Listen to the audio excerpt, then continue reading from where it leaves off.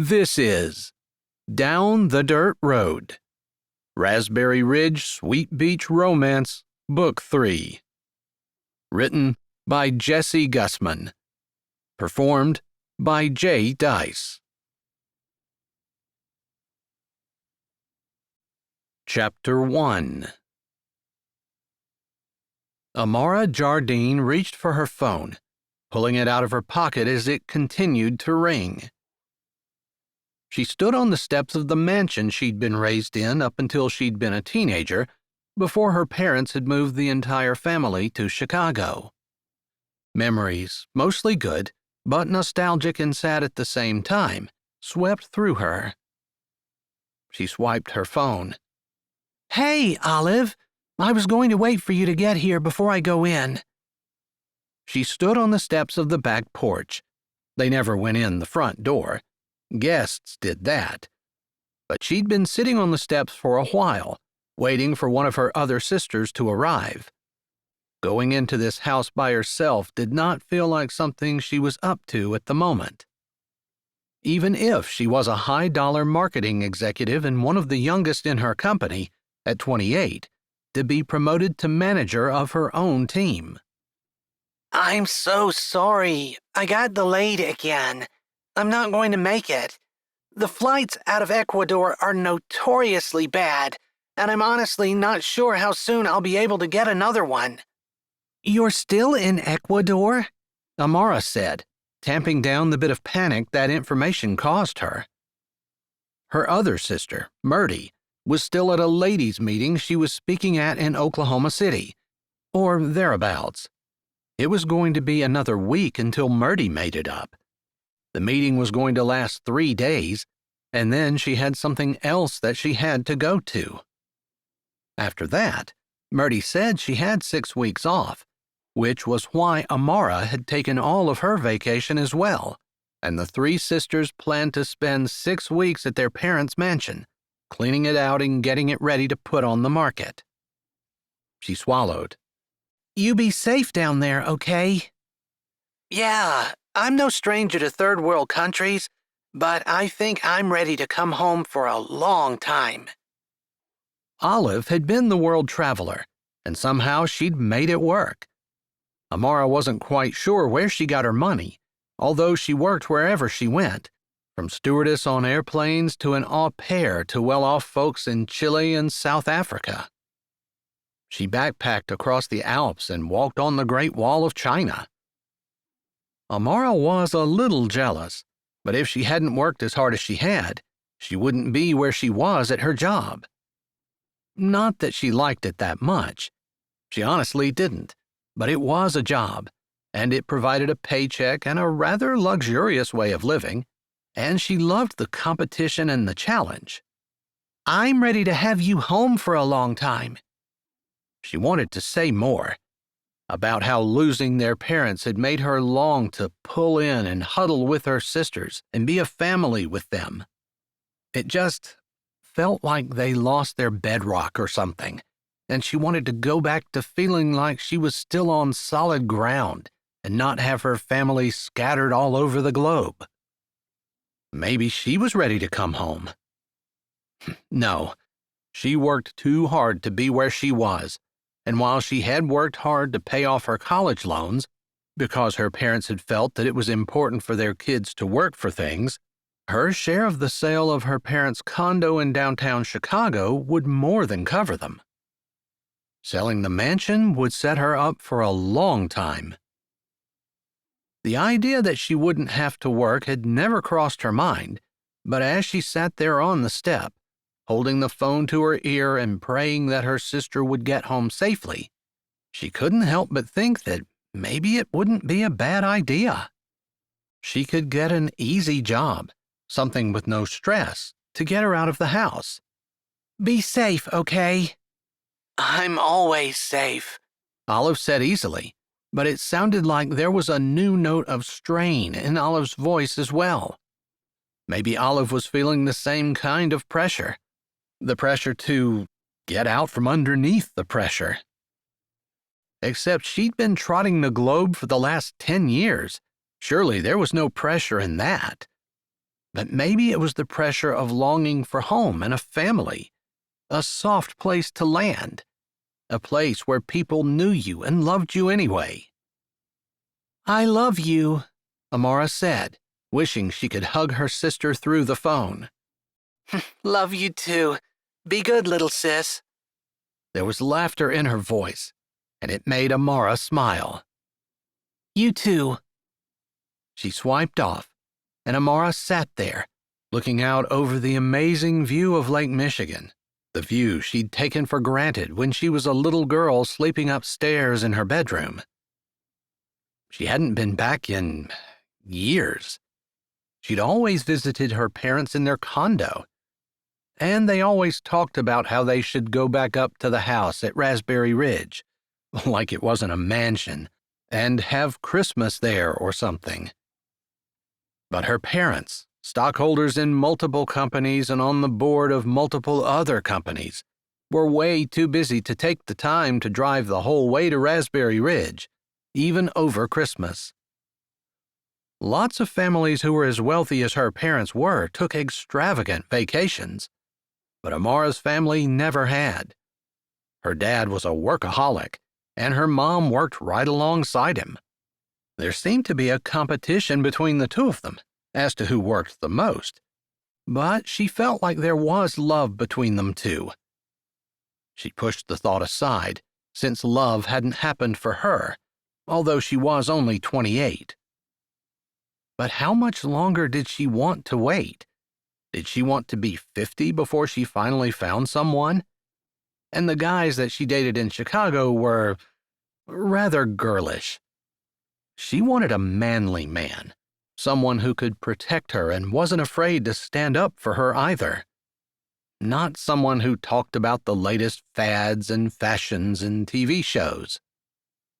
Deciding that she could put off going into the house for a little bit longer, she stood and walked back down the steps. She could go into the town of Raspberry Ridge.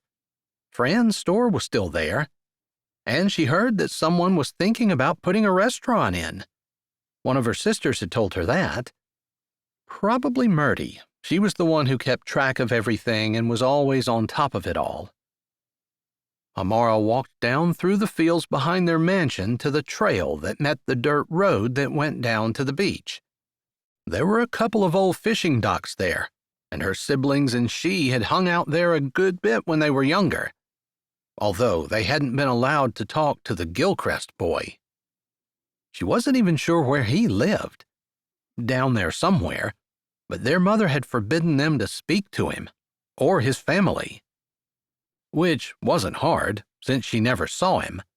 The area was poor and run down and difficult, though not impossible, to get to except by boat. Still, Barry Klein had his fishing boat down at the docks and scraped out a living from it somehow. She thought he lived on his boat, if she remembered correctly.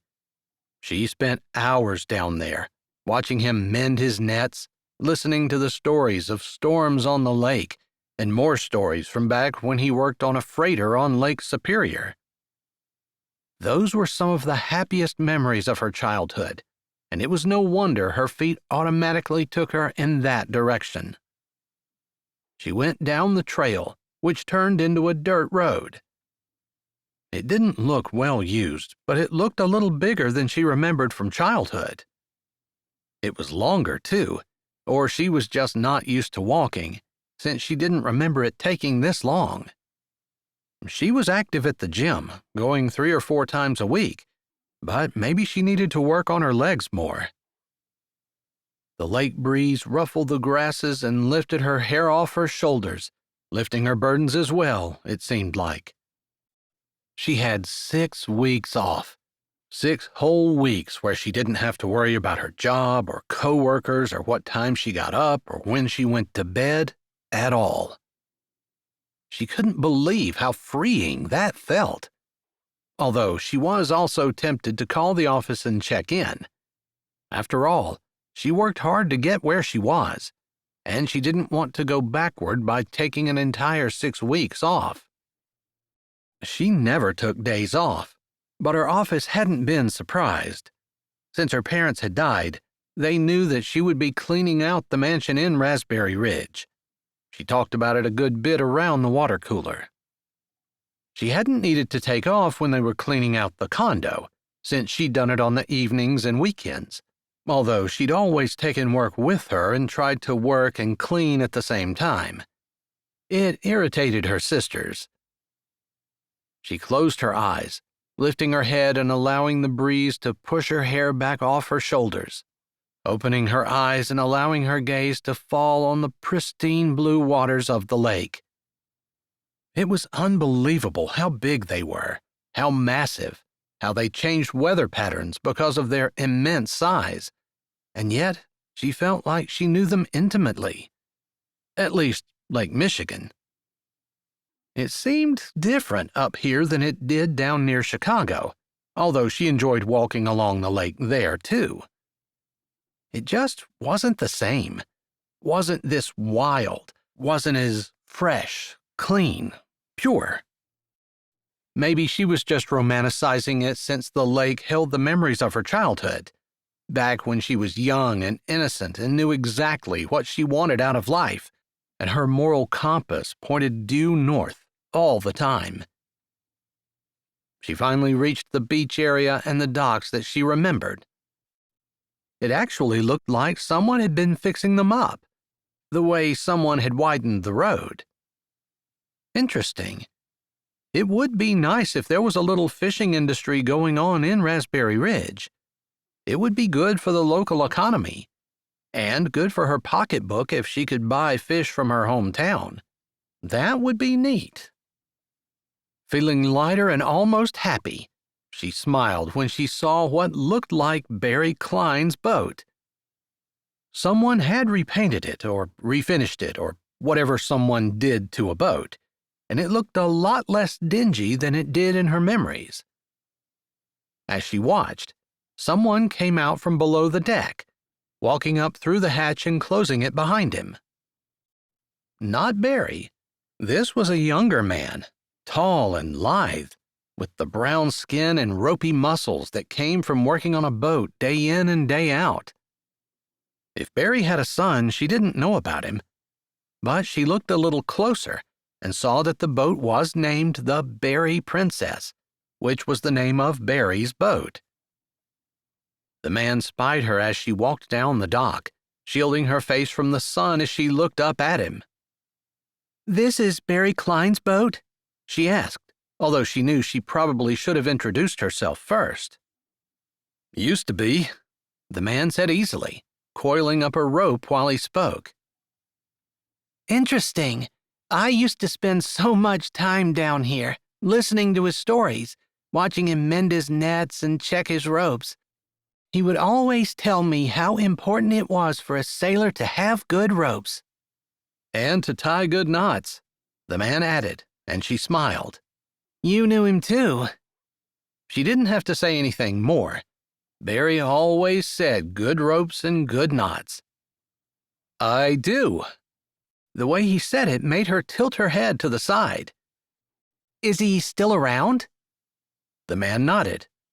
"I bought his boat, but he still hangs around some, although he's older than the rest of us and slower." He lifted his shoulder. "Sometimes he goes out with me, although not as often as he used to." As he used to.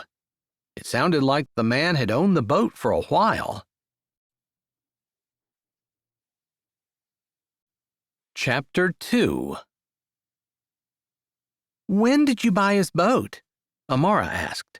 Not that it really mattered, she supposed. "About 10 years ago," the man said, and she nodded. That was about the time she graduated from high school. She hadn't been in Raspberry Ridge for a while before that. She didn't know why her parents hadn't sold the mansion long before. "Do you mind if I watch you for a little bit?" She knew that was a weird question, and as deserted as the pier was, he probably didn't have too many people asking, but he shrugged his shoulder again. "Suit yourself," he said. Then she would. She walked out onto the wooden planking, past the boat, and sat down with her feet hanging over the edge. It was far enough off the water that her feet didn't dangle in it, but she could see the schools of fish swimming about. "You new in town?" the man asked after a few moments of silence as he continued to work. Kind of. She wasn't sure why she didn't want to say exactly what she was there for. Maybe because she didn't want to go into her parents' death and how they owned the mansion on the hill, which was a far cry from what this man had, if he indeed lived on the boat. For once, she just wanted to be a normal person taking some time off and enjoying the bright sun and not having any worries. "I see. Do you live on the boat?" I used to." "But not anymore." "Nope." Well, maybe he had things he didn't want to talk about either. She turned her eyes away and looked out over the lake, wishing she had brought her sunglasses. Bright sun would give her a headache, and she was going to be facing it directly as it went down. "This brings back so many memories," she said. "Good ones," the man said, not a question, throwing another rope down in a neat coil on the deck of his boat with a slap. He climbed out and stood on the dock. "Mind if I join you for a minute?" "You done for the day?" "Yeah, I'll be going out around 2 a.m., so it's a good idea to get to bed early." "Aren't you bringing your ketchup?" "I sold it down at Blueberry Beach. It was a good catch for the day. A couple more days like today and I'll be able to buy groceries." She laughed. "You can just eat what you catch." "You know, I don't think I'd ever get tired of eating fish. Fried perfectly, roasted over an open fire. That's probably the best way." "Yeah, I've only had it once or twice like that, and it was Barry who made it for me." "What are you doing for supper tonight?" Her eyes flew to his. Was he asking her out on a date? He held a hand up. "You just sounded like you're a little nostalgic for things that used to be. I'll be eating with Barry, and you're welcome to join us." He grinned. "And if you're going to, I'll be sure to roast some fish over the fire." She believed him, believed that's all it was, just him inviting her to do something she hadn't done for a really long time. "Thanks. Although I don't think I can go to someone's house to eat if I don't bring something along with me. What should I bring?" "You'd have to go get something, wouldn't you?" "Yeah." And there were no stores in Raspberry Ridge other than Fran's, which probably wouldn't have much of anything, unless she wanted to take a bag of sugar or a tube of toothpaste. "Just come. You can pay me back the favor sometime." "All right." She imagined trying to invite him to her mansion to eat. He probably wouldn't feel comfortable.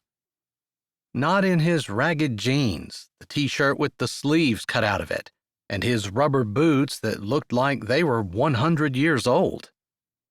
Not that she wanted to judge someone by the clothes they wore, but there was some truth to you are what people see when they look at you. "Just so you know, that invitation was for tonight." "Thanks. I guess I assumed it was." He didn't say anything and just stood over her, his arms crossed over his chest, as though he were looking out over the lake. She didn't get the feeling that he was looking for something to say. She got the feeling that he was standing there quietly being company for her. After all, she was the one who chose to come out here and sit down where he was working. Maybe he figured out that she wanted to be by the lake, but she didn't want to be alone. "May I sit down for a bit?" "I should have asked you to. Please." He smiled, and she noticed the crinkles at his eyes. They were brown eyes, warm and with a twinkle of laughter in them, and she figured a person could get caught in them pretty easily. He had a straight nose and a strong jaw, which was covered in stubble. He sat down beside her, a good 10 inches between them. "I used to fish off this dock," he said. "I did too. I never caught much of anything other than sunfish. Sunfish are actually pretty tasty. One bite at a time, though, and you need a whole string of them in order to make a meal for one person. Yeah, I never bothered. No one ever showed me how to skin them, although Barry offered. Just didn't have the stomach for it? He asked, with no censure in his voice, as though it were normal. Although he must have cleaned thousands, if not tens of thousands, of fish in his time, he didn't seem to judge her for it. No, I don't know. It just makes me She made a sound that showed disgust and being grossed out at the same time. No offense, but we're kind of getting away from the whole knowing where our food comes from. Knowing that we have to skin it, gut it, clean it, scrape it, whatever. Even vegetables. People don't do their own vegetables anymore either. They just rinse them off and chop them. I always wanted to have a garden, but it's kind of hard to do that in Chicago where I live. Chicago. He didn't say anything more, and she wondered what he was thinking. What's wrong with Chicago? Nothing. Just, up here, it's a lot slower, a lot cleaner, quieter, more beautiful.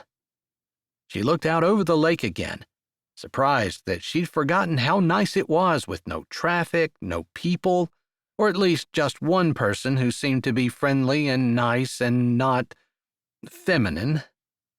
You love it here, he said softly, kicking his legs a little. I'd forgotten how much, she said. She put her hands behind her and leaned back on the dock, lifting her face to the sun. It definitely grabs a hold of you, he said, and then they lapsed into silence. She wouldn't sit on a bench with a stranger in Chicago, looking out at the lake, just chatting. In fact, if a stranger sat down beside her, she was liable to get up and move. If she didn't, they might awkwardly give each other half a smile, but they certainly wouldn't have a conversation. She realized she'd never introduced herself, and then thought that maybe it was just as well. It was kind of a fitting thing, in a place where everyone knew everyone else, that she didn't know who he was. Did you grow up here? She asked, knowing that he'd said that he bought the boat from Barry, but that didn't mean he was from around here. Yeah, I grew up right here. He seemed to be indicating the dock, but she assumed that he meant Raspberry Ridge, because obviously kids didn't grow up on the dock. You lived in a boat, she said instead, thinking that she should know him. Maybe if she introduced herself, he would recognize her name. I can tell you, but just know that if I answer when I ask about you, I'll expect you to do the same. Fair enough? He asked, grinning. Touché, she said, figuring that he was right. It was nice to not have any of the pressures of the world, including having to figure out what his name was, where she knew him from, and how they had grown up together. It was almost like she was young again, and those kinds of things didn't matter. Did you fish with Barry for a while before you bought his boat? She asked, figuring that was a safe and easy question. I did. I hung around the dock so much, he started taking me with him when I was barely old enough to remember. I don't know. I must have been 4, maybe 3. You can ask him tonight when we eat. I will. He taught me everything he knew, from a young age up. Of course, I couldn't do everything at first, but there's a lot to learn and a lot of wisdom that is passed down from generation to generation. It falls by the wayside when there's not someone to pick up the mantle and go forward. She nodded. In her business, that really was nothing, but she could see how it was out here. It wasn't like a person could Google fishing and get an in-depth instruction manual, and they certainly couldn't learn to do it in college. Did you always want to be a fisherman?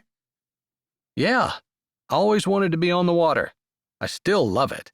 It's the best place to be. I love pitting myself against the lake, although I don't really think of us as competitors. I think of her as more of a challenge. You know, one of those good things where she challenges you enough to make you work for it, but not so much that you get discouraged and want to quit. Really? You never want to quit? Not really. I suppose there are days where it feels hard, but I love what I do. She wished she could say that. She didn't. Not at all. Do you take passengers? She asked, remembering after the words were out of her mouth that he had said that he was leaving at 2 o'clock in the morning. Did she want to get up that early? And go somewhere with someone she didn't even know? But it was Raspberry Ridge, and there wasn't anyone she didn't know in this town, even if she hadn't been back for a long time. Unless it was Hobert Gilcrest, which she had to admit quite possibly could be. He lived around here somewhere, although she didn't know exactly where. She hadn't been allowed to go any farther than the pier, by her parents' orders, and she had obeyed her mother's wishes. But she didn't know why she wasn't allowed to talk to Hobert Gilcrest. She didn't know why her mom hated the whole entire Gilcrest family. She supposed it would be a simple matter of asking the man his name and offering hers to find out if that was really who she was talking to. She would be able to tell by his reaction whether or not he recognized her name, and possibly even whether or not there was some kind of stigma attached to it. Maybe he would even know why her mom forbade them to talk to him. Did she really want to know? Chapter 3. You know someone who's interested in being a passenger? The man asked, glancing over at her and giving Amara a speculative look. Yeah, I do, she said, returning his look with one that was sure, because as much as she loved Raspberry Ridge, and as much as she lived by the lake all of her life, she hadn't ever gone out on a fishing boat. She'd have thought that the schools would have had a field trip for that type of thing, but they didn't. Most of the time, they went to Chicago. Like going to the city and experiencing that type of thing was the only thing that was interesting to the adults. But they didn't understand that the city couldn't heal your soul, not the way God's nature could. Maybe he'd made it that way on purpose. More and more, she'd wondered that she lived in a place that seemed artificial, and while they did their best to create parks and trees and grow flowers, it just wasn't the same. All right then. I am leaving at 2. You heard me, right? How long do you wait for people who are late? She asked with what she hoped was a charming grin. I will probably pull out a few minutes early unless you need me to wait for you. Are you serious? He nodded. I don't usually have a problem waking up, even if I get to bed late. I always wake up eager to get out. What would it be like to leap out of bed, eager to get to work, loving what you do? So how long are you going to be out? She asked. He grinned. Chickening out? Not exactly. I just want to know exactly what I'm getting into. That seems smart. Do I need to pack a lunch? You better. I quit early today because it was a good day and I was full, but that doesn't happen too often. How often does it happen? She asked, thinking that maybe she would be a good luck charm, but then she almost snorted. She had never been anyone's good luck charm. This is the second time since I started, 10 years ago. You think you'd be celebrating, she said with a laugh, straightening up and looking at him. Who says I'm not? He asked, a dimple winking in his cheek as his brown eyes twinkled at her. This is hardly a celebration. I don't know. It's the best time I've had in a while. He flashed a smile, and her heart did something odd, slow and deep in her chest, which shocked her. He was a fisherman who barely made a living wage. Actually, she didn't even know if he did make a living wage. His smile should not make her heart flip over. Not that how much money he made should matter. It was just, she didn't want to be ensnared by a man who couldn't support a family. She had a good job, it was true, but there was just something in her that felt like the man should be the provider. Maybe because the Bible said so, but she could hardly use the Bible as her defense since it wasn't something she had lived by for years. Maybe it was time she got back to it. What are you thinking about? Maybe how can I be so pathetic that sitting on the dock in the sunshine, enjoying a midsummer day with a pretty girl, could be a celebration? He smiled and laughed a little, as though laughing at himself. I couldn't have picked a better way to celebrate. And I'm coming over for supper tonight. Yeah, and you're coming over for supper. We'll have 3 of those fish I saved from my second full load in 10 years. What time should I come? She asked, looking at the sky and figuring it was probably about 5. I'd be cooking them right now if I hadn't gotten distracted by something a lot more interesting than fish. I'm more interesting than fish. She blinked her eyes at him. You better be careful. You're going to turn my head with all these pretty compliments and that fisherman charm.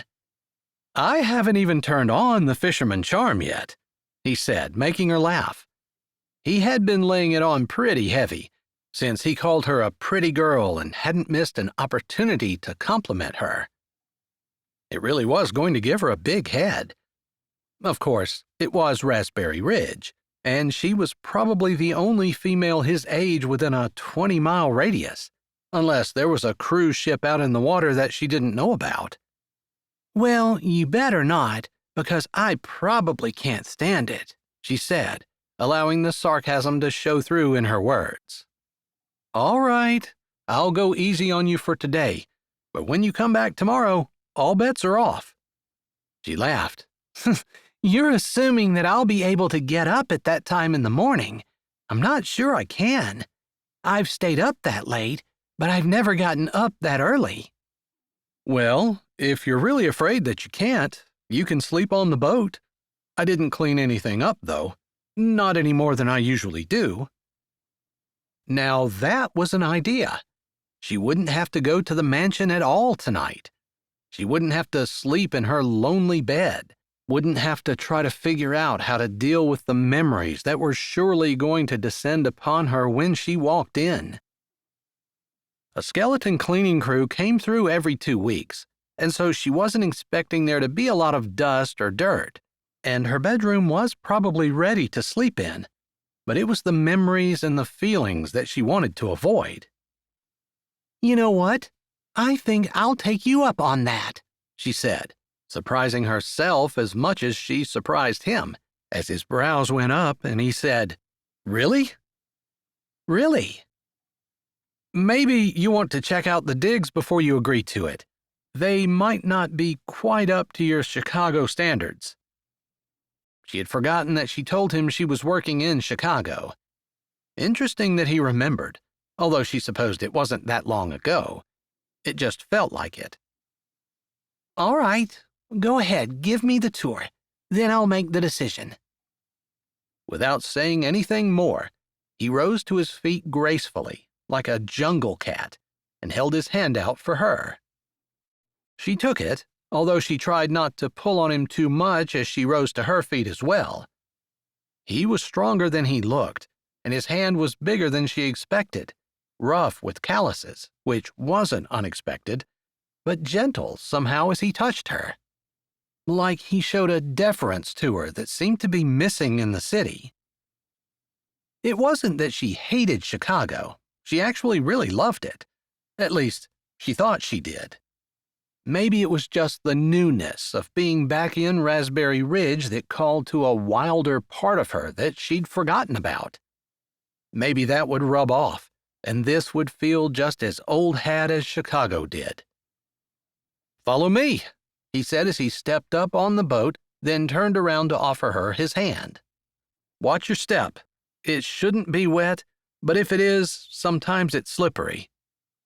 Is what I'm wearing okay? She asked, looking down at her capris and fitted shirt along with her flip-flops. It seemed like a good outfit to drive home in, but she hadn't expected to go fishing in it, not on a boat. That's fine, although boots would be better. You're going to have some trouble walking around on those if we get in any kind of choppy water, but you won't need to do anything if you don't want to. So if it's choppy, you might just have to take a seat and pretend to be the captain or something. Oh, so this charter tour doesn't include actual membership on a crew? You want to be my first mate tomorrow? Is that really what you want? He asked, and his tone was a little bit like he was talking to a 5-year-old. She ignored it. Yeah, I want to be first mate. I want the uniform, the name placard, the whole 9 yards. She doesn't ask for much. He pretended to think. The uniform is right here, like this. He indicated the sleeveless tee and jeans he wore. I'll let you have one of my sleeveless t-shirts, but it's not going to be a modest thing. He was interested in modesty? She narrowed her eyes, reevaluating him. Had she known him growing up? She knew everyone in Raspberry Ridge, or so she thought. And she didn't recall a gentleman with a keen sense of humor who had manners and a self-deprecating humor that was endearing and masculine at the same time, along with a morality that was lacking in almost every man she met. The church was closed now, but there had been a few kids her age who went, although not enough for the church to go through the trouble of having a youth group. The kids had just done everything the adults did, and no one ever thought anything about it. She didn't realize there were actual youth groups until they moved to Chicago. She actually kinda liked it better in the country church, where she knew everyone, and everyone knew her, and the church seemed like a happy family. Of course, it was nice to have preaching directed at her specific issues, rather than generic sermons that applied to everyone. Of course, maybe that was part of the problem, where she was used to everything being about her, and in life, it just wasn't. He opened the hatch and then said, "Would you prefer I go before you or after you?" How about you go first? It looked dark down there. All right. That would have been my preference, too, but manners dictate the lady goes first. It's duly noted. The man has manners. He laughed as he disappeared down the hole. He seemed to do it with so much ease, while she tried to figure out how she was going to hold on as she started stepping down, and then realized she needed to turn around, and basically it was an awkward dance of where did she hold, where did she step. She couldn't see anything, and how much farther until she hit the bottom, until she finally made it down. By that time, he had a light on, and she was intrigued to see that there was a sleeping berth, a roll-top desk, and a small kitchenette. Nothing fancy, but a person really could live on a boat if they didn't need a whole lot. Here's the bunk. It isn't the most comfortable thing you've ever slept on, but when you're tired, it works. It's better than the deck, unless you want to look at the stars, and then the deck is pretty nice, especially if you put a blanket down first. He reached in a drawer underneath the bed and pulled out a folded blanket. This one's clean, if you want to wrap yourself in that. The other one, I can't remember the last time I washed it. He shrugged his shoulders and laughed at the look of disgust and astonishment on her face. Just being honest. I guess there's no washer and dryer in the boat. No, there is not. And I don't stay on here very often anymore. Anymore? He grinned, but didn't say anything else regarding that. You can make the decision. It's totally up to you. If you stay, you'll be here when I leave, and if you don't, you'll just have to make the trip down. There is a way to reach this with a car, right? Yeah. Did you come down the trail from Raspberry Ridge? Yes. This is the way we always came. He nodded. Right where the trail becomes a road, you can see where it bends around and goes east. If you follow that for a ways, It eventually comes out onto a paved road, and if you turn left on that, you come out on the road that leads into Raspberry Ridge. You just turn left, and the town is like half a mile. Wow, I didn't realize that. It actually wasn't there when we were kids. You're saying that like you know who I am. I have suspicions, but I think tonight will be nicer if we don't know, don't you? So he was thinking along the same lines as she was. Just easy companionship, with no pressure, no stress, just good company and good food, hopefully. I agree. She looked around again, thought of the big, lonely mansion, and suppressed a shiver. She would definitely rather sleep on the boat. If the offer is still open, I'm going to take you up on it. All right, then. I'll walk you back here after we eat. Do you need to go home first? Not unless I need to pack a lunch for tomorrow. Got some dried fish we can take along, and I'll make sure we have water. I always have water. He opened up the refrigerator to show it was mostly full of bottled water, along with what looked like it might be a salad. Rabbit food? She asked, surprised to see that in his fridge. He just didn't seem like the type. Sometimes I throw my dried fish over top of it. It's pretty tasty that way. So everything you eat is about fish? I like to keep my profession in business. She laughed as she turned and started up the stairs. She didn't feel any more comfortable going up than she did down, and fumbled around a little bit for something to hold on to as she emerged and stepped up the last few steps. It gets easier, although you should try doing it when it's stormy out. Do you go out when it's storming? Not on purpose. The weather forecast is a little better now than it used to be, but there have been a few times, especially when I was younger, where I felt like I needed to stay out. You know, bills to pay and all that. But after I almost died once or twice, I found out that maybe it's not really worth it. Yeah, something about dying just negates the need to push yourself that hard. They laughed together as he walked over to the latch for the hold where he kept the fish. Wow, that was a little bigger than what I thought it was going to be when you said you caught a couple of little fish. Probably only 6 or 7 pounds each. They're coho salmon. I'm not going to eat a whole 6-pound fish. No, but Barry'll dry them, and we'll eat them this winter. Or I'll use them for lunch when I have a pretty first mate along with me. Nice, she said, and they shared another smile. She liked this, not knowing him, not having any expectations, feeling completely at ease, like he didn't expect anything out of her and she didn't expect anything out of him. They just got along well together, with no pressure. She'd actually had a fun couple of hours with him and was looking forward to her day tomorrow, although it still hadn't quite sunk in that she was going out on a fishing boat. Her coworkers would think she was nuts, although they would probably be intrigued as well, since she bet none of them had done it either. She thought she had lived, but maybe she hadn't lived quite as much as what she thought. Chapter 4. Hobert Gilcrest walked along the dirt road, back away from the lake, toward the shanty where he and Barry stayed.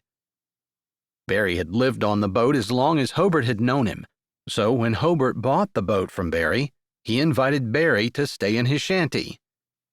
His dad had long passed away. Alcoholism would do that to a body, and it was just him and Barry. Barry talked once in a great long while about his wife, but he had never said what happened to her. Hobert had asked about her once when he was about 10. Barry had told him he wasn't old enough to know and said to ask again when he got older.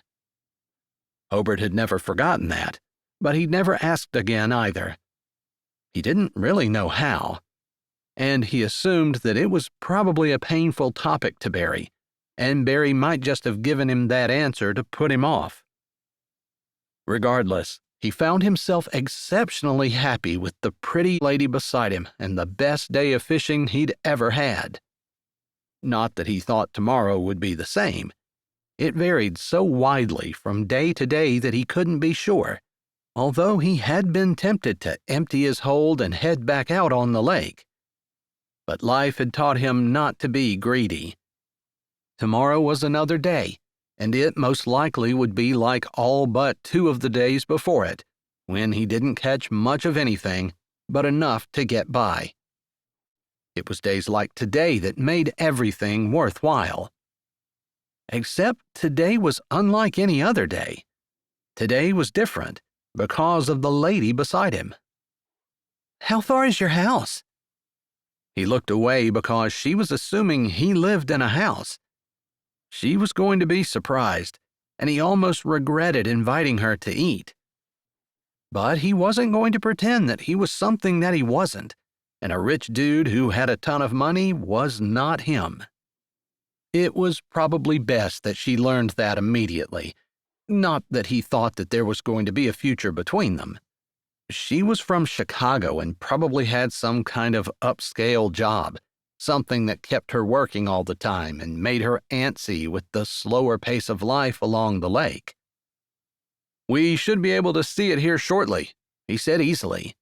He wasn't going to be embarrassed because of the way he lived, except he kind of was. He supposed he could have gone off and made something of himself, like his uncle had suggested years ago.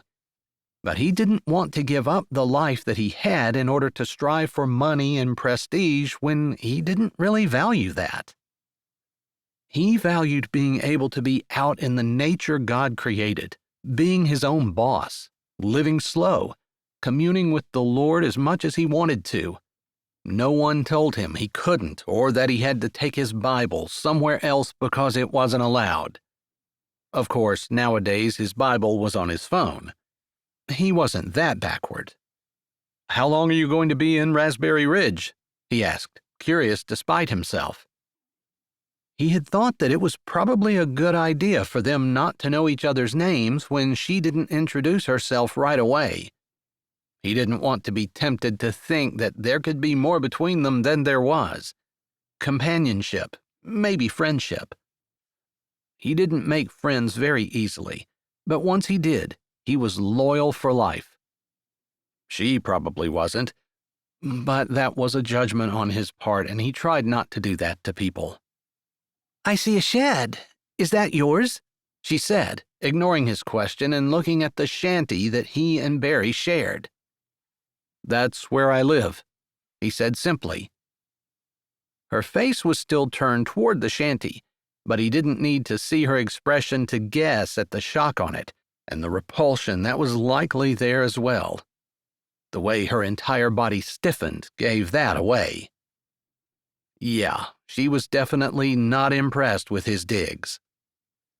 And that's why he didn't want to know her name. His life was not hers, and she would not want it. Not in this century. He didn't want hers either, but he knew in order to have a girl like her, he would have to give up the life he loved and live a life he hated. "You live there," she said, low and slow. "That's right." His words were spoken easily, like there wasn't anything to be embarrassed or ashamed about, and he wasn't. He hadn't chosen this life. It had chosen him. He hadn't fallen into it, which is kind of how he felt about his dad. His mom, on the other hand, maybe she was still around, he didn't know. She hadn't been interested in the son that she left behind, hadn't bothered to contact him through his childhood, and his dad had probably been sober long enough for him to ask, but by the time he figured he could get an answer out of him, he was too old to care, knowing that she hadn't been in touch and obviously she didn't want him. The woman hadn't said anything more, and he was disappointed, although he had expected that reaction. He tried to look at the shanty where he lived with her eyes that were used to the splendors of the buildings of Chicago, glass and metal flying up into the sky and sleek lines, pristine and impersonal. While the shanty sloped a little to the north, it worked out well because it helped the rain fall off and the roof didn't leak, which he was grateful for, although a lot of that was because about this time of year every year, he got up and put a fresh coat of tar on it. Speaking of which, he needed to get that done for this year. It had to be on a hot day with the sun shining down. July or August were his choices here in Michigan. They didn't have a whole lot of junk lying around, but there were some paint cans and an old lawnmower, and an even older lawnmower that they used for parts, an old car, and an even older car that sat off to the side, and they didn't really use for parts, since that car was a Chevy and the newer one was a Ford. He figured he would try them both, and then he'd know what he was talking about if anyone wanted to debate the subject. There was an old pickup, circa 1971 or so. It was Barry's, but Barry had sold it to him along with the boat. When he sold the boat, he didn't need the pickup anymore, as long as Hobert would agree to make sure he had the necessities. Considering that Barry considered the necessities bread and the occasional splurge of shrimp, and maybe some flour and sugar, and of course salt, it wasn't hard. Hobert actually considered the necessities slightly more, but he didn't argue with Barry about it. He just made sure he brought home what Barry liked. Regardless, the pickup wasn't much to look at, although he didn't really think that it was a dump either. But from the silence of the woman beside him, he thought she probably did. And that's why it was a good thing not to exchange names. "And you're happy here?" she asked. Her eyes narrowed as her head turned toward him, tilted a little like she was trying to understand. "Are you happy in the concrete jungle? Stressed to death, always behind, always trying to fit more into your schedule, a slave to the alarm clock, sitting through meetings from hell where you talk about nothing important and your work doesn't really matter. Are you really happy with that?" She pressed her lips together, particularly when he said her work didn't really matter. He didn't mean to hurt her feelings, and he wasn't knocking her at all. But he had a lot of time to sit around and think, particularly in the winter when he wasn't fishing. Unless the lake froze enough for him to go ice fishing. Some years it did, some years it didn't. "That's a good question," she muttered. Then she looked back at the shanty. "Don't you get cold in the winter?" "It's actually pretty cozy. It's just one room. We've got a stove in the middle. See the pipe going up?" She nodded. It was hard to miss. "I just move my bed a little closer to the stove if it gets cold, and that pretty much does the trick." "You don't have air conditioning. Do you even have electricity?" "We have a gas stove and a gas washer and dryer, a gas refrigerator. We don't need electricity." "What about lights?" He laughed at her, then looked up toward the sun, squinting, before he looked back down. "You're kidding." "No, although we do have a little bit of solar power that I use to charge my phone if I'm not on the boat. It's kind of new. I've only had it for the last 5 or 7 years or so." "Bet that was a big change for you, getting a phone." "Not sure if it was a change for the good, but it does keep me updated a little more. Although I don't read as much as I used to. Too busy surfing the web and finding out all the interesting things." Then he paused. "Half of them are wrong, just so you know." "Really? And how do you know?" He lifted his hat and ran a hand over his hair before settling it back down on his head and noticing how her honey-colored hair floated in the breeze. "Mostly because they don't get the life of a fisherman right at all, and they don't get the intricacies of the lake down either. She's a lot more dangerous than they give her credit for." She nodded slowly, and he figured that he probably didn't need to elaborate. People had a tendency to romanticize things and not realize how dangerous they could be. "Do you have a life jacket on your boat?" she asked in a soft voice. "I'll bring one with me." He laughed at her wide eyes. "I have one on there, but we'll need two if things get choppy. I can swim, and pretty well, too, but I'm not going to swim the whole way across the lake or even part way." She moved her brows. "Have you decided that it's okay to come in? I don't want you to feel uncomfortable. Truly, I'm not joking." "I'm just a little surprised. I expected a house at least. Not something that looks like a shed, and a run-down one at that." She closed her mouth abruptly and looked over at him. "Am I being unkind?" she asked, softly, as though she were really concerned about the answer. "You're being honest, which a lot of people can't be." "Can't or won't?" "I suppose it depends on the person, but both can apply." "I really would like to see Barry again. It's been years." "So you're coming in?" he asked, still holding the fish that he carried from the boat. "I am." "All right, then. I'll leave these outside, but I'm going to introduce you to Barry before I come back out and clean them." "Are you going to show me how?" "I thought there were just some things that the lady didn't want to do." "Maybe the lady wants to know, in case she ever has to feed herself." He grinned a little at her, making a little bit of fun at what he had said earlier about people not being able to feed themselves. It was true.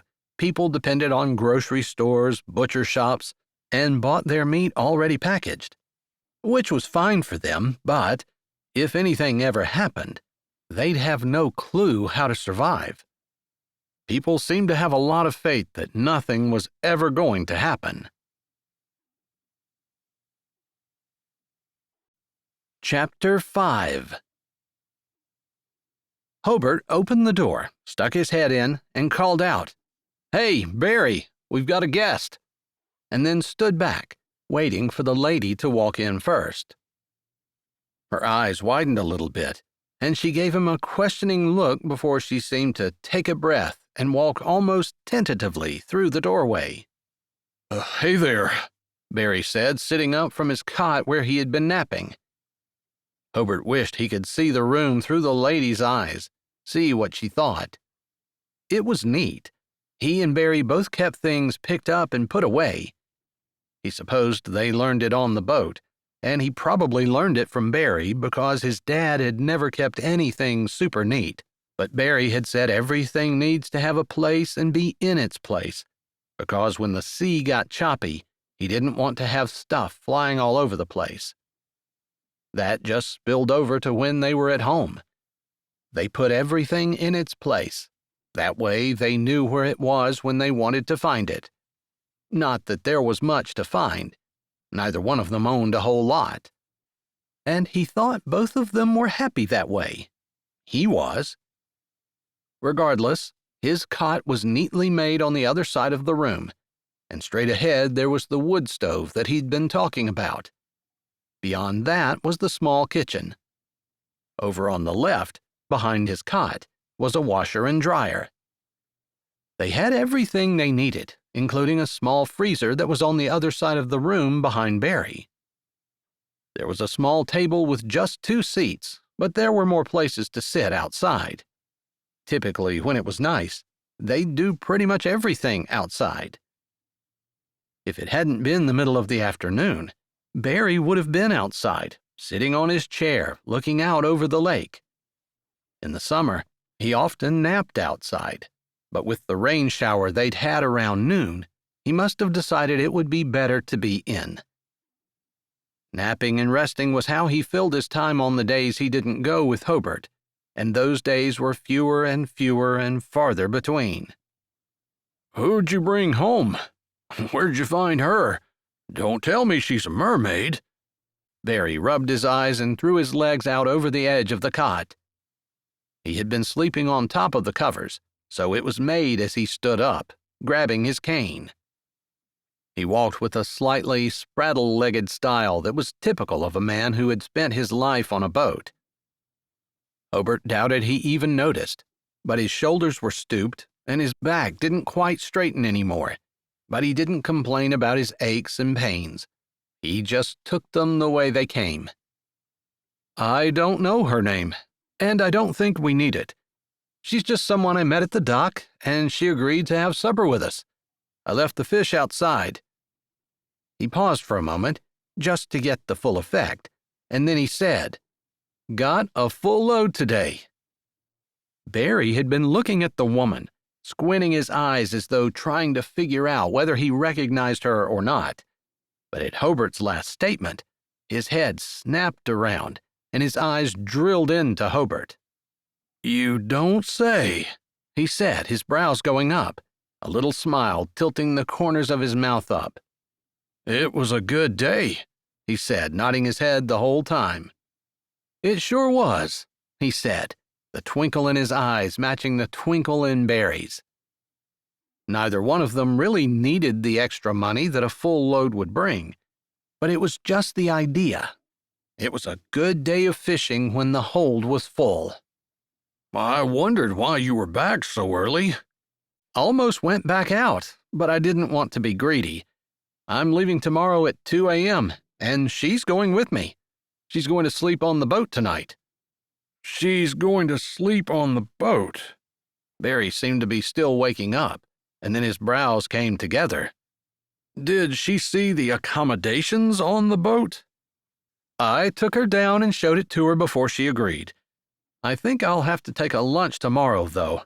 Something tells me she's used to eating breakfast, lunch, and supper, and she's probably used to eating it morning, noon, and night." I don't have to if you don't. It was the first she'd spoken. "The kid should," Barry said. "I'll make sure you guys have something. I have some dried fish put back." Hobart cut his eyes to the woman, who grinned at him. "I think we're going to go out and fry up these fish. I promised her we'd cook them over an open fire outside. I figured you wouldn't have a problem with that." "No problem at all.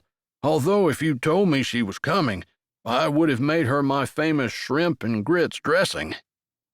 "I didn't know she was until I met her after I docked the boat and got everything put away."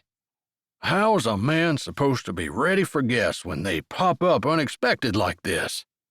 I'm sorry, I didn't mean to put anybody out.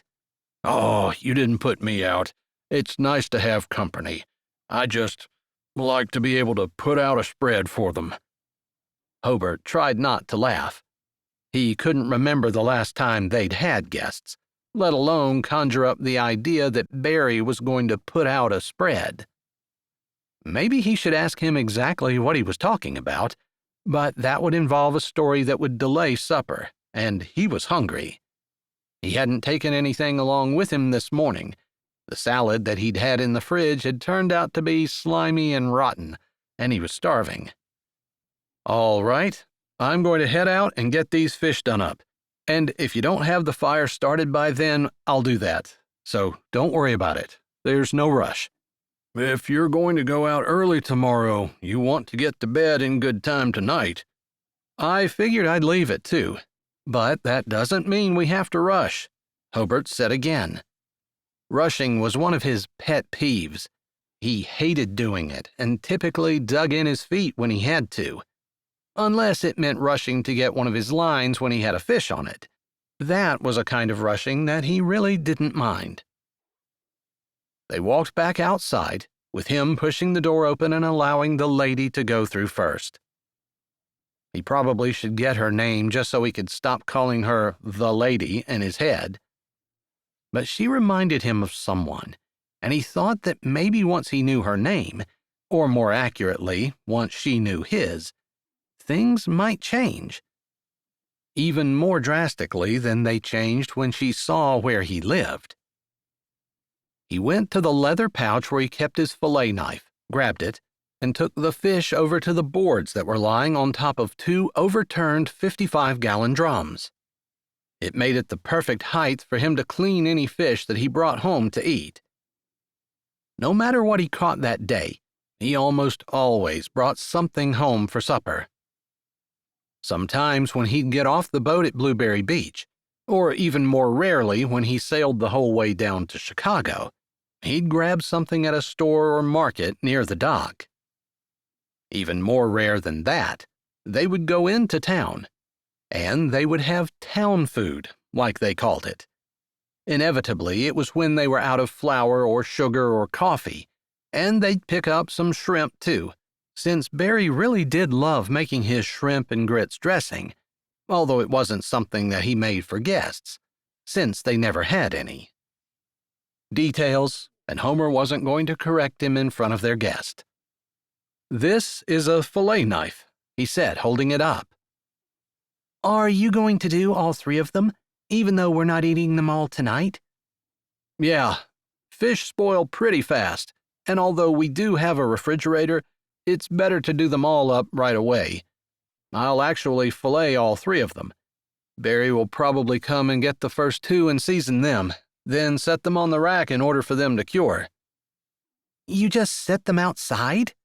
Yes, he has a rack he uses, and yeah, they naturally dry. Although you can do them in the oven, from what I understand. I think there are dehydrators that are made specifically for that type of thing. Actually, yeah, I've seen those.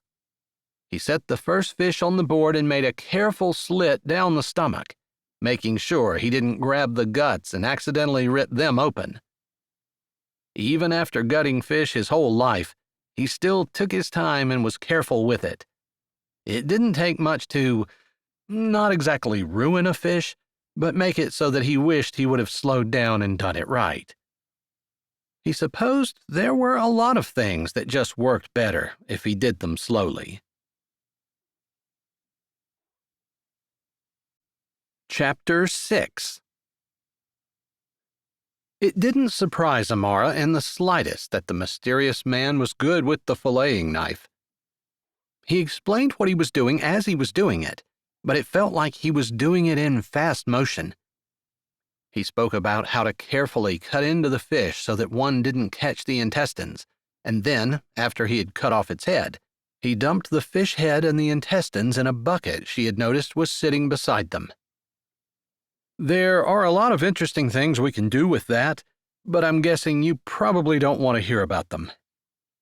Maybe not today, she said, surprised that she'd lived beside the lake all her life, and yet this was like a foreign world to her.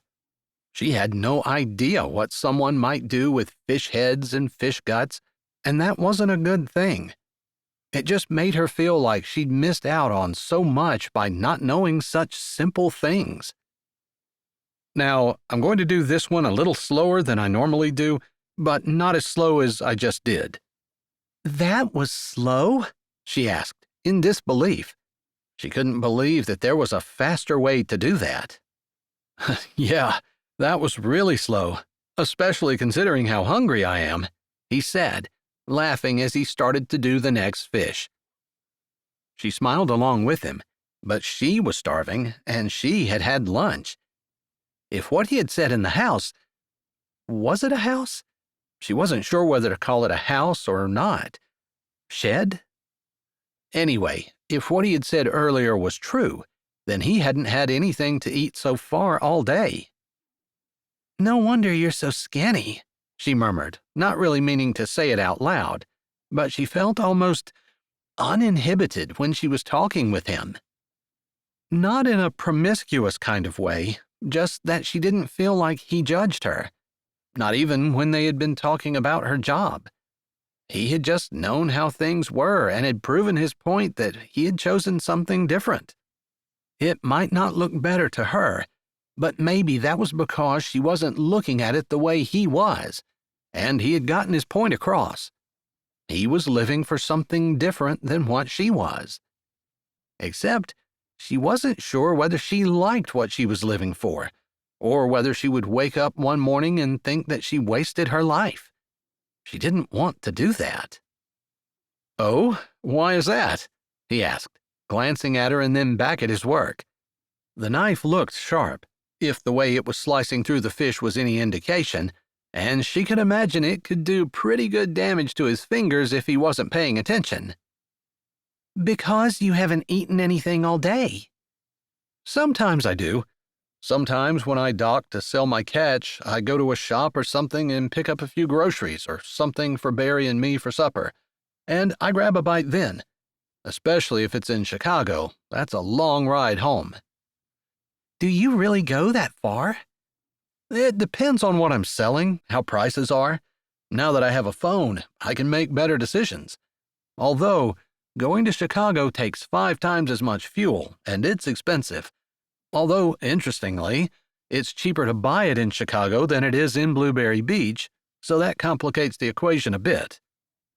She never thought about things like fuel. It's your biggest expense? Boat maintenance, that's a big one sometimes, and sometimes not much at all. Insurance, that fluctuates, but it pretty much goes up every year. But we all have to have it. Sure, that's probably my biggest expense after fuel, unless something goes seriously wrong with the boat.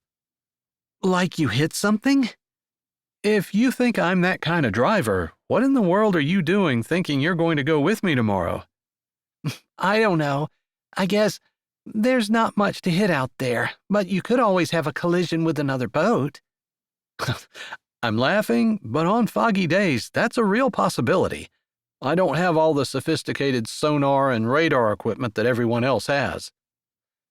Don't you want that? Well, there's a trade-off. You get all the latest equipment, and then you have to catch the fish to pay for it. Would I really be further ahead? I don't know. Have you run the numbers? Well, thinking about it, I just know that it means that I would have more stress and pressure. It probably would mean buying a bigger boat, because it probably couldn't work with the boat that I have. I don't know that it's big enough.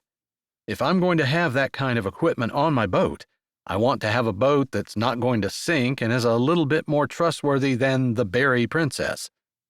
He looked over his shoulder and lowered his voice. Don't tell Barry I said that. He's a little attached to her. Yeah, you could say that. So the reason you don't get another boat is because of Barry? No, that might be a little bit of it, but like I said, a bigger boat means a bigger payment, more money, more pressure, more stress. One of the things I really like about my life is the fact that I don't have to catch fish every day if I don't want to. I mean, it's not that I don't want to work, because I do. And I work hard. And long hours. If we leave at 2 tomorrow morning, and if we get back at 2 tomorrow afternoon, it's early. That's a 12-hour day. I put in 18-hour days when the fish are biting and we need the money. Why might you guys need the money? She didn't understand how they could, looking at how they lived, unless they went on some kind of spending spree. What would they buy? Well, we can update our tackle, that's a big thing, even with an old boat. Ropes, good ropes are expensive, especially the kind of ropes we need. He held up the pieces of the second fish. You want to try the third? I better not. I'll watch again. All right. Not long ago, I fell and broke my leg. There was a hospital bill, and then there were 6 weeks where I couldn't work. Just 6? She asked, thinking a broken leg should take longer than that to heal. Well, I still had a cast on for 2 more weeks, but I was able to go out and catch a few fish. It was enough to bring in a little bit. But you never know. Sickness, illness, accidents, and there's always the chance I could be lost in the lake somewhere. I want Barry to have something to live on if I'm not here. Doesn't he have retirement or something? Social Security? He never paid into any of that. He didn't have enough. I mean, I don't know. I think he gets about $200 a week or something. You're kidding, she said. The man lifted his shoulder. It's okay. I'm here to take care of him. Isn't that what family is for? So he's your dad, she said, thinking she had figured things out. But when she was younger, she hadn't realized Barry had a son. No, not my real dad, but he's like one. He was a mentor to me and took me under his wing, and I learned a lot from him. Now that he's too old to work, I take care of him. I kind of feel like that's what you do. You take care of people. But we're such a throwaway society." I guess I knew that. And it applied to her, although she never really thought of herself that way. "People as well as things," he muttered, doing the fish with a speed that she could only be amazed at. It was like his hands were a blur. Aren't you afraid you're going to cut yourself? Usually I focus hard when I'm doing this. I can do it faster, but these knives are pretty sharp. That's something that Barry really takes care of. He makes sure that any knife I have to use is as sharp as it can be. So, yeah, I like to keep my fingers out of the way. Haven't you ever cut yourself before? He stopped and held up his fingers. He didn't have to say anything. She could see the scars. So, more emergency room visits to get your fingers stitched up when the knife slips. If you just wrap it up real tight and hope it doesn't get infected, it heals up pretty good, he said. Have you ever got an infection from that? He nodded. Once when I was a kid, I ended up in the hospital over it. He grunted. Took a long time to pay that bill off. No health insurance? No. Wow. She couldn't imagine. This was such a different life than hers. It was almost inconceivable to be so unconcerned with money, so dependent on the weather and whether or not the fish were biting, so dependent on God to provide. And yet, there was something really nice about it too. Something so free, to be released from the constraints of society, not having to listen to a boss or job or the commute or the traffic or the frenzied pace and stress, not to mention not worrying about what anyone in society thought of one. Still, no life was easy. No life was without its worries or cares. He had just chosen different ones. "All right, I'll take these two and get them started." Barry came up, grabbed the two fish, and took them back to the shelter. She still didn't know what she should call it. "Thanks," he called over his shoulder. She noticed the manners and thought about that. He had opened the door for her, walked slowly beside her, and apparently filleted the fish slowly so she could watch. He also asked her whether she wanted to go down first or him when they were going down inside the boat. She supposed, looking at the shack, she would have thought that he would have been uncouth and surly, perhaps a heavy drinker. But she hadn't seen any alcohol in the house, and there hadn't been any on the boat. Not in the refrigerator, anyway. He was breaking through the assumptions, judgments she would have made about him, based solely on where he lived. Have you ever been anywhere other than here? She asked, and she meant Raspberry Ridge, although she didn't specify. "I stop in Chicago and Blueberry Beach regularly." He grinned at her. "And I go out on Lake Michigan all the time." Anywhere else? "I went to the desert once, Arizona. I just wanted to see what it was like. I figured it was about as different as it could get from here." What did you think? She asked, although she figured she probably should have asked why he went. "I thought it was pretty sandy." She laughed.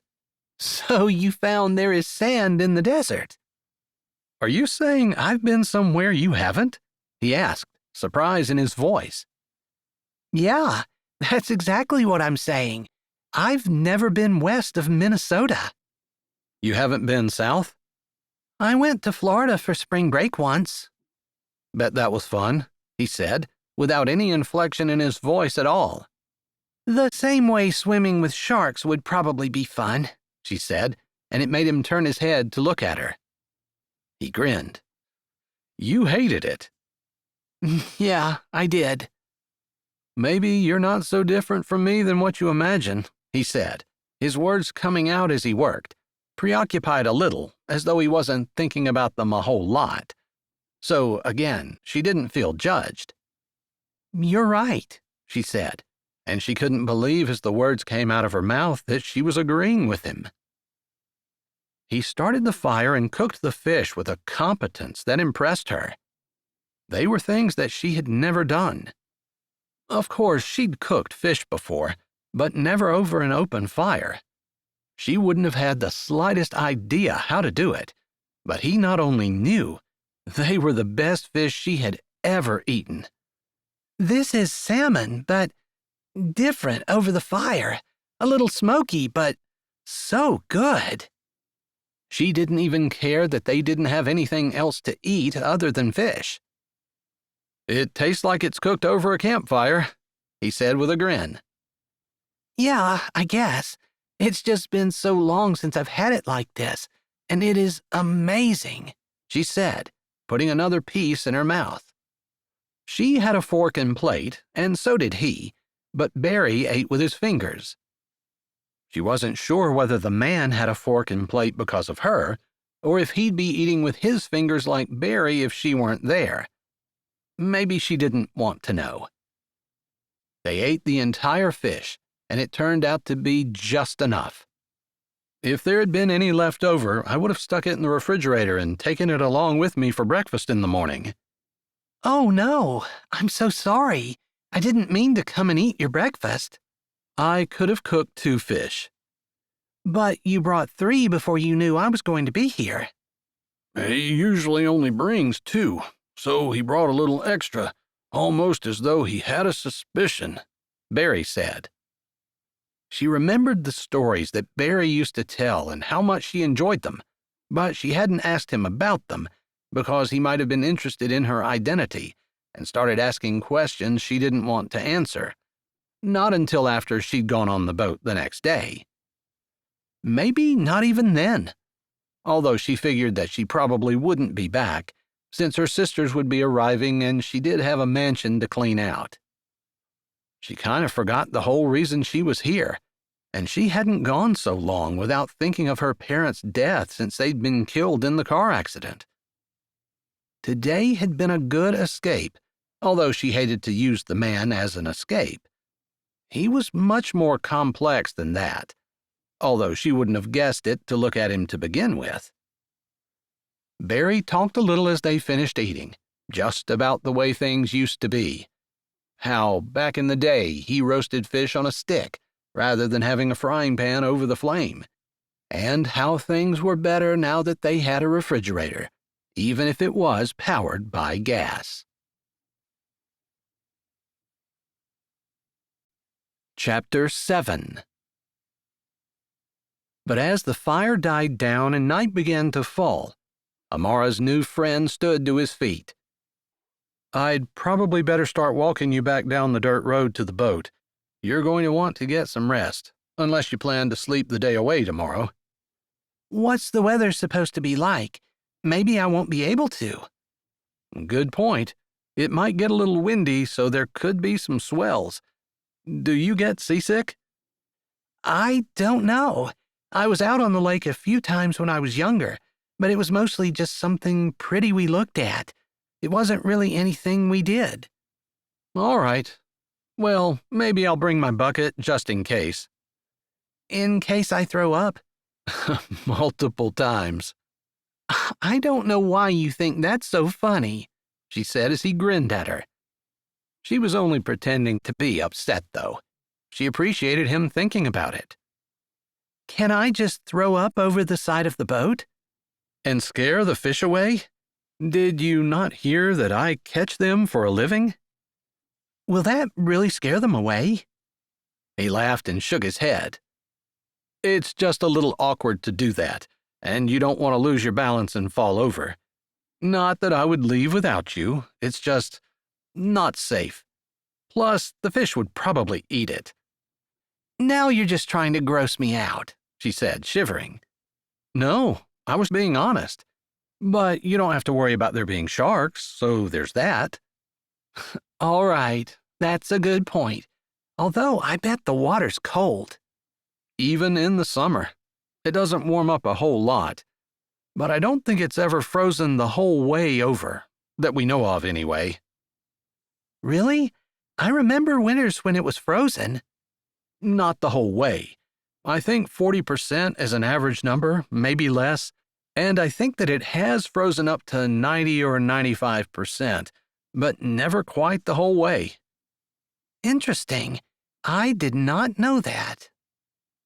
Barry had started to snore a little in his chair, and the man looked at her and said, "Are you ready to go?" He lifted his shoulder and smiled a little ruefully. "Not that I'm trying to rush you or anything." No, of course. I've just gotten so comfortable.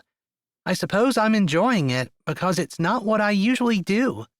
What? You're usually rushing from the office and grabbing something that's quick so you can run home to your apartment and work all evening? That sounds familiar. I have to admit it. He was right.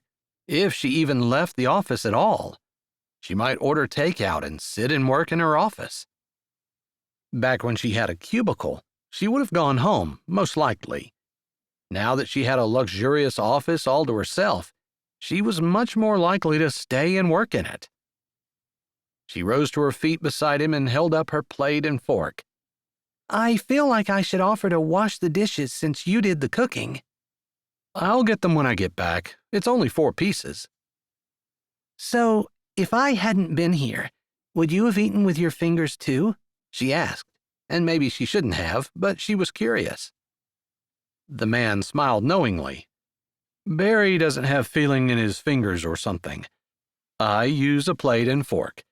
I know I look like a mountain man who'd probably just put my whole head in the skillet, but I actually do have some civilized manners. It's kind of surprising, isn't it? She laughed. I didn't mean to come across like that. It's okay. I was just teasing you mostly. They stepped around the plastic chairs they'd been sitting on, and he pointed to the boards where he had done up the fish. You can set them there. I'll come home and clean the boards and wash the dishes while I'm at it. All right. Are you going to tell Barry that we're leaving? No, he'll know where we are. It's kind of disappointing that he fell asleep. I thought you might be interested in hearing some of his old stories. Well, I hated to ask, because I didn't want him to start asking who I was. I like the idea that we don't know. It's less pressure. I have an idea who you are, he said with a bit of a grin as they started walking down the dirt road. Oh, really? I shouldn't have said anything. Now you're going to want to know who I think you are. And I'm like you. I prefer anonymity. It feels safer. Yeah, you're right. You made me curious, and I want to know why you would choose the word safer. That's odd. Odd, but a good choice, I think, he said, and they took a few steps in silence as they each walked in a tire track. Now she understood why the road looked the way it did, partially grown up, with grass under their feet. There weren't too many vehicles that traveled it. It ended at their shed, and while they had 3 or 4 vehicles, it didn't look like they drove them much at all. He used his boat to get around. It was interesting. Have you ever thought of getting a pleasure boat? She asked. I have one. Where? You were on it. But you work on that.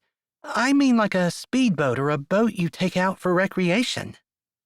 I get to go out every day. It's recreation. Sure, I work too, and I work hard. I'm not trying to say that I don't, but I enjoy it. I get a boat ride every day.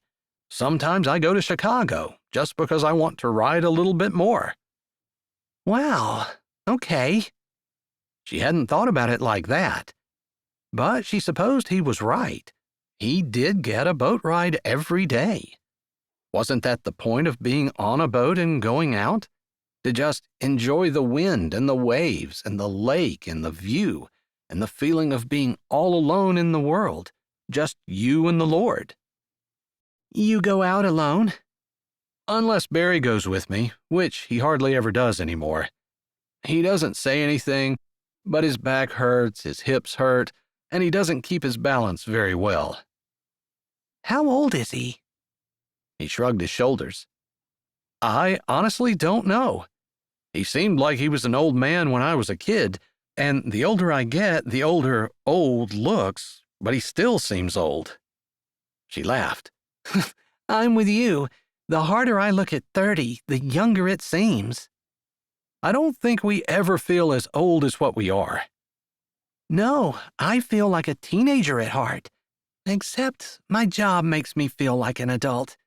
But you're right, it's not really a job I take a lot of pride in, because it doesn't make the world a better place.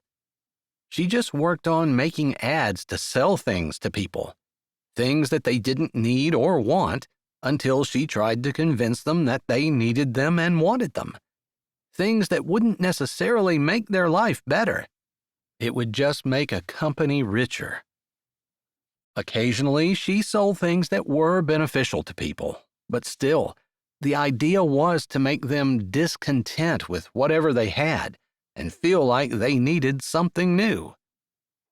How old are you when you start not wanting to be older anymore and actually want to be younger, or stay the same age? About 18, maybe 25. I think it's in your 20s that you're like, I'm the perfect age. And then once you hit your 30s, you're always wishing you were younger. What if we were happy about growing older? What if we viewed it as a good thing? What's good about it? She asked, a little flippantly, because she never really thought about that before. Surely there was something good about growing older, but come to think of it, everyone always tried to look younger, including her. Well, wisdom, for one. That's if you learn wisdom. Sometimes I don't think I'm any wiser than I was when I was a kid. I sure don't feel like it sometimes. There were other times where she was proud of herself for the decisions that she made. Okay, maybe wisdom is one, she conceded. That was the easiest argument I've ever won. She laughed. You can think you want it if you want to, if it makes you feel better. So she says, he teased.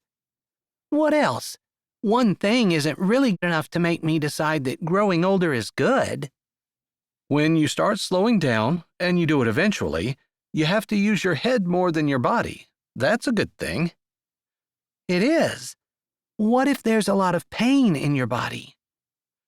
Isn't it a good thing to have to try to use your brain to circumvent the pain? If I figure out ways of doing things, whether it's stretching or yoga or whatever, to try to alleviate the pain, or you raise your toilet so you don't have to bend your knees as much or something, that's using your brain and something you don't necessarily have to do when you're younger. All right. It makes you have to figure things out. That's kind of weak, but I'll give you that. So 2 points for you. All right then, 2-0. Oh, wait. You mean I'm supposed to be listing reasons why it's good to stay young? Sure. We could hardly have a discussion if you and I are both on the same side.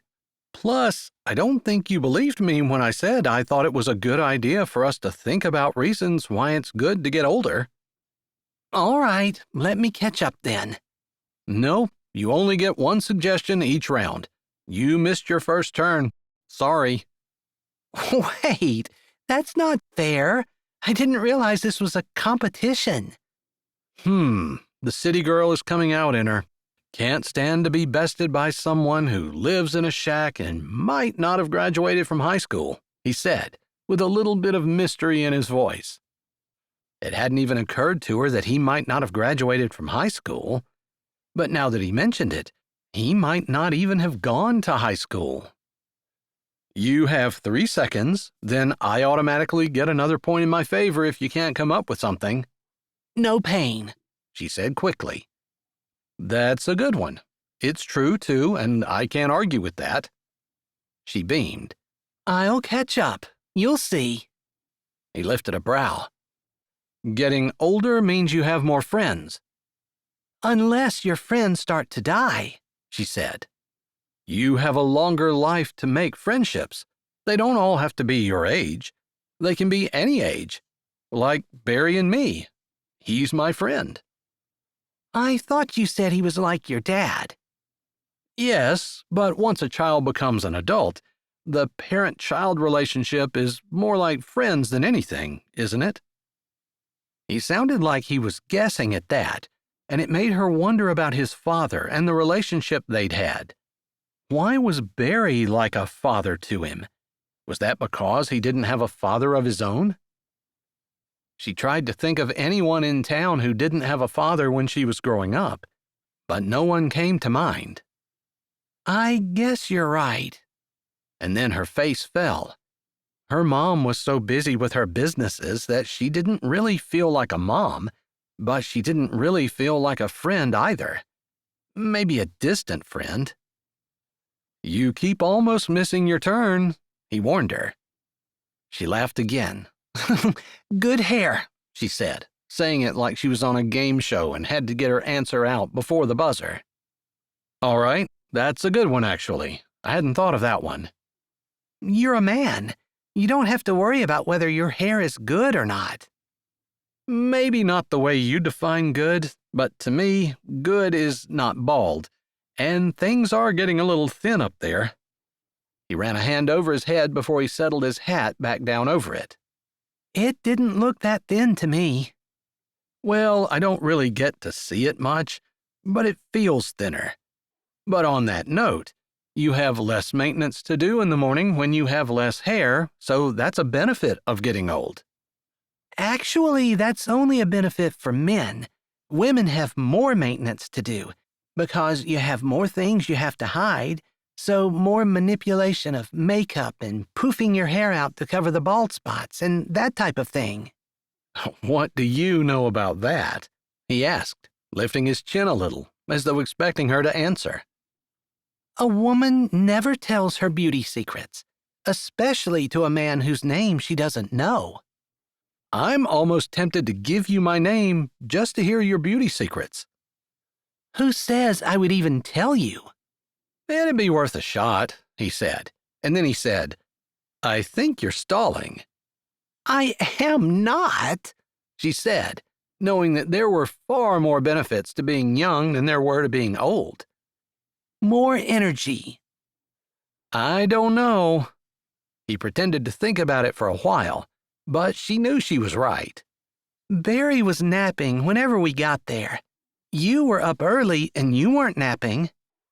That was because I couldn't, which is a benefit of being old. Retirement. She laughed. He thought fast, faster than she did, which was kind of impressive, because she wouldn't have thought that if they were matching wits, he would win. Good eyesight, she said triumphantly. I don't know.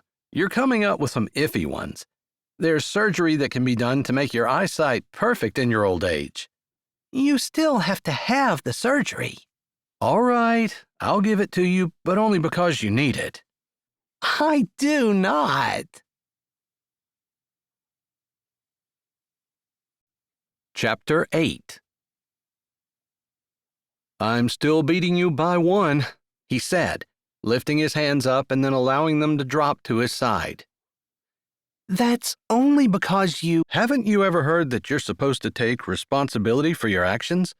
Personal responsibility right here. Fine, I'm behind by one, she said, being a little bit bratty about it. More financially secure, he said. Worse hearing, she said. Now, just hold on a second. That can all be under the umbrella of physical decline. It's not right to be nitpicking here, nitpicking there. Otherwise, I could break down all the wisdom that you gain in old age. Now, are we going for the nitpicky, or are we going to go in a generalized way? He's changing the rules mid-game. I knew there was going to be a catch. Another one since he started the game without me knowing it. You hold a grudge, don't you? That's nasty. That'll eat you up inside, he said with pursed lips and a teasing glint in his eye. I'm not holding a grudge, but you did start without me. You are going to gnaw that bone until it's gone, girl.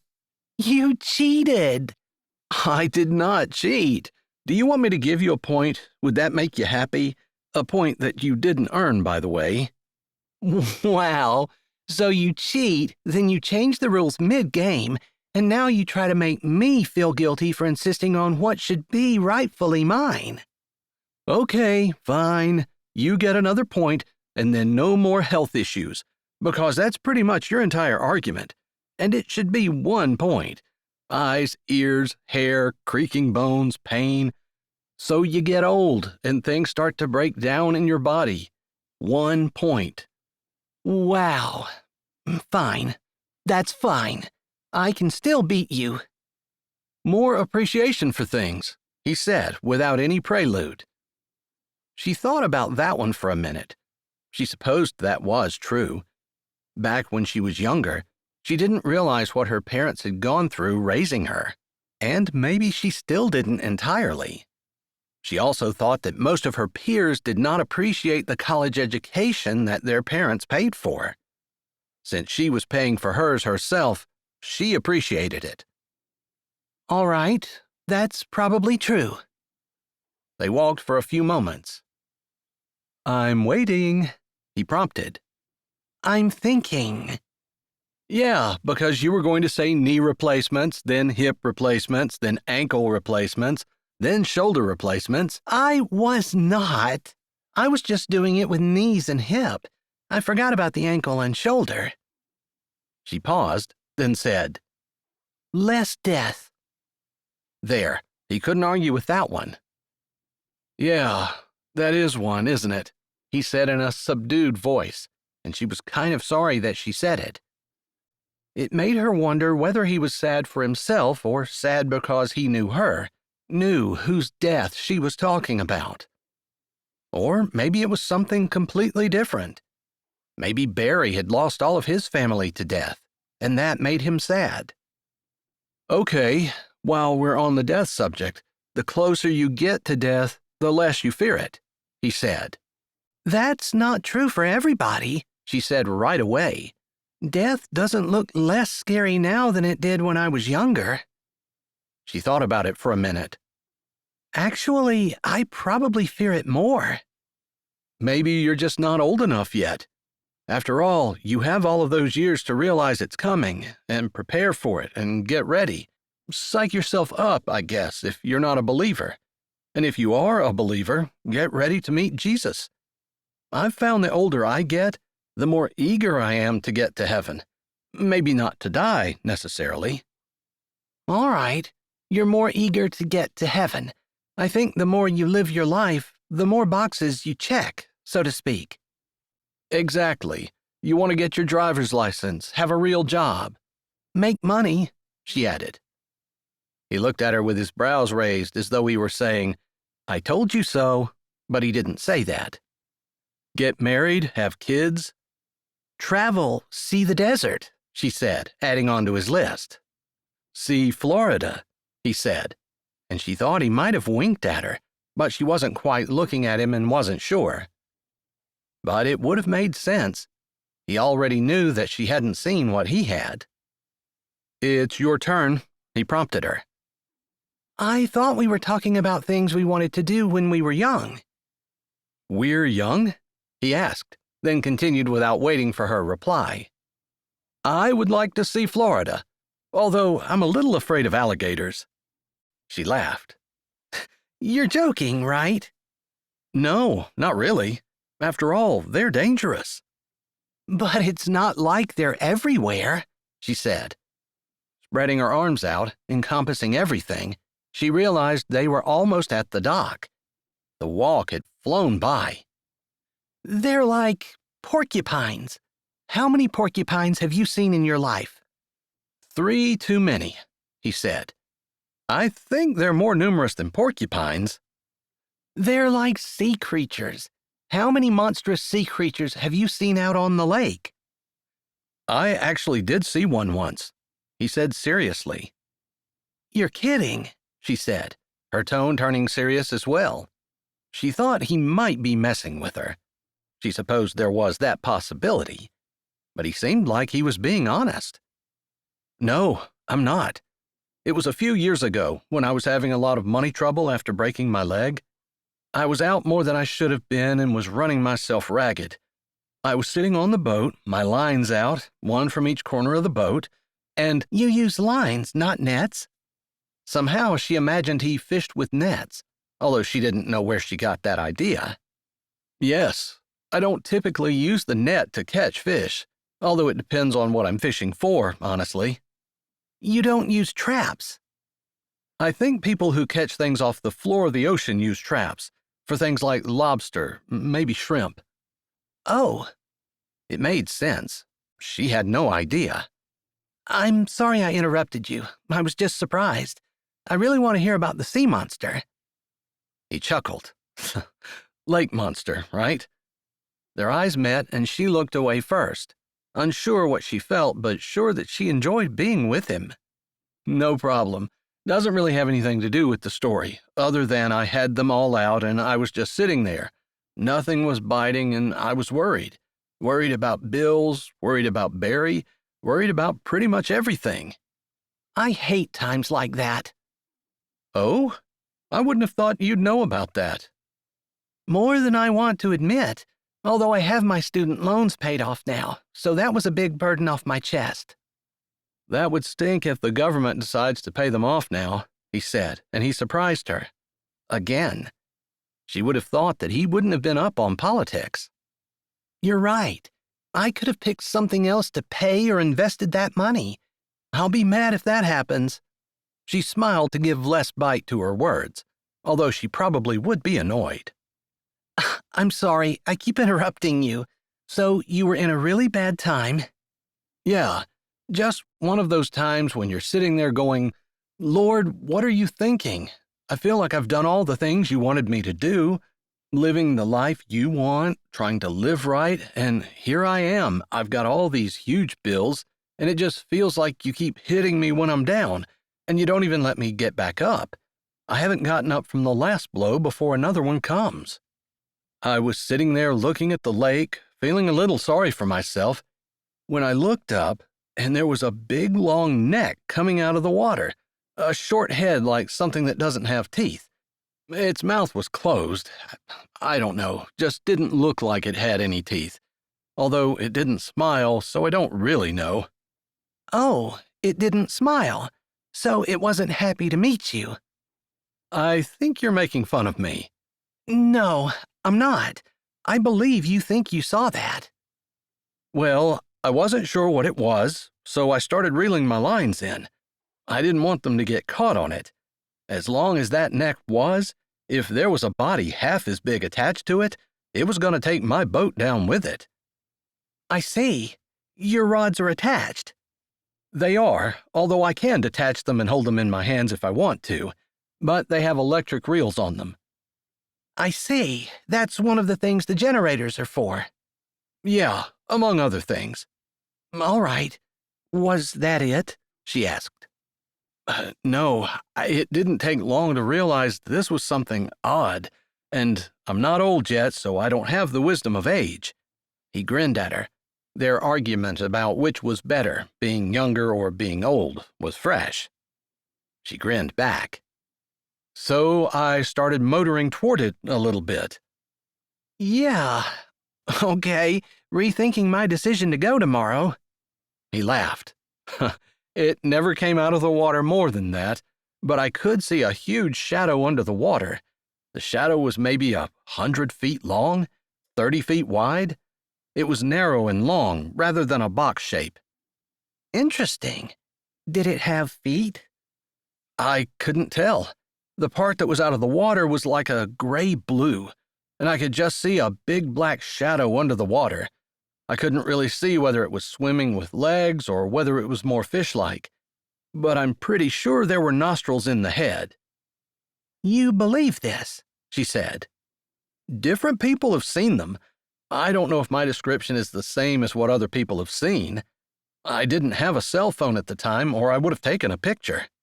That was probably the reason I got a cell phone, and maybe that was what God intended. Because I was able to be more efficient in my business when I could figure out which dock it was better to take my fish to. So, it was a help in a way. I feel like it was the Lord saying, hey, look at this. Look what I can make. I can make a creature like this. I can make it and I can let you see it when lots of other people can't, and people won't even believe you when you say you saw it. It was just like a special little thumbprint in my life from the Lord." That's an interesting way to look at it. Yeah, maybe it's the wrong way, but I just felt like he was telling me something, like a little bit of encouragement. And I decided I was going to go back home and go to bed.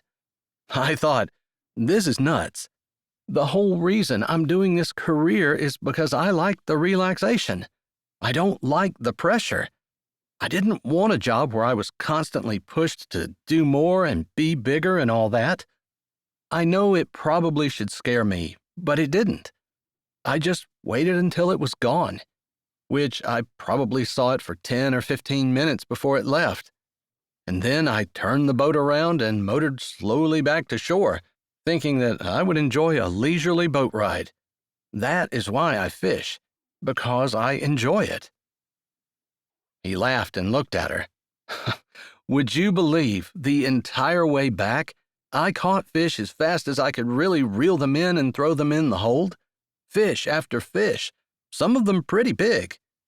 By the time I was almost to our little dock, I realized I had so many fish in the hold that I needed to go somewhere and sell them. It was too many for me to just take home for us to process ourselves. It would last us for 5 years. He lifted a shoulder. That was probably an exaggeration, but you know what I mean. I ended up making $1,000 that day when I didn't think I was going to make anything. Was it enough to pay the bills? It was enough to buy a phone. He grinned, one side of his mouth curving up and that dimple winking at her, while his eyes twinkled. She looked at him, stopped by a feeling in her chest, just looking into his face. The humor there, the common acceptance of life, the wisdom that came with age. She didn't know any man in Chicago like this. He was most definitely different. "Kind of the way God's putting on a show for us this evening," he said, pointing toward the sunset, which she hadn't even noticed. "It's beautiful. I forgot how pretty it is on the lake." "I'm sure the sun setting with the buildings of Chicago outlined against the sky is pretty too, but I guess I wouldn't trade this for that." "I think you probably would make the right decision," she said, wondering when the last time was that she noticed the sunset. She couldn't remember when. She'd been so busy running from one thing to the next, trying to get this done and keep up with her job. Not just keep up, but excel, to be the best. Was that really what she wanted for her life? To be constantly struggling and striving to do more than everybody else? So that she could be better than everybody else? So that she could have the cushy office with the door closed and eventually maybe move to the corner office or up a couple of floors to upper management? That was the career trajectory she had planned for her life. But did she want to get old with that behind her and nothing worthwhile to show for her life? They stood, their eyes on the sunset, as the sky exploded in color, and then it slowly faded. The lights hadn't quite faded completely when he said, "Here, I'll walk out on the boat and take you down. You can leave the hatch open if you want, or I'll show you how you can close it and lock it so that no one can get in. You can have light, but it pulls from the battery when the motor isn't running, and you don't want to completely drain the battery, so I would suggest not using the lights unless you absolutely need them." "I have my phone. I suppose I should have charged it, because it's going to be dead by sometime tomorrow." "We'll probably be back sometime in the afternoon, although, do you want to go get it?" She looked at the sky. It was almost dark with the last of the light fading. "No, I'll just live. I haven't been using it anyway, so maybe it'll be fine." "I can bring my charger tomorrow, and we can plug it in and charge it if you need it. How's that?" "That's perfect. Thank you. I never thought about that." "Me either. I'm sorry it took me a bit. I'm not used to 2 phones, but I assume your charger fits with mine?" She held her phone up, and he looked at the end of it. I'm not sure. I guess it doesn't matter. If it fits, you can charge it. If it doesn't, you won't. I guess that's boiling it down to as simple as it gets, she said. Yeah. All right, let me show you this, he said, opening up the hatch and going down first. Chapter 9. The man had the light on already when Amara got down there, and she suspected that he had known it would be pretty dark, since it was dark outside and the light that had filtered down earlier when they had gone down was gone. Here's a light you can reach pretty easily from the bed. Again, you want to try to make sure that you don't use it too much, because I want to be able to start my boat in the morning. What are you going to do if you can't? She asked. Well, if it doesn't start, I have a portable battery charger with jumper cables, but I have to go back to the shanty and get them and bring them out. It would probably be a delay of at least an hour and a half. Well, there you go. If I don't want to get up at 2, I can run the lights all night and sleep in until 3:30. Who would have thought she would ever call 3:30 sleeping in? You could do that, but I probably won't be in as good a mood then as I am now. You are in a pretty good mood, she said, again thinking about how they had just chatted together with no pressure or strain. Maybe that was because they didn't know each other's names, or maybe that was because he was just that kind of easygoing guy, the kind of person anyone could talk to and who never got upset about anything. Right here's where you hook the hatch once you close it. In order to grab it, you don't have to walk up the ladder, of course. You pull it over and then make sure that it doesn't hit you on the head on its way down. He smiled like it had either happened to him or he'd seen it happen to someone, and she nodded. Got it. She wanted to say that she was probably good, except she really didn't want him to leave. As though he could read her thoughts, he said, "Are you sure you're going to be okay? If you want me to, I can still walk you home." She really couldn't ask him to stay. That would be uncouth and a little ridiculous. She was an adult woman. The hatch would be locked down tight. If I have the hatch locked, how are you going to get down here in the morning? You're going to have to open it up for me. Are you a deep sleeper? Not normally, but I've never tried to wake myself up at 2 o'clock in the morning either. All right, I guess we'll see how easily you wake up. But I'll probably just stomp on the hatch a little. I would yell your name if I knew it, but I'm probably going to say, "Hey, lady, get up," he said. If you're trying to get me to tell you my name, it's not going to work. My lips are sealed. That really wasn't an effort, but I can respect someone who's able to keep a secret. She gave him a saucy smile. I guess you can respect me because you're not finding out. And maybe I already know, he said, raising his brows, before he put his hand on the edge of the stairs and one foot on the bottom step. You don't know my name, but I'm tempted to offer you my phone number, just in case you have any issues. I'm not expecting it, but you might feel better. The idea of having his phone number was reassuring, not just because she would have it that night, because she didn't really think anything was going to go wrong, but she couldn't shake the idea that this was just a mirage or a once-in-a-lifetime meeting, like his meeting of the lake monster. Whatever he had seen, he'd never seen it again. Why couldn't she talk to him, enjoy time with him, have more fun with him than she could ever remember having before with a man? And that was the truth, she realized suddenly. And he was just going to slip away? Do you mind giving it to me? As long as you don't ask for my name, he said, waiting for her to pull her phone out. To her relief, she had more than 70% battery. She had plugged it in the car a little on the way down, and she hadn't been using it nearly like she usually did. Not like she did on a work day. He rumbled off his number, and she plugged it into her phone. Thanks, she said. Maybe she should have offered to give him her number, but something kept her from it. There wasn't any need for him to know, and he didn't need to get in contact with her. If she offered, it might be obvious that she wanted to be more than just two ships that passed in the night. She smiled a little at the imagery. What's so funny? You and me, two ships that pass in the night. It's gonna take us 2 days to pass each other, right? She nodded, laughing. I guess it doesn't apply, she said airily. Good night. I'll see you in the morning. 2 a.m. is technically morning, I guess. He laughed as he disappeared out the hatch. Then he said, You want me to close this for you?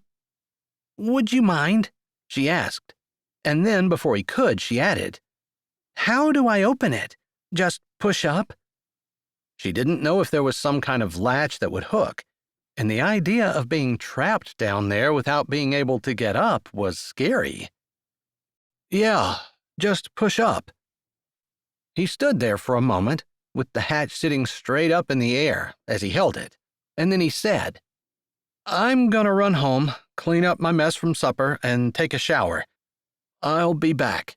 That way I think you'll feel a little better. Where are you going to sleep? She said, panicking a little, because she didn't want him down with her. But he was going to close the latch, and she was going to lock it. I'll sleep on the deck. It's a clear night out, and the stars will be pretty. But there's no mattress. It's going to be hard. Well, you haven't tried that bed down there yet. It's not that much softer. But I'll bring a blanket, and I'll be fine. I do it in summer all the time. Not only does it make it easier to get up and go to work when I'm sleeping on the floor of my office, but it's pretty. All right, she said, wondering if she should admit how much better his words made her feel. She figured it couldn't hurt. After all, he was going to spend an uncomfortable night on the hard floor for her. I was actually a little nervous. Thank you. You ready for this to come down? Actually, can you just leave it up?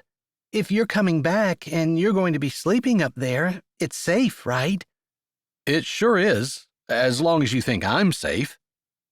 Well, you haven't tried to touch me at all, and you haven't made any suggestive comments, not even an off-color joke.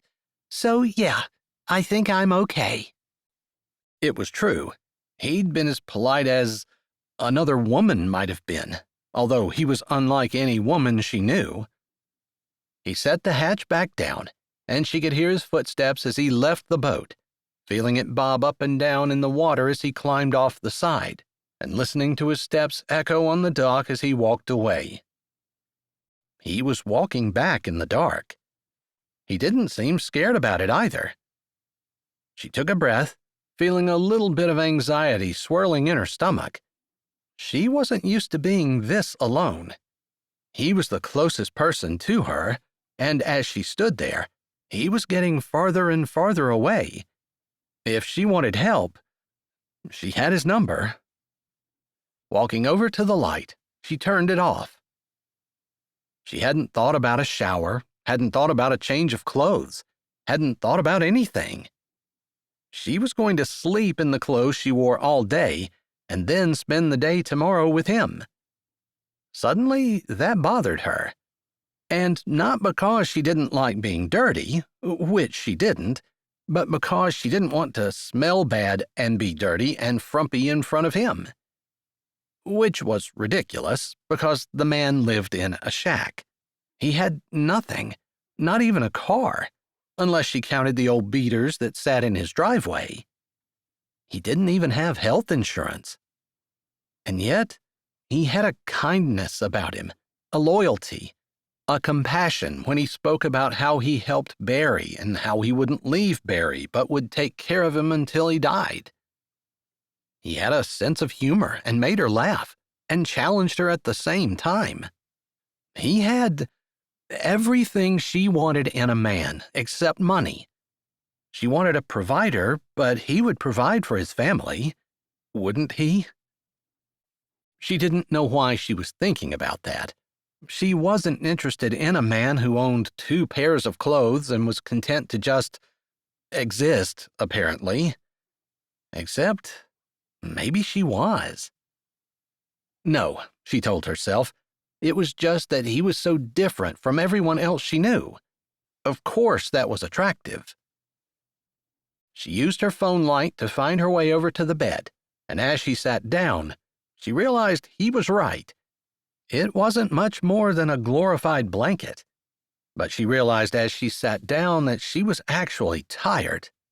She'd driven from Chicago, and that was after she had closed up her apartment and done everything that she needed to do in order to leave it for 6 weeks. And the last 6 months had been stressful, dealing with everything, including her parents' death.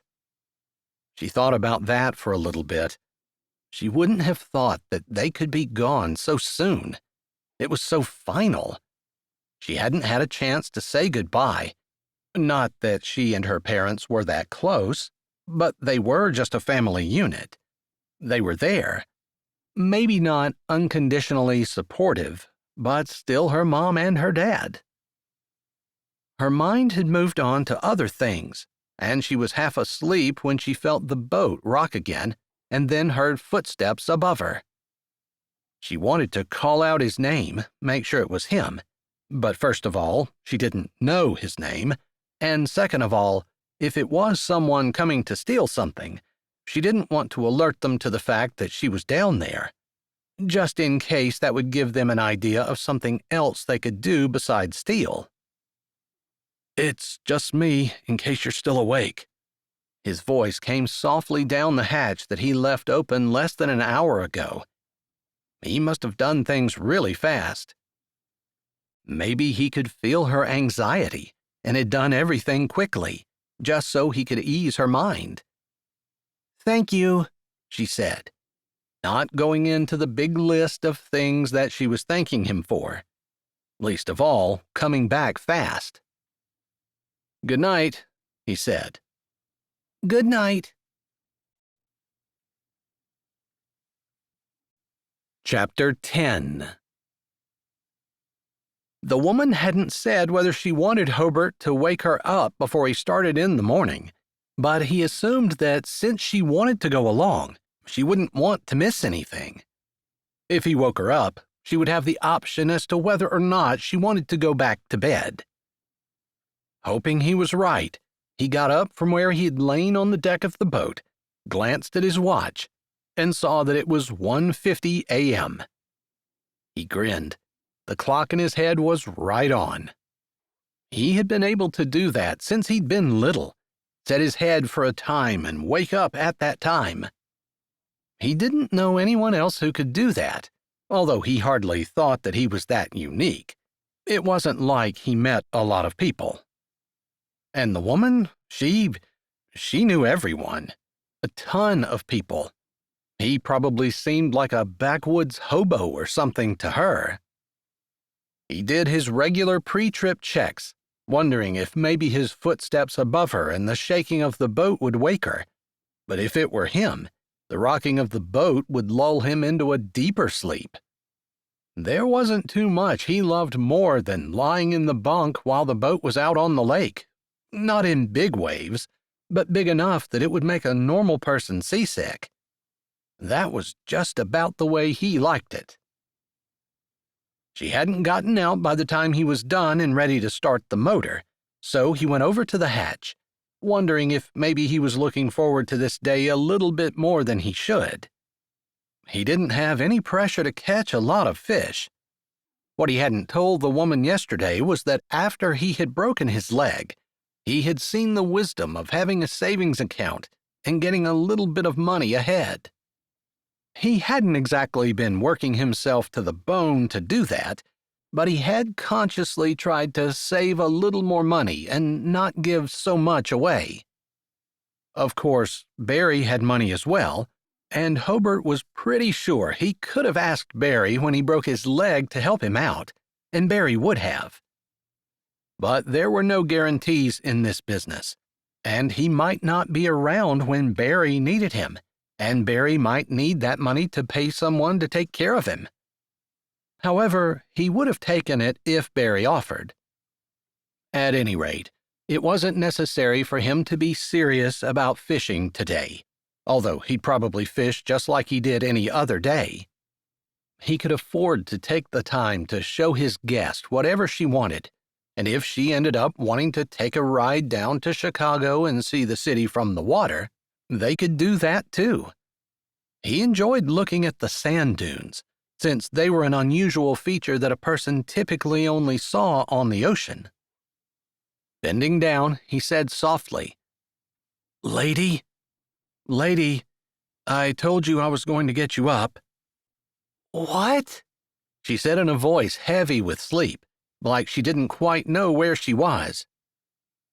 "Lady, I'd use your name if I knew what it was." That seemed to do it, because she said, "Oh, it must be 2 already." "Time flies when you're having fun," he said. "I was sleeping," she said, sounding more like herself. He laughed. "Not anymore. I just wanted to get you up.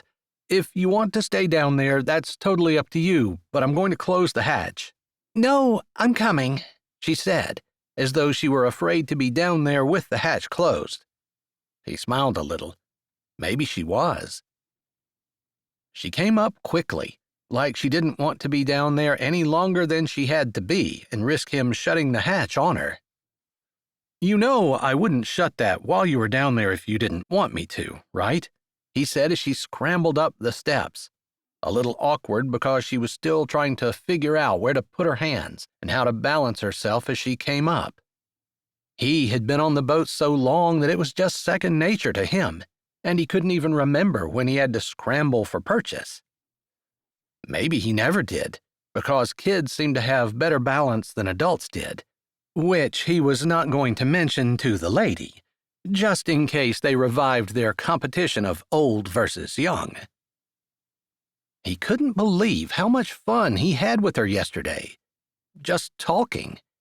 They hadn't done anything, other than him filleting fish and cooking them over the fire while she watched in admiration like she'd never seen anybody cook before. And maybe she had never eaten fish that had been caught that day. There was something rather tasty about them, and adding the open fire made everything better. At least in his opinion, but his opinion wasn't the one that mattered. Except her opinion wasn't supposed to matter to him either. If she was who he suspected she was, she probably wasn't going to talk to him after she found out his name. He'd seen her plenty of times from a distance, and they'd even ridden the bus together until her family had moved away. To be honest, he wasn't exactly sure which sister she was. Not that it mattered. Any of the three wasn't going to want to have anything to do with him. He wasn't quite sure why. "Is there anything I can do to help?" she asked as she stood on the deck, her hair flowing in all directions, the crease of the pillow still on her cheek. Her clothes were rumpled, and he had to admit, he'd never seen anything more beautiful. The glow of the moon on her just seemed to enhance the beauty that he'd seen yesterday in the glare of the sun. "I mean, I know you do this all the time by yourself, but just asking." "There's really nothing. I'm going to start the motor. I've already done my pre-trip inspection, making sure everything is good before we go. I also brought a life vest down, and I'll put it right here. I suggest you wear it at all times." "You suggest, but you're not wearing one." "It's kind of hard to wear one while you're working." "I see." She narrowed her eyes as though something had just occurred to her. "Technically, am I supposed to be on here?" "I suppose technically a commercial fishing boat is not supposed to have passengers. So, yeah, I christen you first mate for today." "Just today? You mean I'm not welcome to come back?" "Let's see how you do." "Wow, he's tough." "That's right. I can't hire just anyone. You want people who are conscientious about the job that they do." She laughed. "All right, I'll put the life vest on." Where should I sit so I'm out of your way? Come on up here. You can stand beside me at the wheel, if you want, or you could sit anywhere you can find a spot. I'm not going to get in the way somewhere. No. If I need you to move, I'll let you know. All right. Can I follow you around and you explain what you're doing? So, is this interest in commercial fishing new, or is this something you've always had and just haven't had a convenient stranger to pester about it? She laughed. I've never had a convenient stranger to pester about anything, so I'm enjoying the opportunity. I would think Chicago would be filled with convenient strangers. She was quiet for a bit, and then she said, None of them are like you. He wasn't sure what that meant. That he was an oddity? Was that good? She seemed to be enjoying herself with him. After all, she was still there, and no one was making her. Unless there was something she was avoiding. He really didn't keep up with the gossip of Raspberry Ridge, and even if he did, she hadn't been in town in so long that he didn't have a clue what was going on in her life, and he doubted that many people in Raspberry Ridge did either. Unless, of course, she wasn't who he thought she was. The temptation to ask was strong, but he figured they'd wait until they were on their way home. Maybe after supper. Maybe she'd stay for supper, and he'd wait until after they ate. He kept putting it off and putting it off, because he was thinking that maybe she'd go with him again tomorrow. Something told him the more she went, the lonelier his boat was going to be when she stayed on shore. And his boat had never been lonely. He'd always enjoyed it, even when Barry didn't come. He enjoyed having the old man along, but he had fun the first few times Barry had trusted him enough to go by himself, and then when he bought the boat, he had the opportunity to go alone whenever he liked. It made him feel like a man. He kept up a constant stream of explanations as he started the motor, untied his boat, and guided it out away from the harbor and into the lake. Do you have a certain place you go? I fish all over, but yeah, some places are better than others, and then sometimes you just get lucky. Or blessed. Yeah, although some people have sonar and they can tell if there are schools of fish below them. Can they tell what kind? No, and they can't tell whether they're going to bite or not either. So there's a little bit of an advantage, but they can see a school of fish, stop to throw their lines out, and get nothing, which is pretty much the same as me boating right over top of them. But they can throw their lines out and get all kinds of bites, so it's kind of a toss-up, a 50-50 chance. Yeah, 50-50. They talked some more until he motored out to a spot that was usually pretty good for him, and he threw his lines out, explaining to the woman exactly what he was doing as he did it. And now? She asked as his fourth line hit the water and he put the rod in its holder. Now we wait, he said, nodding to the bench and then going and sitting down, his arms crossed over his chest and his legs stretched out in front of him. He already explained to her how he knew that there was a bite, and she shrugged her shoulders, knowing that nothing was moving yet. So you have whole days where you don't catch anything? She asked. I do. Not a ton, but it happens. That must be so discouraging and disgusting. Why? I get to sit here, under the stars. She was looking at him, not at the sky, and he didn't know why she would be, because the sky was where it was at. The Milky Way stretched the whole way across, with bright stars on either side, twinkling down. Wow. They're there all the time. You just never get to see them. All right. Another advantage to living in the country versus the city. You don't have to tell me that. I definitely wouldn't mind seeing this every night. Except my apartment isn't exactly conducive to stargazing. No windows? He asked, surprised. Oh, there are windows, but they look out, not up, and it isn't easy to get outside, even if I could see anything through the lights of the city." They sat in silence for a little bit, and then she stirred, almost as though she were getting sleepy. He figured maybe he'd try to pick up where they left off yesterday. So he said, "The older you get, the better stories you have to tell." It took her a second, as she sat there, not saying anything, her mouth open. "Oh," she laughed. "That's actually true." "I know." "He is so humble. I think it's the early morning hour that does it. Just brings out that humility that lurks under the surface at all times." He laughed. "I can't pretend to be modest when I know I'm right." "Yeah, false modesty is not a good look on anyone." "You are the queen of stalling." "No, I think you're just trying to press your advantage because you're used to being up at this hour in the morning, while I am not." "Haven't you ever been up at 3 o'clock in the morning?" he asked. The sound of the waves lapping at the edge of the boat was familiar and relaxing. He loved that sound, loved the soft shake of the boat, the early morning hour while it was still dark out, the lake shimmering with stars, and somehow it was better with this woman beside him. He hadn't thought until this point that he was lonely or that he needed companionship. But maybe he was and he didn't notice it, because everything seemed better with her beside him. The morning didn't seem as dreary.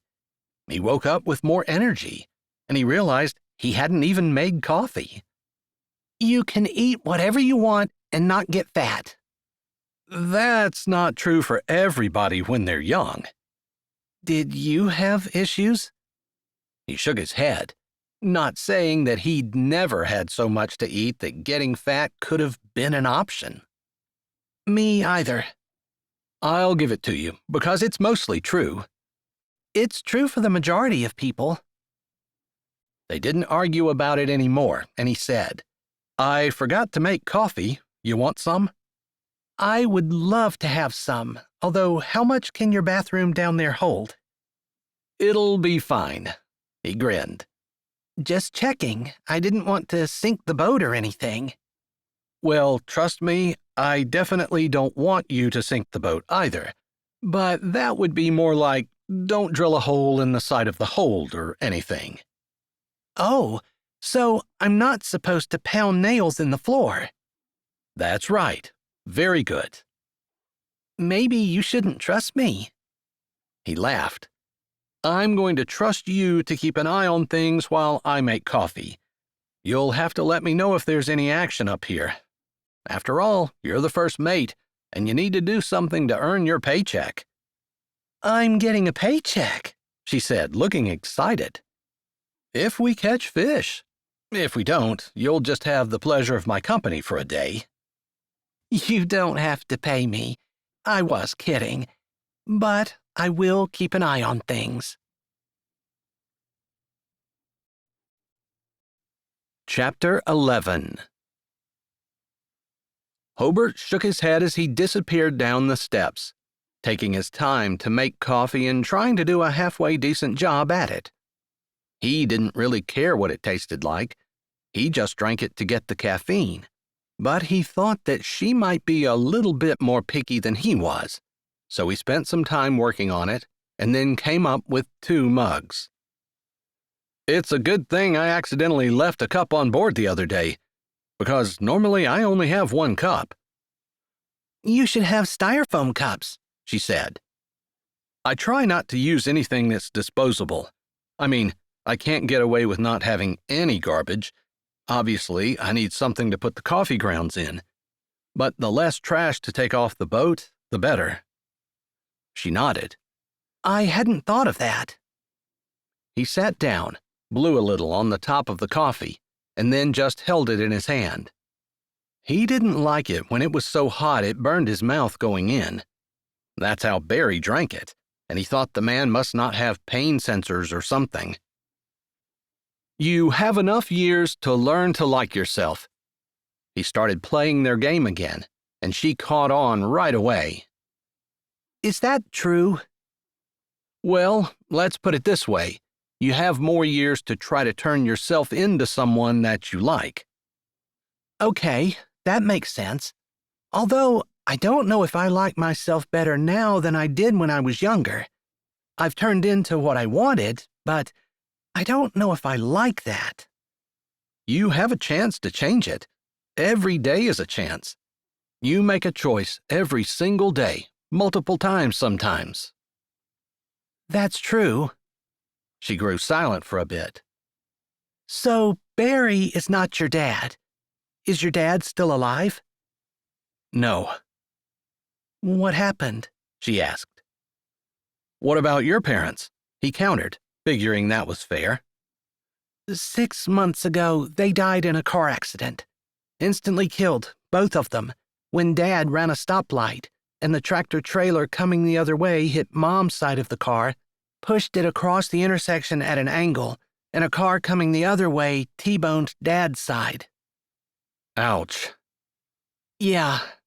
I spent some time the last 6 months cleaning out their condo. He noticed that she didn't mention any other family, and he wondered again if maybe he was wrong about her being one of the Jardine sisters. That's a hard job. It was. Although I spent my high school years in their condo, but it didn't hold the memories that you have when you're little, you know? Yeah. He knew all about memories when a kid was little. His were a little bitter. Maybe a little angry, too. And your parents? My mom left right after I was born. I never knew her. Maybe she's around, maybe she's not. But I realized that she didn't want me, obviously. She was able to walk away from me, so there's that. He hated that he had to talk about his family. Hers had been so perfect. 2 parents, a neat car accident, and they're gone. And yeah, that was sad. But it wasn't sad like not being good enough for his mom. Except he knew that wasn't the case. It wasn't his fault that she didn't stay. There wasn't something lacking in him as a baby. It was his mom's lack of character. Maybe he had gone through so much effort to take care of Barry because he wanted to make sure that the lack of character wasn't inherited. And your dad? She prompted. He realized he hadn't finished. My dad was an alcoholic. That shack you were in last night is where I grew up with him. He really didn't amount to much. I'm not even sure what he did. Sat around and drank a lot. Worked enough to buy booze. And, I don't know, 15 years ago, 13, something like that, he fell down and broke his hip. Went to the hospital and never came out. That's terrible. Yeah, pretty big bill to pay over that. No, losing your dad. He knew he sounded a little bitter. Maybe he was. Why couldn't his dad have been a little more responsible? Why did he have to become an alcoholic?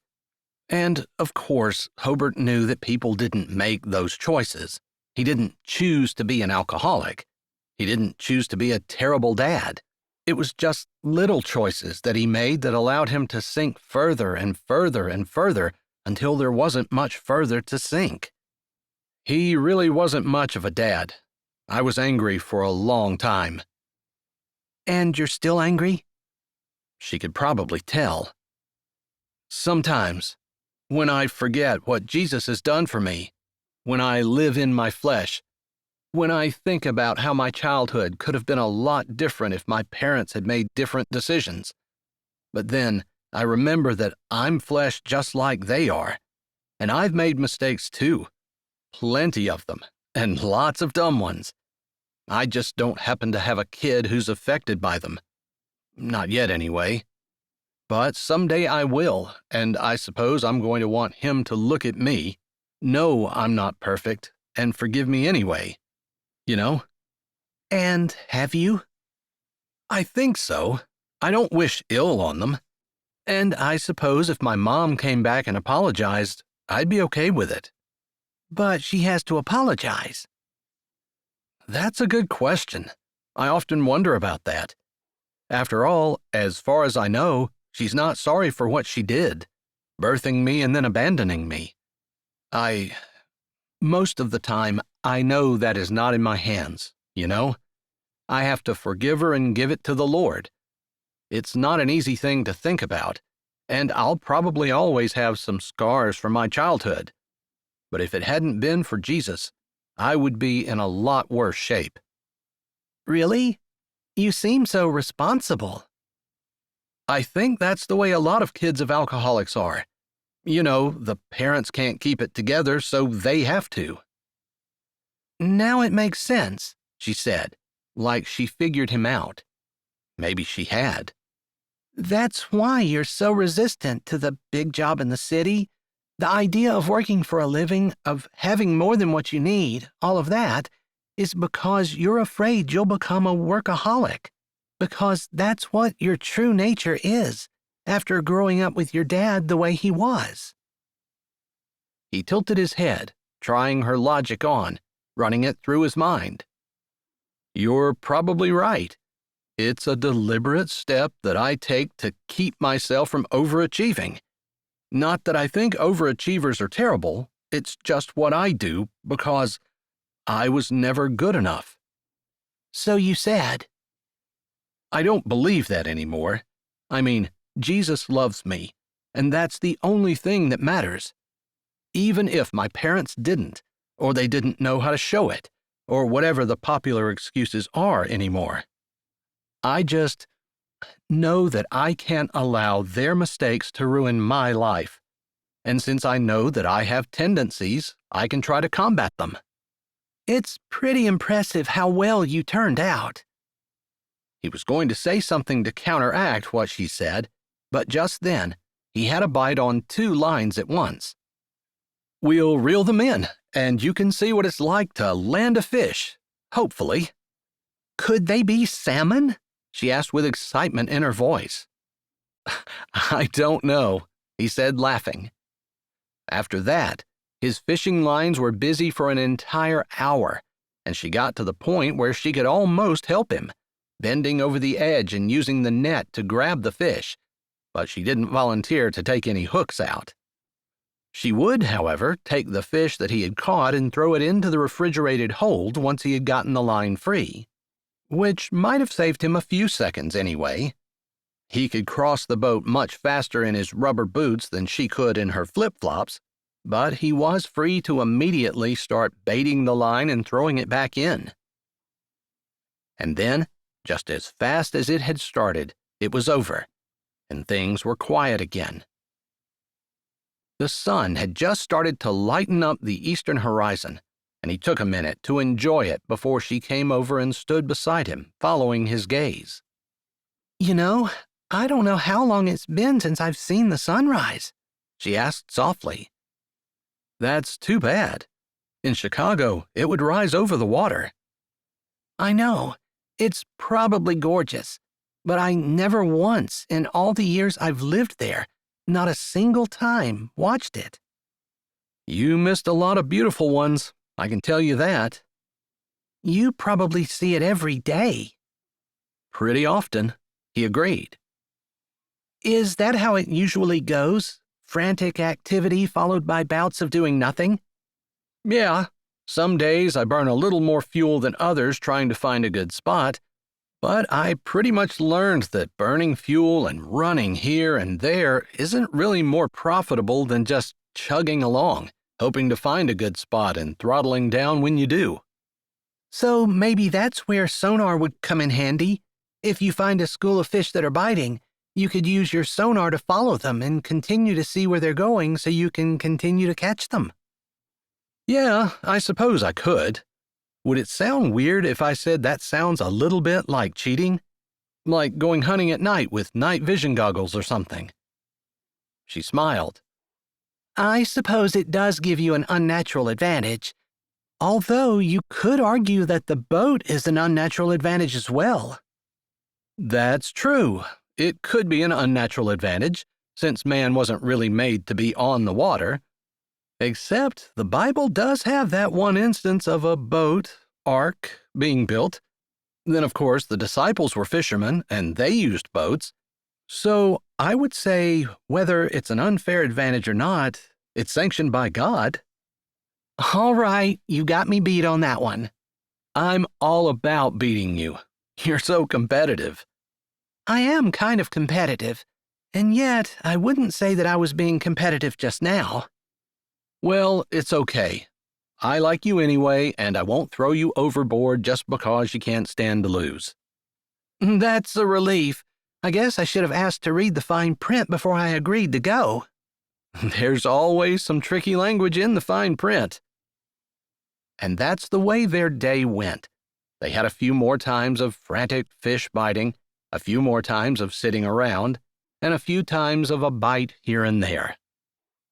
She seemed to enjoy herself, and it was on the tip of his tongue to ask her to come back.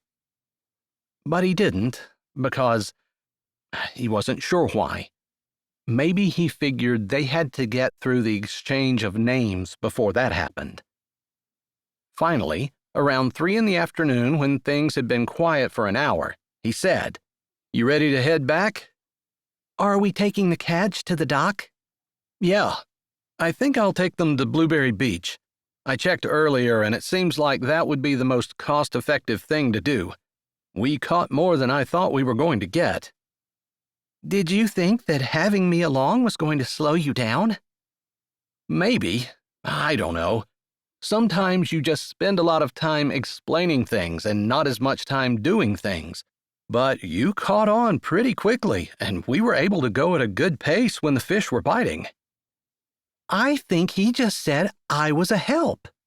I'll have to give you your share, he said as he turned the boat around and headed for the dock. He stood at the wheel, since they were going a bit faster than they had been, and thought about whether he wanted to ask now or whether he wanted to wait.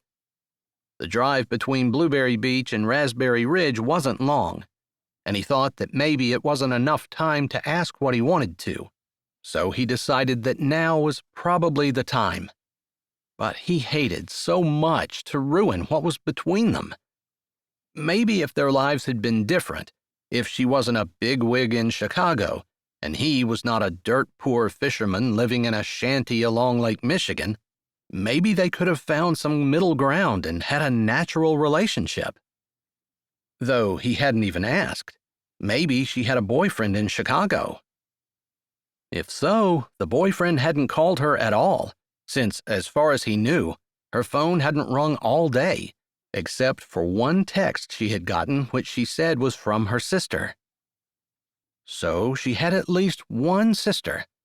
There were 3 sisters in the Jardine family. "I'm Hobert Gilcrest," he said, and waited for her reaction. Chapter 12. Amara was shocked. Her heart felt like it was going to leap out of her chest, and she wanted to be angry, to say, "Why did you deceive me like that?" But he had a politely curious look on his face, like he was waiting for her to return the favor. How could he have done this to her? How could he have made her like him so much before she found out who he was? But then she remembered she didn't have to listen to her mother anymore. In fact, her mother was gone. And while, for the most part, she wanted to honor her mother's wishes, she didn't have to dislike someone just because of their name. Of course, he might have a reaction to her name. Maybe there was something on both sides, and her mother told them not to talk to him because she was afraid that he would be unkind to them because he was angry at them for some reason. Although Amara had no idea what that reason could be. "I take it you recognize it?" he finally said. I do. I'm Amara Jardine. I'm the youngest of the Jardine sisters. "I kind of thought you were one of them. So I was close, but I couldn't have said which one you were." How did you know? I saw you guys on the bus when we were in school. I got on first, since I was clear at the end of the route. The bus had to turn around and then go back into Raspberry Ridge before it went out to Blueberry Beach. I was on about 15 minutes before everybody else. It was pretty early. You probably had to get yourself up if your dad was an alcoholic? Yeah. He didn't say anything more, and she remembered what he had said about children of alcoholics often needing to be responsible beyond their age. My mom told us that we weren't allowed to talk to you. I figured there was some kind of problem there. I noticed that you guys didn't return my greeting anytime I spoke with you. It didn't take too long for me to quit trying. You're not the only ones who wouldn't talk to me. Do you think it was just because... She hated to say it. She didn't want to rub it in. My dad was an alcoholic? That was a good reason for a lot of people. That we were poor white trash? That was another good reason. I didn't always have shoes to wear, so sometimes I wore my dad's shoes to school. I looked ridiculous when I was a kid, but you could hardly go to school barefoot. I can't believe the teachers didn't report you. I had a couple who pulled me aside and asked what was going on, and I said that I had donated my shoes to a little boy who didn't have any because I felt so bad for him, but that my family was fine. You lied. Apparently, the children of alcoholics learn to lie pretty easily and early. But... She wanted to say that she had thought that he was honest. Maybe I try to make up for that now, because it's kind of the way I try to counter my drive to achieve. By deliberately, I hate to say not allowing myself, but you know what I mean. You know what? I think that's true. You don't allow yourself to live up to your potential. Or maybe I just like my life the way it is. Maybe I don't want to take the risk of having more and turning to alcohol like my dad did. Is that what he did? I have no idea. He never told me. He took the secret to the grave, along with some other ones, like why your family won't talk to me. I thought you said there were a lot of people who wouldn't talk to you. Although, my parents just really weren't the kind of people who hated people just because they didn't have a lot. Yeah, I don't know. It did seem like you guys were a little extra, but like I said, there were a lot of people who wouldn't talk to me. I'm sorry, she said. I was too afraid to tell you my name because I thought that maybe that would change things, and you'd remember that you weren't supposed to be talking to me. No. I don't know why my mom told us we weren't allowed to talk to you, but she forbade it. And there wasn't anyone else in the world that we were forbidden to talk to other than you. It sounds like something major. I always wondered what it was. You don't have any idea? My dad made enemies. Maybe it has something to do with that, but I don't know how we'd figure it out. Maybe Barry would know? He might. For being on the docks all the time, he sure knew a lot of the gossip from Raspberry Ridge, and he probably has some stories he hasn't told, like what he did before he started fishing. Maybe he'll tell them to us sometime.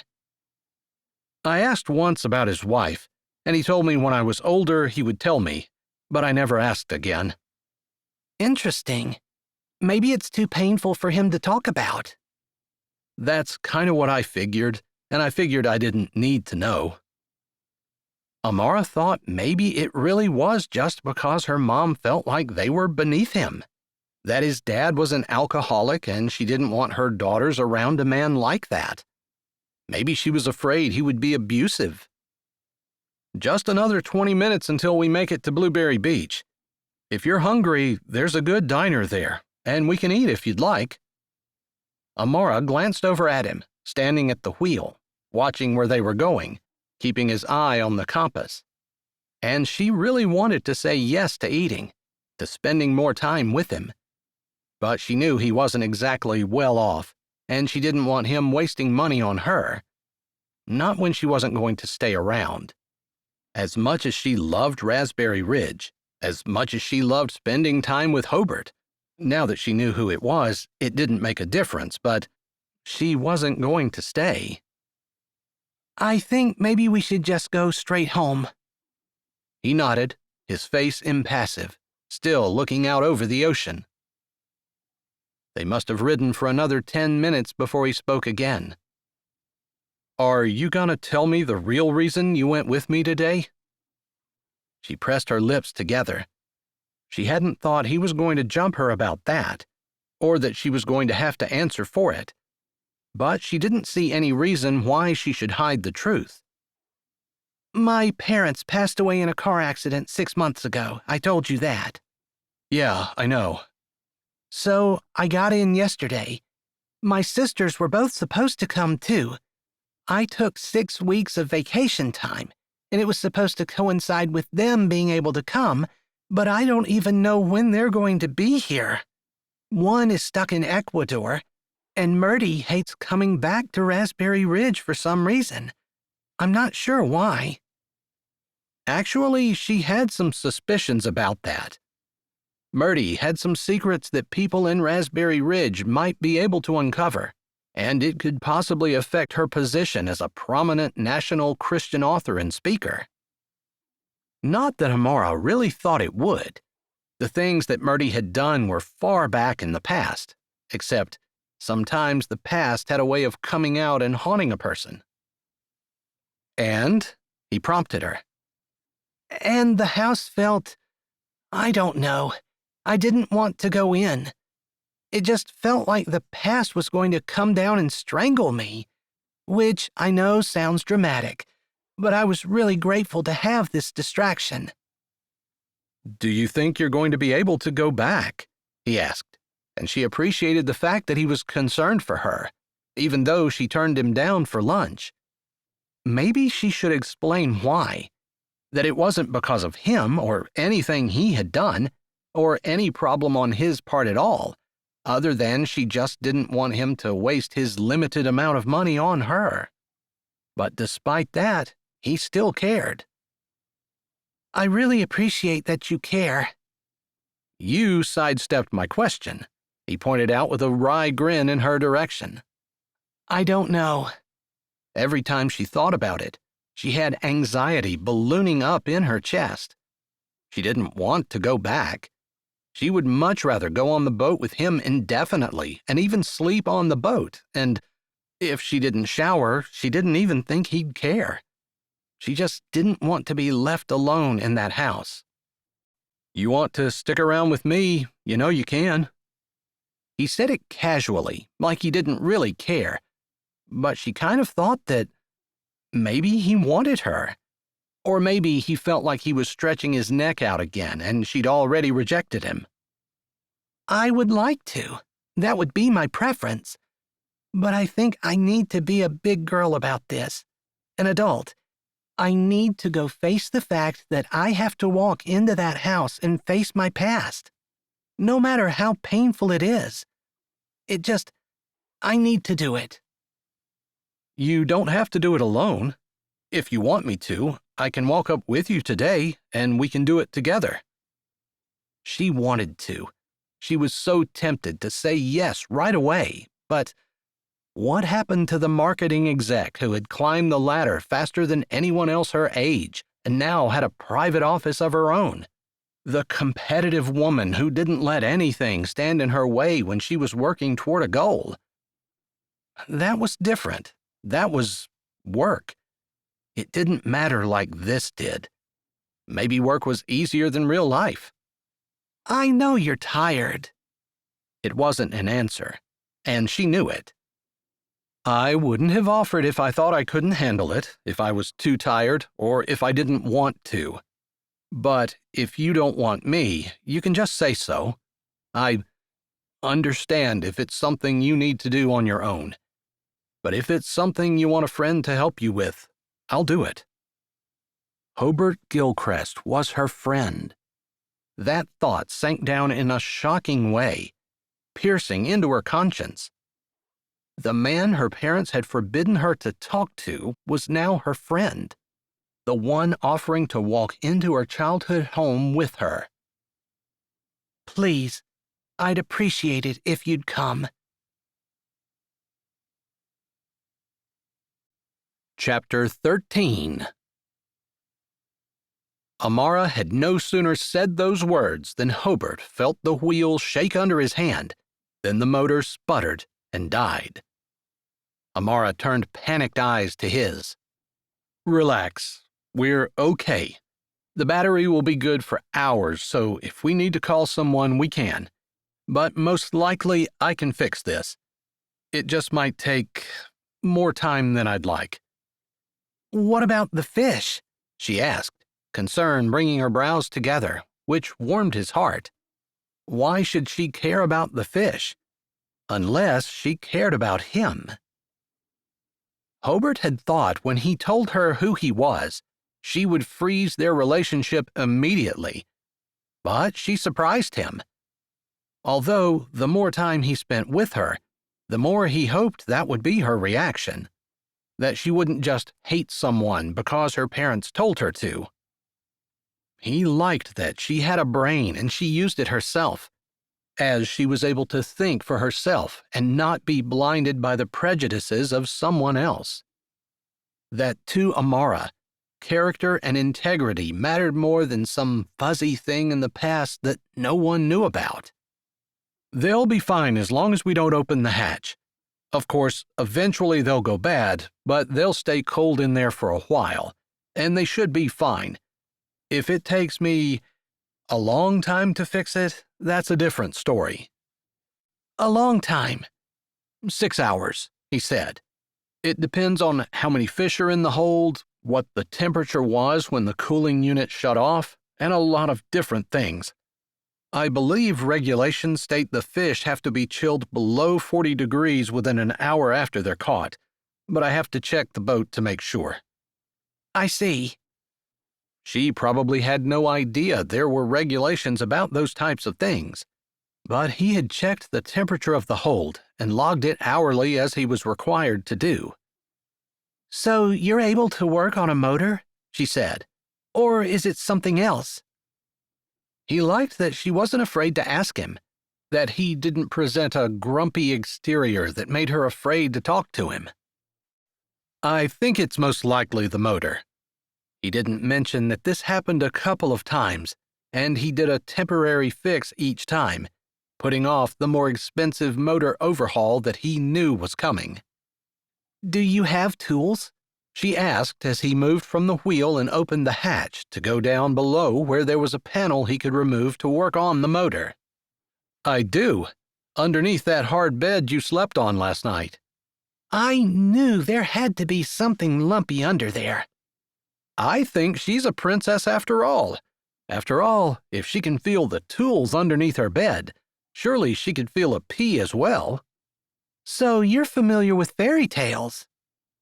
Just because I was raised a little unconventionally doesn't mean I'm not familiar with what everyone else in the world knows, although I suppose there are probably gaps in my education. He felt that a lot, like he was missing out and had to guess what was normal for everyone else. As he got older, he realized that everyone had had a mostly different upbringing. Maybe people had TV shows in common or music or other things like that, but pretty much everyone had school in common. And while it hadn't been his favorite thing to do, he understood the value of a good education thanks to Barry, and he'd done okay. Not missing class on purpose the way some kids did. Sometimes he didn't figure that kids understood exactly how blessed they were. How nice it would be to come from a two-parent home where your parents cared about you, and you didn't have to fight feelings of inadequacy and worthlessness. Of course, until a person lived it, how could they know? Unless they read a book about it, but even then, it was hard to feel the actual feelings if you didn't actually walk in someone's shoes. To his surprise, Amara had followed him down the hatch and watched as he rolled up the mattress and took the lid off the bed, which was actually a chest, with his tools and flares and other things he might need on the boat. Once he had pulled out the things that he needed, he put the lid back on and knelt on that while he removed the panel from behind the bed area. I never could figure out why they put the bed right beside the motor compartment. Makes it pretty loud when a person is trying to sleep while the boat is running. Maybe it was so you'd wake up if someone stole your boat, Amara said easily. I hope I would wake up before that, he said. But he supposed she was right, although he highly doubted the builders had that in mind. Regardless, she stayed down with him, using her phone as a light so he didn't have to use the light and drain the battery. He smiled a little, since she seemed very concerned about saving enough battery to make sure they could be rescued. He could have reminded her that as long as her phone had battery, they could make a call, and they had his as well. It took him an hour, but he was able to rig things together enough that he thought he could limp the boat to Blueberry Beach and offload their cargo before he took it home. I think we can go ahead and try to start it. Do you want me to do that? She asked, and while he didn't really need her to, he thought it would make her feel useful, so he said, If you don't mind, I'd appreciate it. All right. I watched you do it a couple of times, and all you have to do is push that black button, right? Turn the key on first. Yeah, I forgot. It didn't take much time at all for her to go up on the deck, twist the key, push the button, and the motor, it didn't fire right up, but it choked and coughed a couple of times, and he held his breath until it caught, and then started humming like it was supposed to. He grabbed a rag from where he kept them under the sink and started wiping his hands and then wiping his tools off before he put the panel back on and latched it and then remade the bed. He didn't know what Amara was going to do tonight, if she was going to stay in her big lonely mansion all by herself, or if she'd rather sleep on his boat. He liked the idea of her sleeping on his boat, but whatever she chose, he wanted the bed to be ready for her in case she chose to stay, so he made sure that it was neatly made, mattress stretched back out over the top of the lid, before he turned to walk back up. He hadn't heard her come back down, and he was surprised to find her standing on the floor beside the ladder. Everything good? She asked as he stopped, surely looking surprised to see her, even though he knew she was on the boat. It sure is. Thanks for your help. You can hardly call it help, but thanks for letting me have something to do with my hands so I didn't feel so entirely useless it was pathetic. If I were to go to your office building, I'd be standing around feeling useless and pathetic, so don't feel bad. Actually, I think you could do whatever you want to do. There's nothing stopping you. Thanks, but you know I'm doing what I want to do.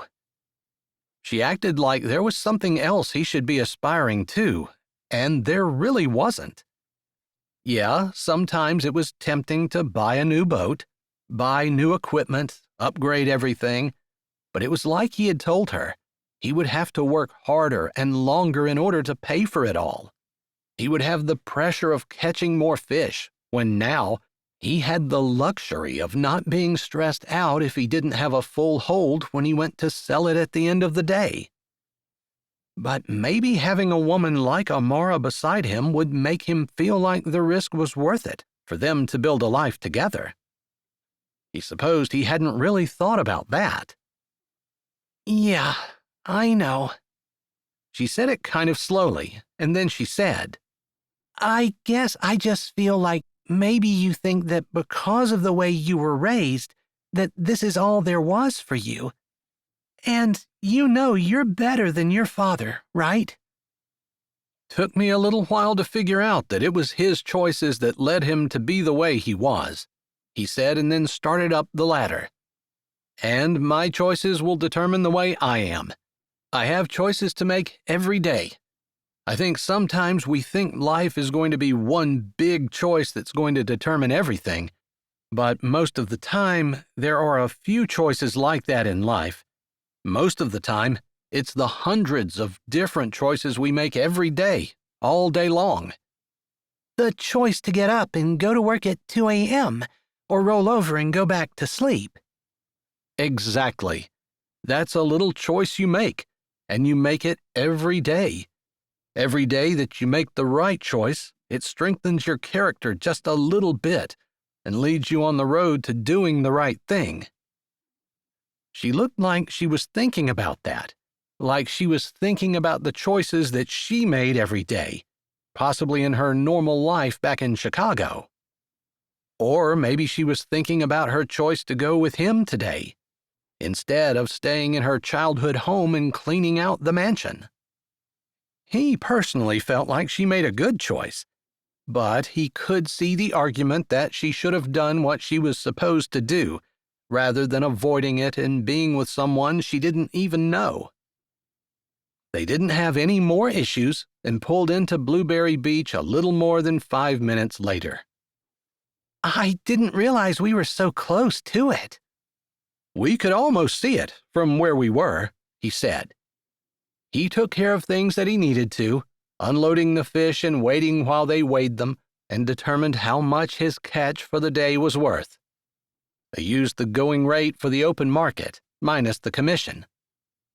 Still, even though they didn't get held up at all, it was almost 2 hours before they were back out on the water, heading toward home. Chapter 14. By the time they left Blueberry Beach, Amara was wishing that she had said yes to him when he asked her if she wanted to eat. Her stomach growled loudly just as she was thinking about that, and she put a hand over it and laughed self-consciously. I'm sorry. So she's hungry after all, he said. Aren't you? I am, but you said you didn't want anything, so I wasn't going to get something for myself. You should have said something, because by the time you were done with everything, I was starving and wishing I had said yes. Well, they have a really good diner up in Strawberry Sands. Do you want to stop there on our way home? Sure, she said without hesitating that time. You made that decision fast, he said, teasing her. She accepted it gracefully. She tried to, because he was right. She had really jumped on that.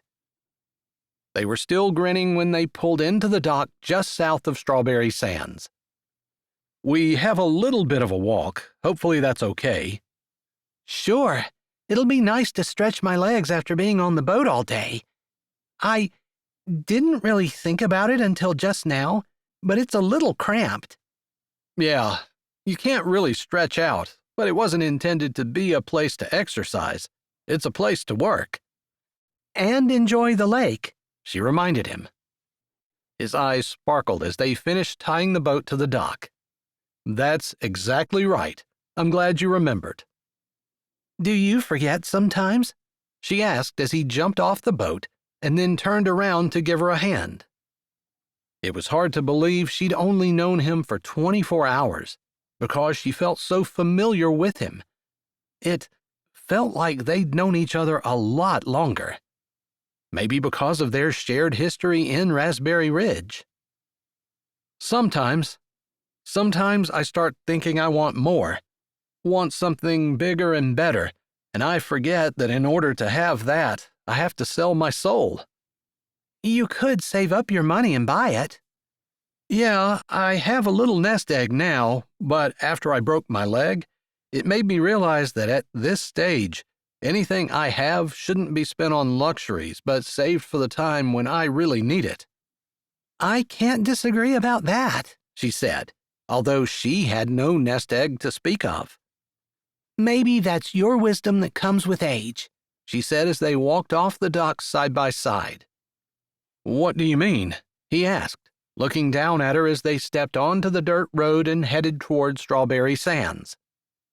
Just that when I first got this job, I used all of my salary to rent an apartment and buy a car, and now I have payments that I'm locked into, and I feel like I have to keep working in order to keep up with my lifestyle, and I think the next time I get a raise, that's what I'll put in my savings account.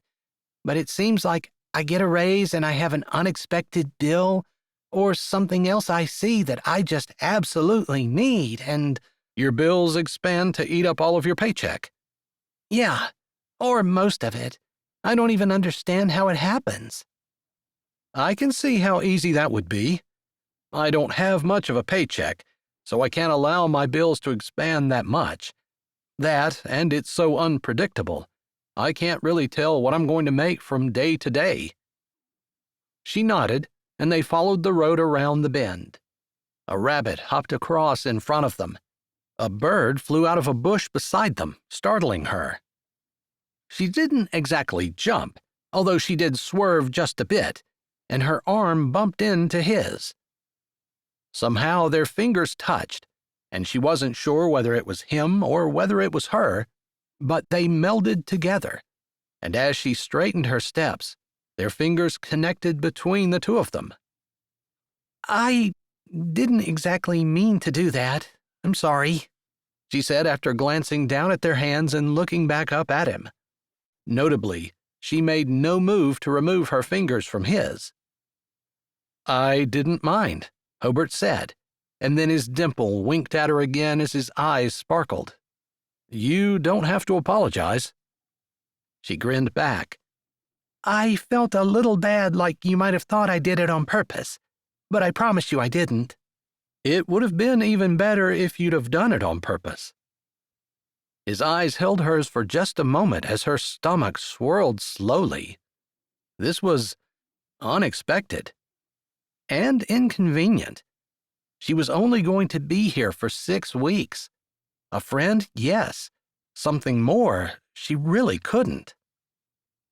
But they were holding hands now, and his hand felt strong and capable, and it made her feel like he was someone she could depend on, someone she could lean on when she needed to.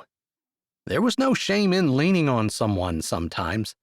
The Lord gave fellow humans to walk the path of a life with a person.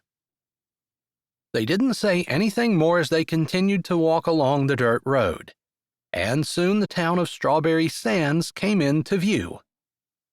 Griff owns the diner, and he almost always has some kind of strawberry special going on. Plus, he's an excellent cook. Oh, really? She said. How do you know? Not that long ago, maybe a year or so, my boat broke down when I wasn't far from Strawberry Sands. After I spent 6 hours working on it, I finally got it going, and I probably should have gone straight home, but the town looked so inviting, and I was hoping I could find something to eat there. Barry had taken one of his rare trips to go see relatives on the East Coast, and I knew there wasn't going to be anything waiting for me at home, and I hadn't saved any fish back because I thought I was going to be home in plenty of time to make something. She felt bad that he was all alone, but before she could say anything, he continued. I ended up stopping, and I found Griff's. It was so good, I stopped several times since, and he's always had something really delicious. Plus, he's a nice guy. A nice guy, she said, slanting her eyes over at him and wondering what kind of man Hobert considered a nice guy. You can tell me I'm wrong after you try his food. He opened the door, and she walked in the diner, bells jingling over her head as she did. She glanced around. There was a sign that said, "Seat yourself," and she glanced back at Hobert with her eyebrows raised, asking if he had a preference. She didn't need to say anything. He seemed to know what she meant as he shrugged his shoulders and said, "Wherever you want." She chose a booth by the window and slid into it. He slid into the other side, and she again thought about how odd it was that they just met. Yet she felt like she knew him better almost than she knew her friends in Chicago. Definitely better than she knew coworkers she'd been with for years. He was just so easy to talk to and get along with. The waitress came, took their drink orders, and told them that the special was Marry Me Chicken. After they both said they'd take the special, She winked and said, "Be careful, because it's been known to get more than a few people hitched in a very short amount of time." She sashayed away. Amara widened her eyes as she laughed. "Well, good luck with that. Since I work in Chicago and I have zero plans of commuting back and forth to Raspberry Ridge, that's almost 3 hours of driving one way, and it's just not gonna happen." She laughed some more to keep her comments light. "And I know you're not moving to Chicago." There, she said it. Sure, she held his hand, but nothing else was going to happen. They were just friends. You know, sometimes life has a funny way of turning things on their side, and things you never thought were possible end up happening. It made her uncomfortable that he didn't agree with her. He was supposed to laugh and say, yeah, maybe in the next life it would be nice, or just something silly and impossible, and a nod at the idea that they liked and respected each other, but nothing more. He didn't know how to play that game, apparently, or maybe she knew how to play it too well. Regardless, there wasn't much idle chit-chat between the two of them as they waited for their food. Amara had to admit, though, it was the best thing she'd ever eaten. It was so good, and apparently the waitress had said that Hobert was there, or maybe Griff just made a point to come out and talk to people, because they weren't finished with their meals when Griff and his wife came out and greeted Hobert like he was a long-lost friend. "It's been a while since we saw you. I was hoping you hadn't hung it up. I know some fishermen who have. It's not an easy way to make a living," Griff said, holding his hand out for Hobert to shake. "It's not, but it's definitely the best way for me. I suppose I won't be hanging it up until I don't have a choice." He nodded across the table. "This is Amara. Amara, this is my friend Griff and his wife Chai." Chai said, "It's so nice to meet you. It's really fun when Hobert stops in. He always has some tale or another, and he keeps inviting us up to Raspberry Ridge, but we haven't quite made it up yet." Griff grinned at her. "Someday." They nodded at each other, and after chatting for a bit more, they moved to another table and chatted with some other patrons. "Was I right?" Hobert said a little while later as he held the door open so she could walk out of the restaurant. "You're right. It was definitely worth the stop. In fact, it makes me want to come back." They serve different things on different days, so I can't guarantee the Marry Me chicken again, although I'm not sure it's going to have any effect on us. She almost said, "I hope not," but that wouldn't have been quite true. It would be nice if the Marry Me chicken truly had some kind of magical powers that made all of the obstacles between a couple disappear and made it easy for them to make a decision to fall in love and get married. "Effect?" she asked, thinking she knew what he meant, but somehow wanting to make sure. "To make us fall in love?" Hobert asked easily as they started walking down the sidewalk. She wasn't quite sure when it happened, but his fingers had wrapped around hers and laced together. She liked it and didn't try to pull away, although it made her a little sad. "I think so. I mean, there's attraction, which isn't really something you make a decision about, but love? Yeah, the Bible clearly commands us to love people, so we must have the ability to make a decision about it." "Or to make the decision to not," he suggested. She nodded, thinking about that. "Maybe the way your mother decided not to love you, it wasn't your fault, it was hers. She made that decision." "Yeah, and I guess it was up to me to make the decision to not allow that to determine the trajectory of the rest of my life. It took me a long time to figure that out." Children don't have the same ability to reason that adults do. They just see things from a different perspective and process them differently as well. Yeah, I suppose the thing I've worked the hardest on is forgiveness, though.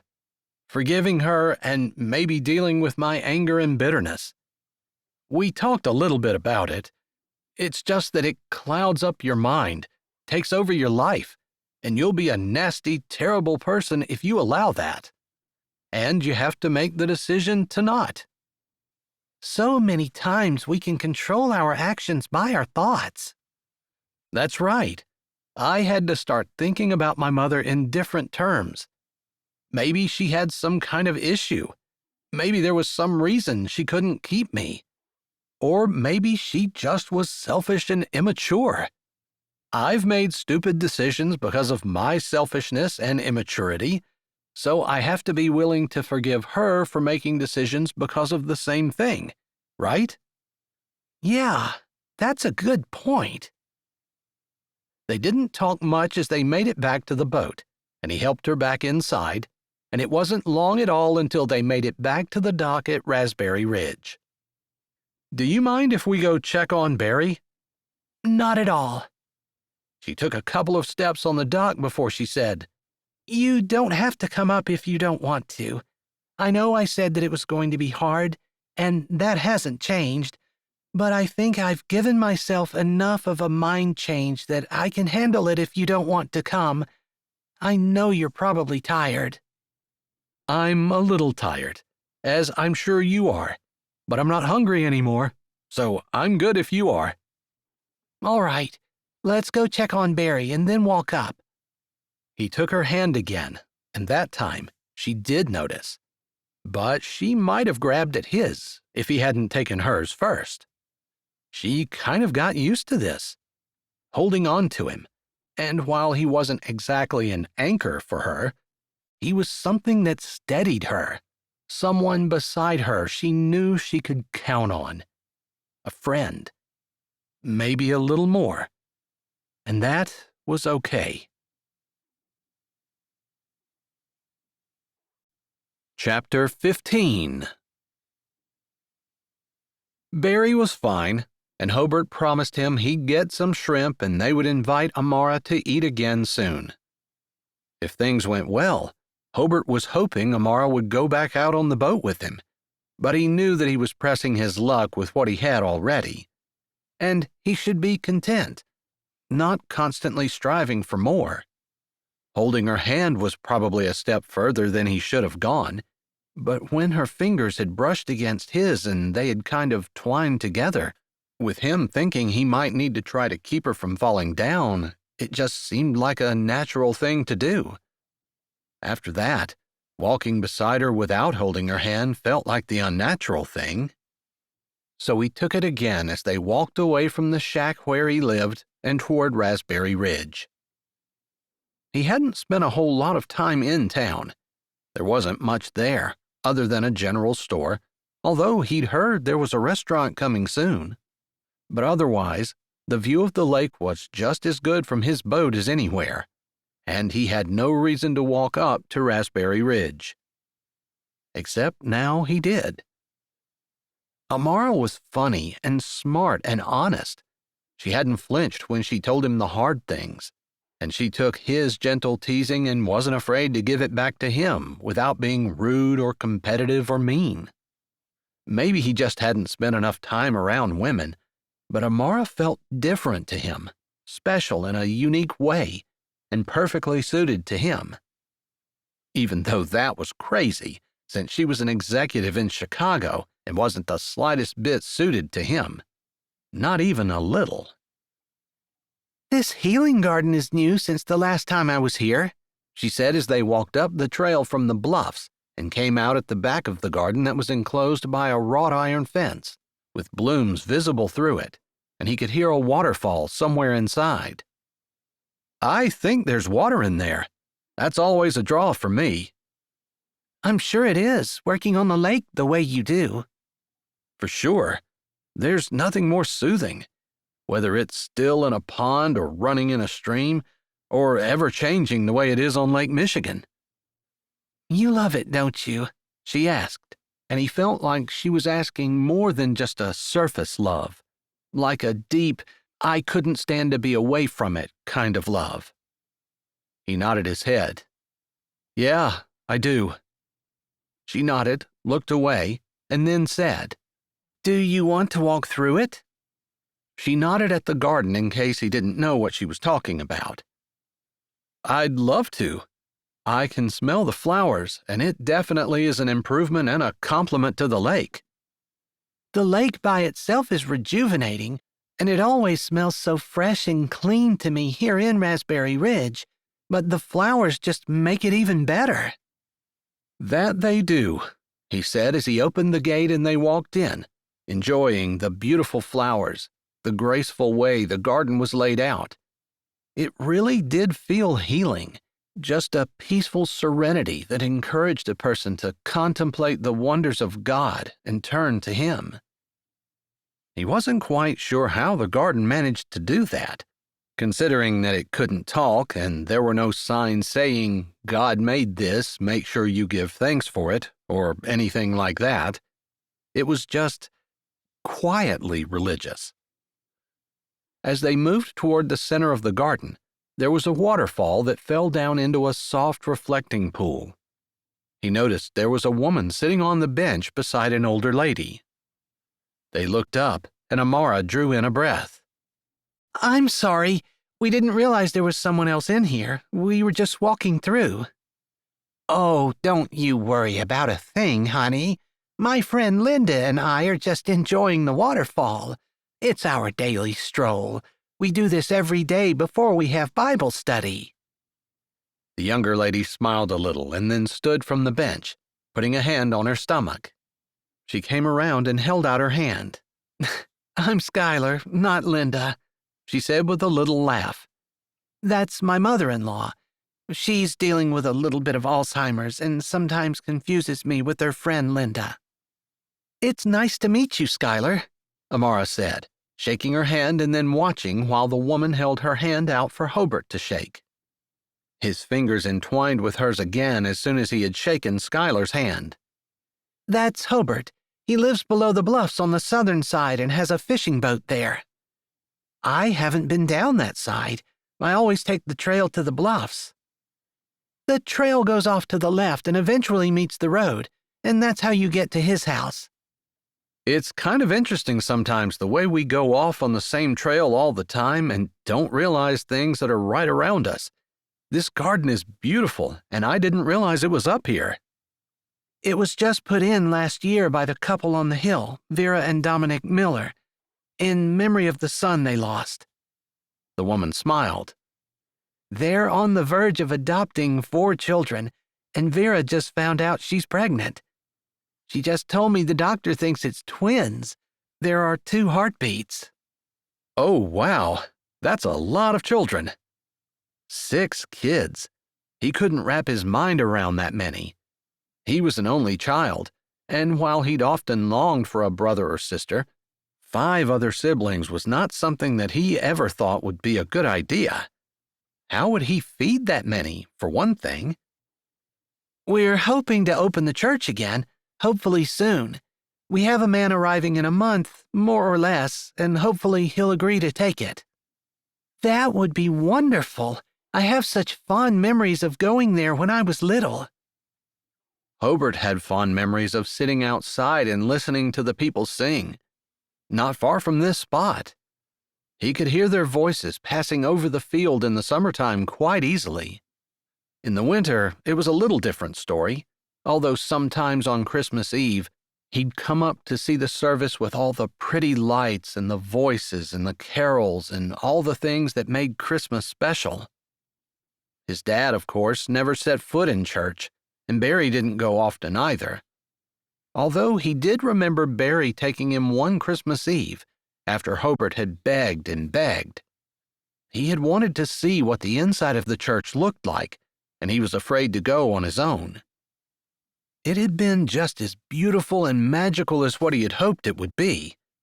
It was kind of hard to go back to the dingy shanty after that, but he kept his memories warm and sweet inside his chest for a long time when he was a kid. The ladies were done chatting, with the older woman sitting on the bench, seeming entranced by the water, and Skylar confiding that, "The water seems to calm her. Sometimes she gets a little upset because she doesn't recognize where she is or know anyone. She wants to go home, but I'm not sure exactly where she means by home, because she's still in the only home she's lived in for more than 50 years. She paused and then said again, "She's such a sweet lady. It's been difficult to watch her go downhill. It's so nice of you to take care of her. I'm sure your husband really appreciates the fact that she's in good hands." "It's the least I can do," Skylar said and didn't elaborate any more. Hobert was pretty sure there was a story behind that, but she didn't offer it, and he and Amara continued walking along the path, watching where the water flowed around and created a little rippling stream, then the more strident sound of the waterfall. "Are you ready?" Amara said as they walked back to the gate. "I am, although that was a nice place. I think I'll be back." "I'll definitely be back. It was beautifully designed and planned. Someone put a lot of thought into it, although it's sad to think that it took the death of a little boy to inspire such beauty." "Maybe that's an example of something good coming out of something bad," he said as he closed the gate behind them with a soft click.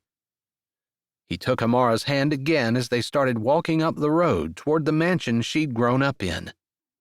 It had been a while since he'd seen it, and of course he never looked at it through the eyes of someone who knew someone who lived there. How different their homes were. She had a mother and father who loved her. He didn't have a mother, and his father was a drunk. His best friend was an old man who lived on a boat. Beyond that, he lived in a one-room shack, while she lived in a huge, beautiful mansion with everything money could buy. Up on a hill where everyone could see them, while he was down below, and people didn't even realize he was down there. She had been in the church. He had been outside, feeling like an outsider, but in the grand scheme of things, God loved him just as much as he loved Amara. He'd figured that out a while ago, and while Amara's life might have seemed like it would set her on a better path for success, he thought that maybe he had figured out the important things in life before she had. That it was family, or what passed for family. For him, it was Barry, and making sure he spent time with him, taking care of him, and not working himself into the ground to buy things that he didn't really need, but taking the time to appreciate his life, appreciate the people in his life, and to be content with what he had, enjoying the little things like the sunrise every morning and the sunset in the evening, and the cool fingers of a woman he admired clasped in his, and her presence beside him. As long as he lived, he would cherish this time. Chapter 16. Amara held tight to Hobert's hand as they took the last steps up to the back porch, and she stood and looked at the door. Feelings of anxiety churned through her, and she took a couple of calming breaths. Knowing that talking to Hobert would ease her mind, she turned to him and said, "It's interesting to me that you and I have known each other such a short time, and yet having you beside me eases my mind more than I can say. So I'm a little nervous, but I feel like I have a friend holding my hand." She grinned, lifting up their hands. "And letting me know that everything is going to be okay. I really appreciate you being here beside me. It's so much easier than it was. Was it only yesterday?" "Yeah, a lot has happened." He laughed. "The day feels a lot longer when you started at 2 a.m. It sure does. We're going to have a beautiful sunset. Maybe we can be sure to sit out on the patio and watch it. It's a beautiful view." "I can only imagine. Sometimes when I come into the dock, I see this house sitting up on the hill and think about what a glorious view they must have. But I guess I never really wanted it. I was always happy with the view that I had from the boat. I guess I never thought that there could be a better view. Maybe I'll find out differently and get spoiled." "And it will be all my fault. Sorry about that," she said. "No apology necessary. The company is worth whatever price I have to pay later." She wondered if that was true. He was big on not paying prices later. He seemed to be all about paying up front. She would feel bad if there was a price for him to pay for this time, especially since she was the one who seemed to benefit the most from it. Although she appreciated the fact that he was there with her and clung tightly to him as she put the key in the lock, the familiar click causing her to bite her cheeks and take another deep breath. She turned the lock, then tried the handle, and the door opened. "Here we go," she said. She walked in slowly, and he walked in behind her, holding on to her hand. Even when she might have pulled away, and she appreciated the fact that he wasn't going to let go. Everything looked the same in the small mudroom that was off the kitchen. It was a place where they kept their jackets and coats, and there was a bathroom along the side as well. She didn't look in, assuming that it was probably the same, but if she remembered, it was painted an odd color of mustard yellow. It might be a room that she needed to paint before they could put it on the market. They stepped into the kitchen, pushing the door open, as the familiar coolness enveloped her. The expensive tile floor, a blue-gray color that felt cool and inviting at the same time, always kept the room a constant temperature. If she recalled correctly, there was radiant heat in the floor, and in the winter, the floor was warm despite the tile. It was a huge kitchen with a double oven, a massive 6-burner stovetop, and 2 refrigerators, one on each end. There was plenty of cupboard space, a sink in the island, and another sink in front of the huge window that looked out over the lake. Wow, Barry would love to cook in this kitchen, Hobert said from behind her. "I don't think I ever made anything in this kitchen. We had a housekeeper. She made all of our meals. If she had the day off, she'd cook something extra the day before, or we went out to eat. It wasn't a room that I ever really worked in at all. But thinking about it now, she probably loved standing at that sink looking out at that view." "It's a beautiful view, especially in the evening when the sun is setting like it is now." "Let's go outside and sit on the patio," she said softly, wanting him to be able to see the sunset, which she knew he would appreciate. She had sat out on the back patio multiple times, enjoying the view and sunset, and she knew it was glorious. As much as Hobert loved those things, she wanted him to get to experience it. And indeed, he did seem entranced as they sat in silence, both of them in the comfortable patio chairs that had been there for as long as she could remember. The people who came to clean every 2 weeks or so must have kept them from getting the grime and mildew that so often ruined patio furniture. They looked like they had been freshly scrubbed. Maybe one of her sisters had told the cleaning service that they were coming, and they had spruced everything up for them. "I think you're right. I think this view is definitely better than I had imagined. I might have trouble being content with just watching it from the dock from now on." "You can come up here any time, although I guess I shouldn't say that because my sisters and I are cleaning it out so we can sell it. But until we do, you're welcome."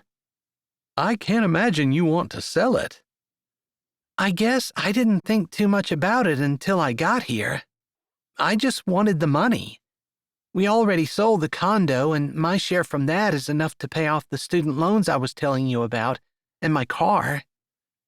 "I suppose this will be like what we were talking about, that you wanted to be wiser and actually start saving." "Yeah, I suppose it will be. Although, I don't know. I keep trying to figure out a way to be able to stay here, but it just doesn't compute," she said, not really knowing what she was trying to say other than she wanted to quit her job, but she knew she couldn't. She had the lease on her apartment, which she had for 5 years, so maybe her landlord would be a little understanding if she tried to get out of it. But did she really want to quit her job? The idea hadn't even entered her mind until she'd come here. They say you shouldn't make any big decisions within a year of a major event in your life. So, as much as I'd like to counsel you that, yeah, you need to get away from the big city and come back to small-town life, I suppose that conventional wisdom says the exact opposite. Give it 6 more months. I'll take that into consideration. Although I loved my parents, I wasn't that close to them. It just feels like my foundation was knocked out. But it probably wasn't as big of a blow as it would have been if we had been a tightly knit family. You know, the kind of family who actually liked each other, instead of just spending time together because we had to. She shrugged her shoulder and tried to pretend it didn't matter. My parents were also highly involved in their businesses, and sometimes I felt like we were, maybe not in the way, but an inconvenience at times. Not all the time, just sometimes. I guess I can relate to that a little bit. She felt a little bad for even saying anything. He had been through so much more. It didn't even compare. You definitely know, even more than I do.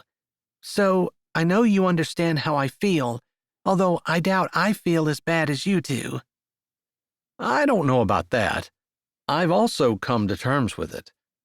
I sometimes wish that things had been different, but I know I wouldn't be who I am today if it weren't for the way my childhood went. And while I wonder if maybe I'd be better, I know that those things aren't up to me. I can only use what I've been given and make daily choices that help me become the man I want to be. You've mentioned something like that several times, and I agree. I need to make better choices. It was full dark now. The sun had gone down below the lake, and she kind of wished she didn't have to look at the rest of the house in the dark. She also knew she had to bid Hobert goodbye. He had to be up early tomorrow morning to go back out on his boat. I really appreciate you coming today. I appreciate you letting me go with you, letting me sleep on your boat, feeding me twice, and just everything. Everything.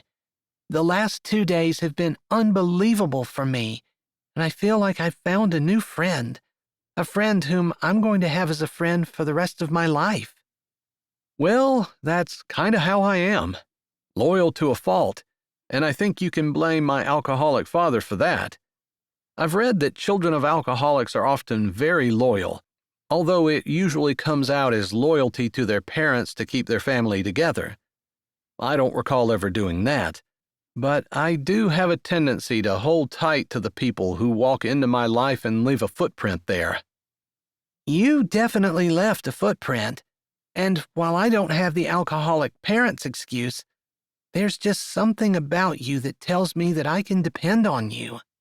And I want to be that kind of person for you right back.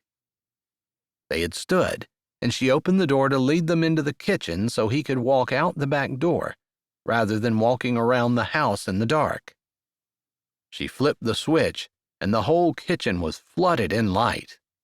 Whoa, that was a change, she said, switching another light switch until the lights under the cupboards came on, and she switched the big overhead lights out. There are outside lights to light the path you have to go back down. Are you sure you're going to be okay? She had been talking, working with the lights, fiddling with things, trying to keep her mind off the fact that she hadn't gone through the house yet, and now it was dark. But she'd relied on Hobert long enough. I'm fine. You have to get up early tomorrow and go to work. I don't want to keep you anymore. In fact, I feel really bad because you're going to have to walk home in the dark. I didn't think about that when I asked you if you wanted to stay and watch the sunset. In fact, I think I insisted. I wanted to, and if you need me, I'll stay longer. It's not going to be the first time I didn't get a full night's rest. I don't want it to be because of me. You go, and if I need you, I have your number, remember? You'll use it? I will, She promised, knowing that she probably wouldn't unless she really, really needed to. But if she did, she would. She thought about giving him hers. It just seemed like something that friends would do, but she didn't want to hold him up more, after already keeping him so long. He had the long walk home, and then Barry would probably want to talk, although maybe he would be understanding and just let Hobert go to bed. "Will I see you again?" he asked as he made it to the door, his hand on the knob. "Come up any time," she said, and she hoped he could see from her face that she meant it. He lifted a hand and put it on her cheek, and she resisted the urge to press her cheek into the palm of his hand, allowing him to cradle it and give comfort that way. He gave a little smile, and then he said, "Thank you so much. It was the best 2 days I've had in my life, I think. Thank you." In his life? But then when she looked back over her life, she realized that they were probably 2 of the best days that she'd ever had as well. "I could say the same," she said sincerely. He searched her eyes and seemed content at the honesty there. He smiled a little. "Then we'll have to do it again." "We will, or something new and better," she said, lifting her brows and smiling. "I'll be up," he said easily, opening the door and giving her one last glance before he slipped out into the night. She remembered she was going to turn some lights on and raced around, trying a couple before she found one that worked. Content that he wouldn't trip and fall at least, going down the sidewalk of the property, she made a note to turn the lights off later and turned around to go back inside. Chapter 17. Amara turned around and looked again at the kitchen, a room that was rather unfamiliar to her. Other than coming in to take a cookie out of the cookie jar or grab something in the refrigerator to eat, she hadn't been in it much, as she'd told Hobert. She couldn't believe that she hadn't appreciated this gorgeous room when she lived here. Of course, doing any kind of work in the kitchen wasn't something that was expected of her when she was a child.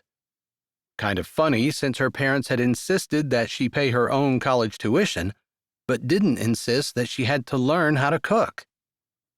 Maybe somewhere along the way, her parents had gotten their priorities mixed up. Again, she wondered why they might have forbidden her to talk to Hobert. He was one of the most upright men she'd ever met. Why would her parents have such a problem with him? The question nagged her a little as she walked through the kitchen into the formal dining room. They had spent a lot of time eating in there, but it typically was quiet. Sometimes her parents were on their phone dealing with different problems that came up in their business, and she and her sisters often fought. They had become better friends since they'd moved out and didn't share the same house anymore. The walls were a dark green, and she wondered who in the world had decided to paint them that color. The house would never sell with walls that color, although the floor was nice, an oak hardwood that brightened the room up considerably. A soft, creamy yellow or even a light gray-green would go much better than the grumpy, dark color that was on the walls now. Maybe she wouldn't have been so anxious about walking through the house if the walls had been a little more welcoming. And then she walked into the living room and cringed. She'd forgotten about the hideous red on these walls. Her mother was a lot of things, but a designer she apparently wasn't.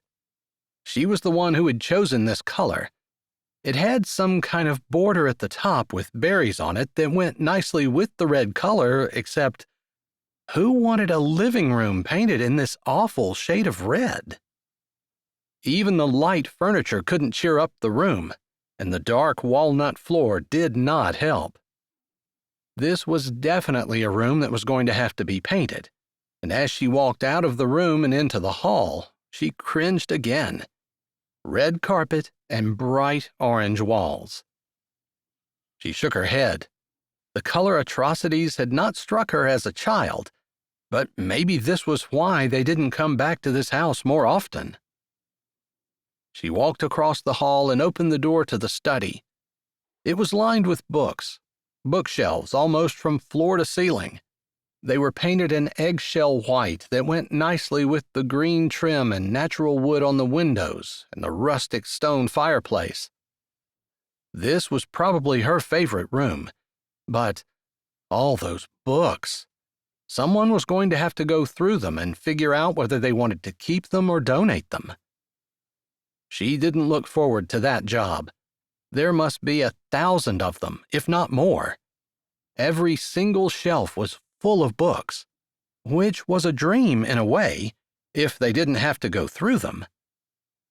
Through the study, there was another door that led to another bathroom and the playroom that the girls had turned into a study of their own when they had gotten older.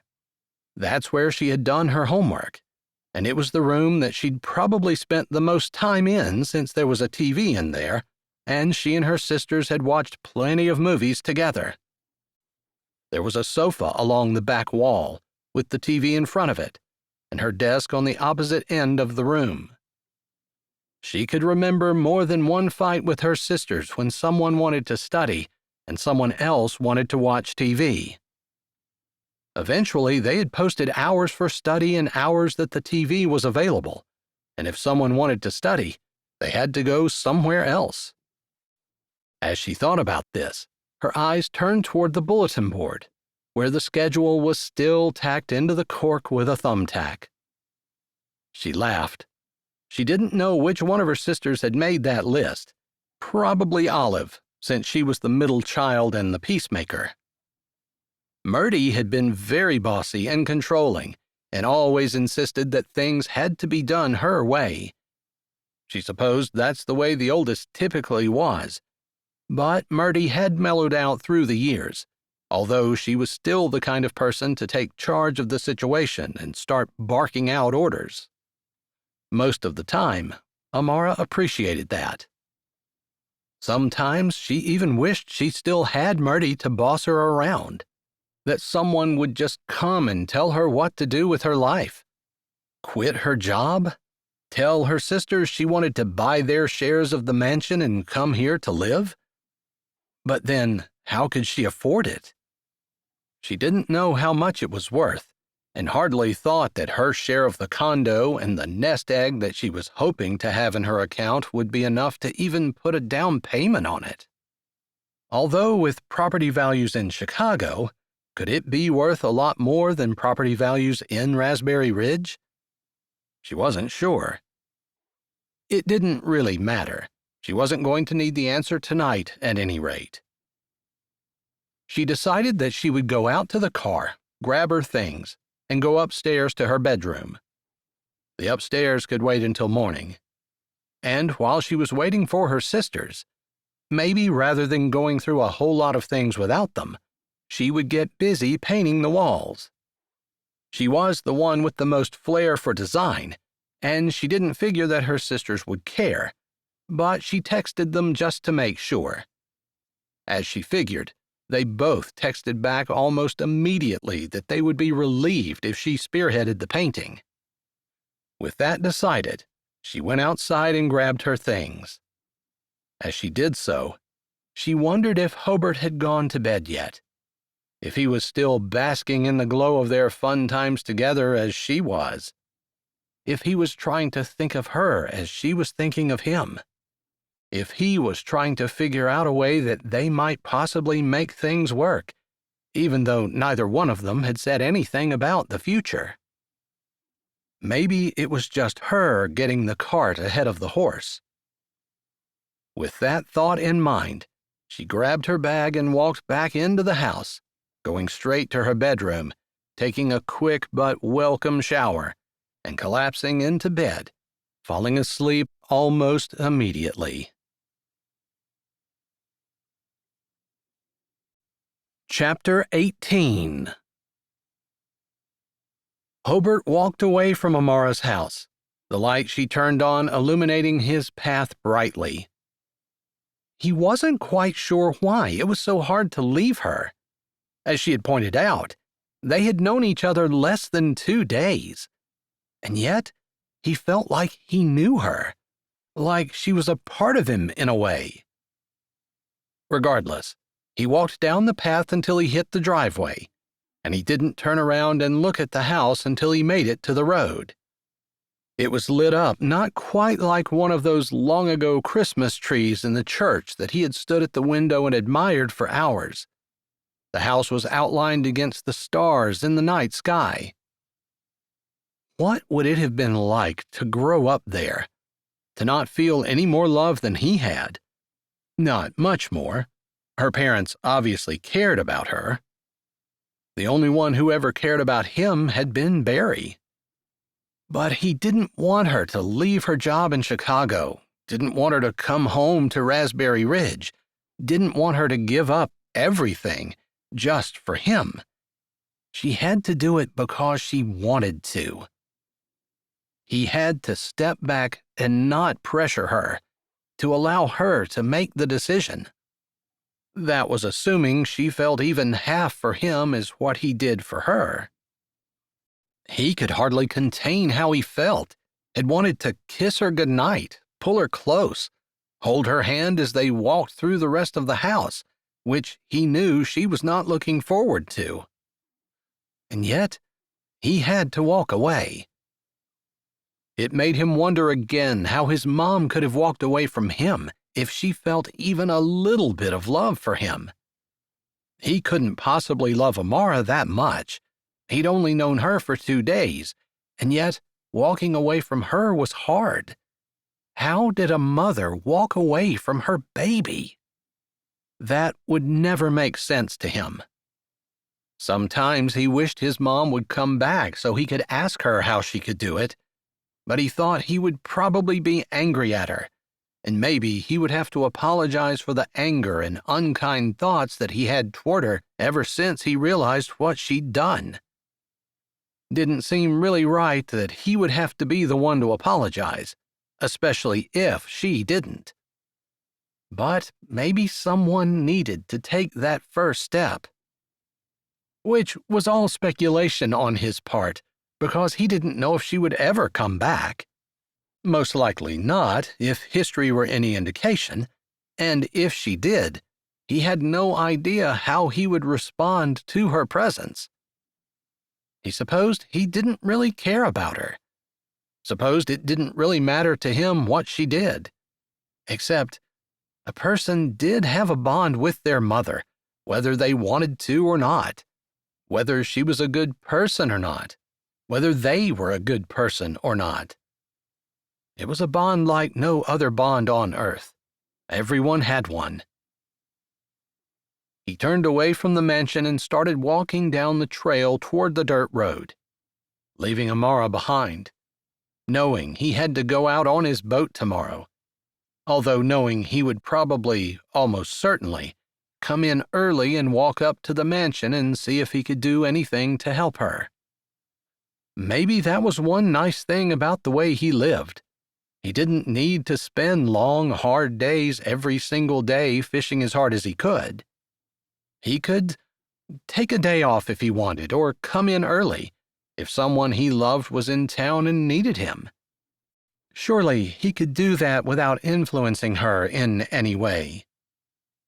Lord, help me stand back and allow her to make the decision that's best for her, and not pressure her to make the decision I want her to make. Of course, he also didn't want to stand back so far that she didn't know that he cared, didn't know that he wanted her, didn't know that he was concerned about her and wanted the very best for her. He didn't want to stand so far back that she didn't have a clue how he felt. But maybe he should just let things move along as they naturally did and not focus on how he felt.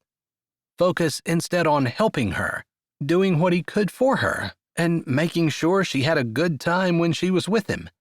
As good a time as what he had when he was with her. Smiling at the thought, he walked down the trail, hitting the dirt road with a happy heart. He didn't even feel that tired. He actually felt a little rejuvenated, like the good day had given him energy rather than taking it. Or maybe that was just being with Amara. Barry was still waiting up when he got to the shack. He wasn't even in bed but was sitting outside on one of the chairs, his feet propped up on a log, his head tilted back looking at the lake and the stars. "Late night," Barry said as Hobert walked into the light cast by the dying embers of the fire and took a seat beside Barry, where he could also look at the lake and the stars. It was a good night, he said, unashamed that he had spent it with Amara. He hadn't done anything wrong. "You know you're probably just courting trouble," Barry said. "In what way?" Hobert asked like he didn't have a clue that he and Amara were completely opposite from each other and didn't suit at all, and that he was most likely going to get his heart broken. Not that he ever had an opportunity to have experienced heartbreak in his life before, and he figured that maybe he wouldn't be so blasé about it if he knew exactly how much pain he was facing. "Her parents didn't care none for you," he said softly. "Her parents are gone, killed in a car accident 6 months ago." "You don't say. Well, I didn't know that." "I didn't know it either until Amara told me today." "Was it just today?" "Well, that probably changes things a little. If they were still alive, they wouldn't allow her to have anything to do with you." "Do you know why?" "Some things are better left buried." "What happened to your wife?" Hobert asked, remembering the question that he asked years ago and Barry wouldn't answer. "You told me a long time ago that you'd tell me when I was older. Am I old enough to know?" "I suppose, son." Barry shifted just a little as though the subject were making him uncomfortable. Hobert felt a little bit bad for bringing it up to begin with. After all, he loved Barry and didn't want to see him hurt. "You know, in life, there's a lot of things that go wrong. A lot of things that don't work out the way they should." Hobert hoped he wasn't just going to say that his marriage was one of those things. He knew there was a story behind it. Barry propped his elbows on the arms of his chair and steepled his fingers. "Back before I came here, I had a house, dreams of lots of children, and a woman who I thought loved me." He paused for a moment, and then he continued. "But she always wanted more. She was never happy with what we had, always wanted a nicer car, more clothes, a bigger house, a better everything. All I knew how to do was fish, and it got to the point where I was out in my boat day and night, trying to pay for the things that my woman wanted." Hobert didn't say anything. That was his biggest fear, and he wondered now how much of it was because Barry had beaten it into his head, teaching over the years, day in and day out, that he needed to be content with a little. "One day I came home, dead tired, first time I'd been home all week, been fishing round the clock, going into the dock when my hold was full just to empty it and turn around and go right back out. I stepped in the house, thinking my woman would be there, give me, do the things a man wants to do when he gets home, and—" Barry sighed. Hobert could guess where this was going.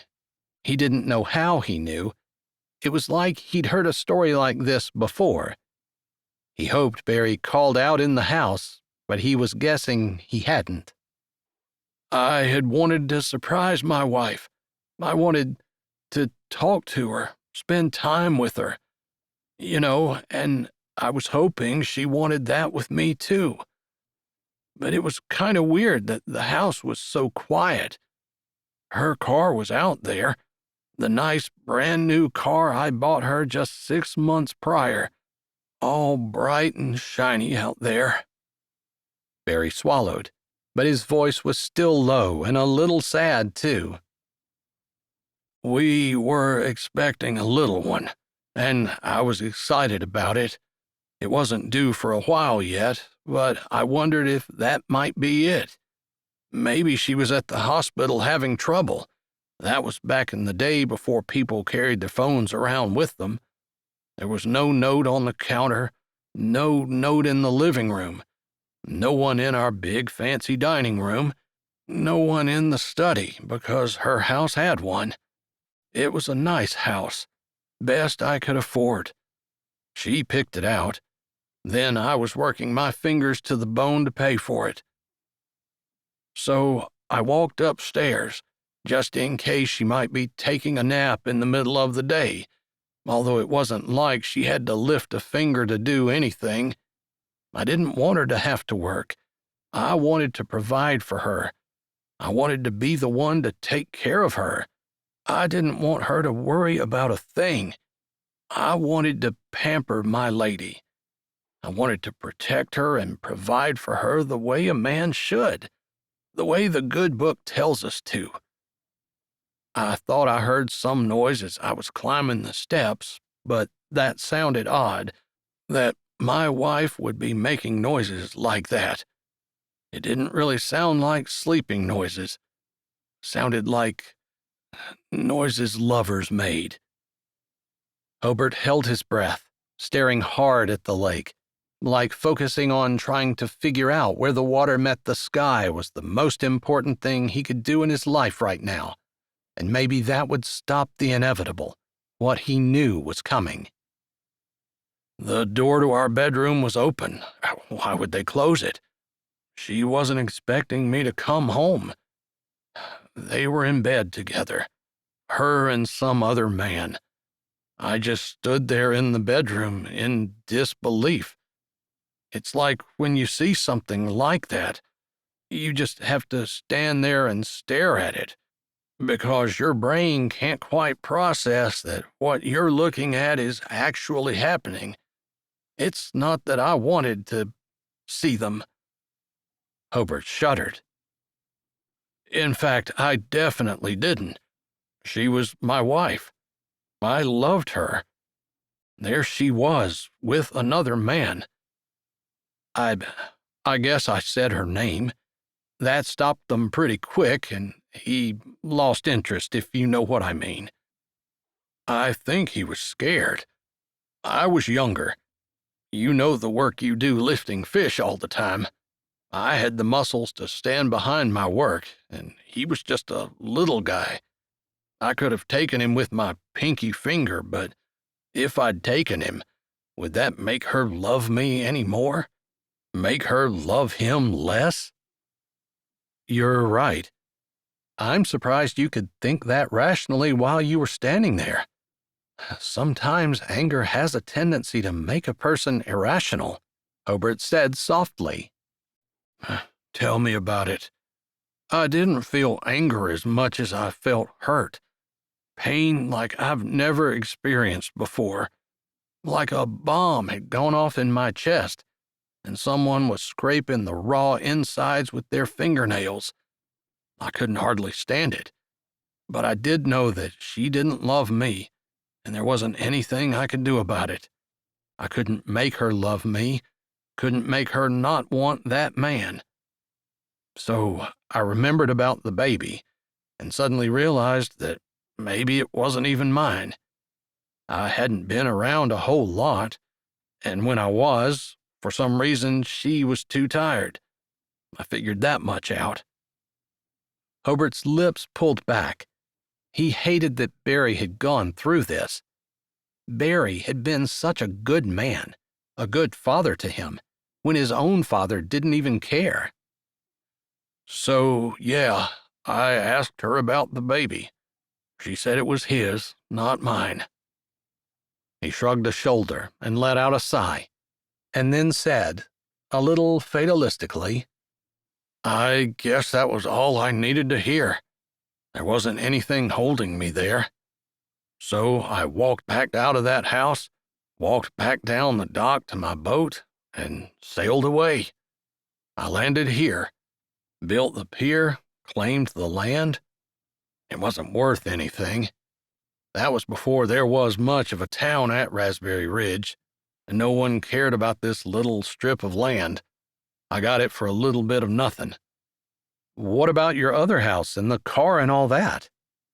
She sold it, and he paid for her car, I guess. She sold the house. It wasn't enough to cover the loan, and I spent a year or two paying for that. Why were you living in your boat when I met you? That's because I built this shack with your dad. Then he needed it for you, and I didn't care. So I just stayed on the boat. I kept an eye on you because I knew how he was, and maybe there were some reasons that he was like that. Are you going to tell me? Barry looked over at him across the embers of the fire, with the fading glow of the fire on his face, and smiled a little. I think maybe you need to be a little older before you hear that. Hobert laughed a little, although not with a lot of humor. He really didn't want to know. Now that he knew Barry's story, he understood why Barry hadn't told him when he was 10. Did you ever see your wife again? Nope. I have no idea whether she's even still alive. Maybe she's not with that man. Maybe she is, and they have a bunch of kids. I just know that sometimes a man marries a woman who's all wrong for him. A woman who's going to want him to give her more than what he can, and she's more interested in the money he can make than in the love they share together. I'm afraid Little Miss Chicago might be that for you. She's not that way. She's different. I guess you haven't been out in the world enough to know that's what they'll say. She's different. Everybody says that. Everybody thinks that. But the fact of the matter is, humans are pretty much all alike. Are there any women who are any good? Hobert asked carefully. He didn't believe all women were bad, and surely Barry didn't think that. I think there are good women, but I think trying to find one is pretty hard. Maybe you did, I don't know, Barry said, shrugging his shoulders and flattening his lips. I suppose the only way you're going to know is if you try and see. But a woman can lie. Just want to let you know that. And some people can change? Hobert asked, since Barry had brought the subject up. I suppose. I don't really feel like I've ever been the same. Feel like there's a part of me that's been shot, and I've been carrying the bullet around all this time. Maybe you need to forgive your wife. What do I need to do that for? She never asked for forgiveness. Because forgiveness is more about you than it is her. It's about not letting the anger and the bitterness inside of you rip you up, because she doesn't care. It doesn't bother her at all that she hurt you. She got everything she wanted. The house, the car, the other man. Yeah, I know. It seems to me I'm supposed to be giving you advice, not you sounding old and wise to this old man. Well, you can take it for what it's worth. You know I'm not someone who's walked around in the world much at all, but I have read my Bible multiple times. I told you, son, years ago, if you just keep the Bible and use it for your roadmap, you won't go wrong. I remember that. I didn't really understand since we never went to church or anything like that, but you're right about it." "That's what my mother told me. She was one of the good ones. A good woman. Loyal, helpful. She wasn't out to see what she could take from my daddy and use for herself. She was always giving. She probably gave too much." "Is there such a thing?" Hobert asked, wondering. The Bible didn't really say a person could give too much. There were no warnings or a given limit. It didn't point out the point where giving was too much, when a person needed to stop. There were plenty of commands to give, but no commands to stop giving. He pondered that sometimes when he brought his paycheck home, taking what he needed to buy food and groceries for them and giving the rest of it to Barry. He didn't know what Barry did with it. He didn't know if Barry had family somewhere that he was sending money to or what, but it didn't matter. He appreciated Barry taking care of him, and as far as he was concerned, he was going to take care of Barry until either he couldn't or Barry wasn't around anymore. "I don't know, son. I don't know," Barry finally said, after thinking the question over for a while.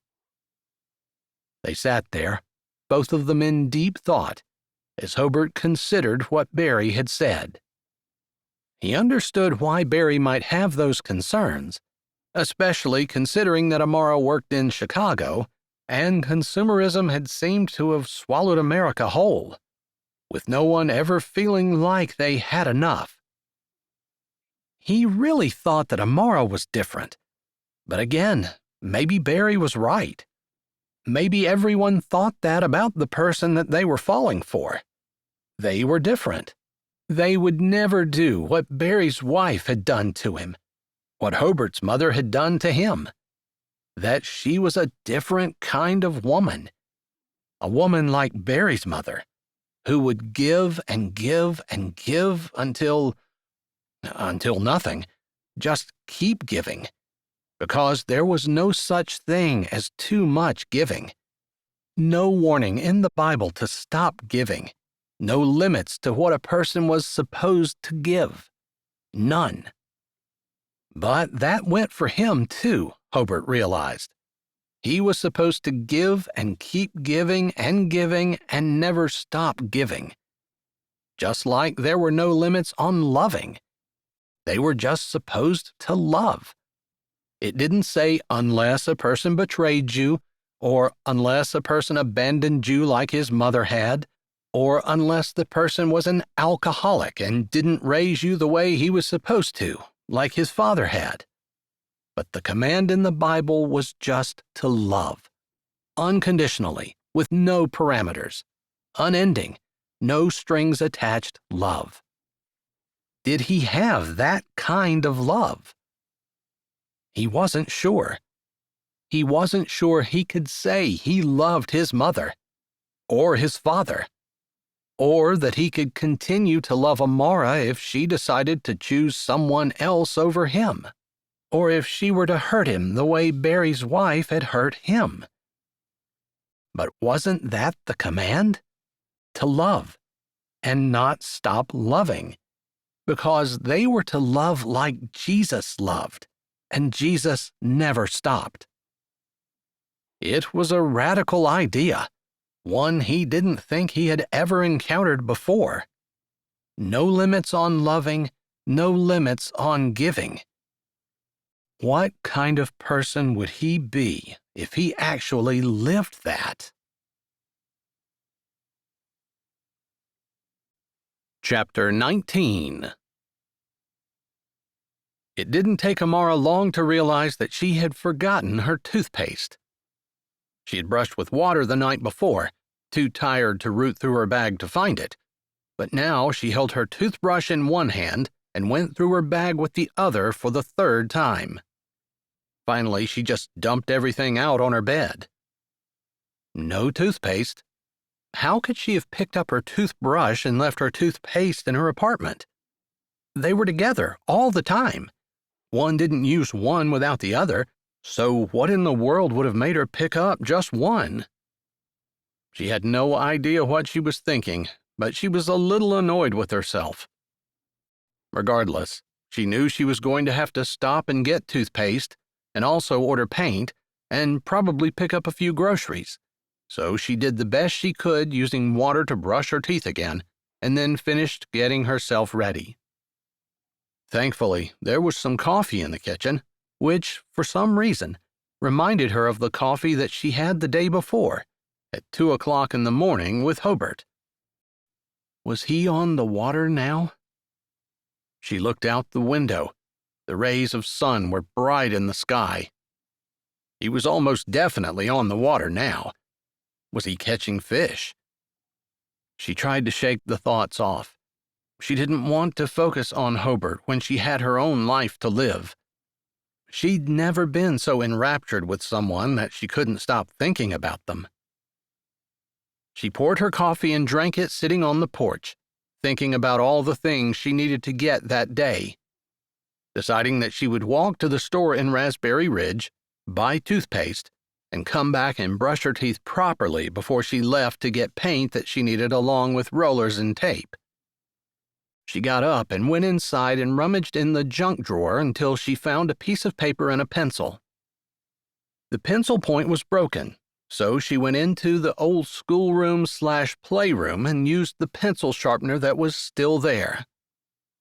Since their schedule was still tacked to the bulletin board, it made sense that no one had bothered to remove the pencil sharpener either. Walking back out to the porch, she made a list of the things that she needed. But first, she was going to walk downtown. A walk would do her good. Maybe it would clear her head and help her to stop thinking so much of Hobert. She had a life to live, except he was a good man. One it probably didn't hurt to think about, because there was a lot of integrity and character in him, despite the fact that he hadn't been brought up the way a normal person would have been. In fact, maybe the reason that he had so much integrity and character was because of his different upbringing. But that didn't really explain it. It was almost more like Jesus had his finger on that man. And Amara, more than anything, wanted a man who walked in Jesus' footsteps. That was something that Hobert was obviously doing, even if Hobert didn't sit around and preach about it constantly. He just quietly tried to do the right thing. The way he'd worked on forgiving his dad, the way he'd worked on his anger and bitterness that he had in his own life, knowing that it was something he needed to get rid of. The way he cared for Barry. The way he made sure to keep his bills paid. She admired the way he deliberately lived his life, according to principles and standards that lined up with what Scripture said. She considered herself a Christian, absolutely would say that she was if someone asked, but realized that she hadn't ordered her life the way he had, in a deliberate and mindful way to make sure that she was following the Savior. She wasn't even sure exactly what Jesus commanded, so how could she follow it? Determining that she would start to read her Bible, she put Bible down on her list and then realized that she could probably get a version for her phone immediately. So she took a few moments to do that, finding the King James Bible of her youth, the one that she had memorized back when she had done that type of thing, and downloaded it to her phone as she took her coffee cup into the kitchen and texted her sisters on the group text. The hideous colors of these walls hasn't changed since last night. Mom had zero taste. Rest her soul. I'm going to order paint this afternoon unless either of you have a problem with it. I'll start painting because that definitely needs to be done. I'll wait for going through anything until the two of you arrive. Hopefully soon. I can't stay on vacation forever. Love you. That was all she said, and she smiled as she hit send.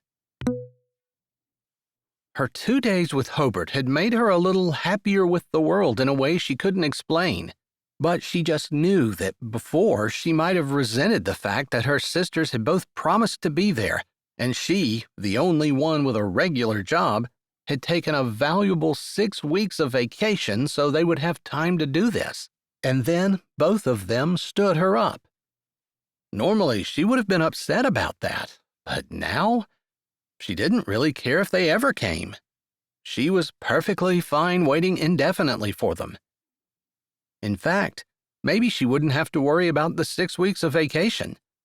Maybe they would stretch into forever.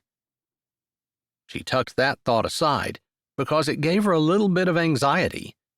Who quit their job, their good-paying, hard-fought, excellent job with a straight path and almost guaranteed raises every year and a position of management within the next 10 if she played her cards right, which she had every intention of doing?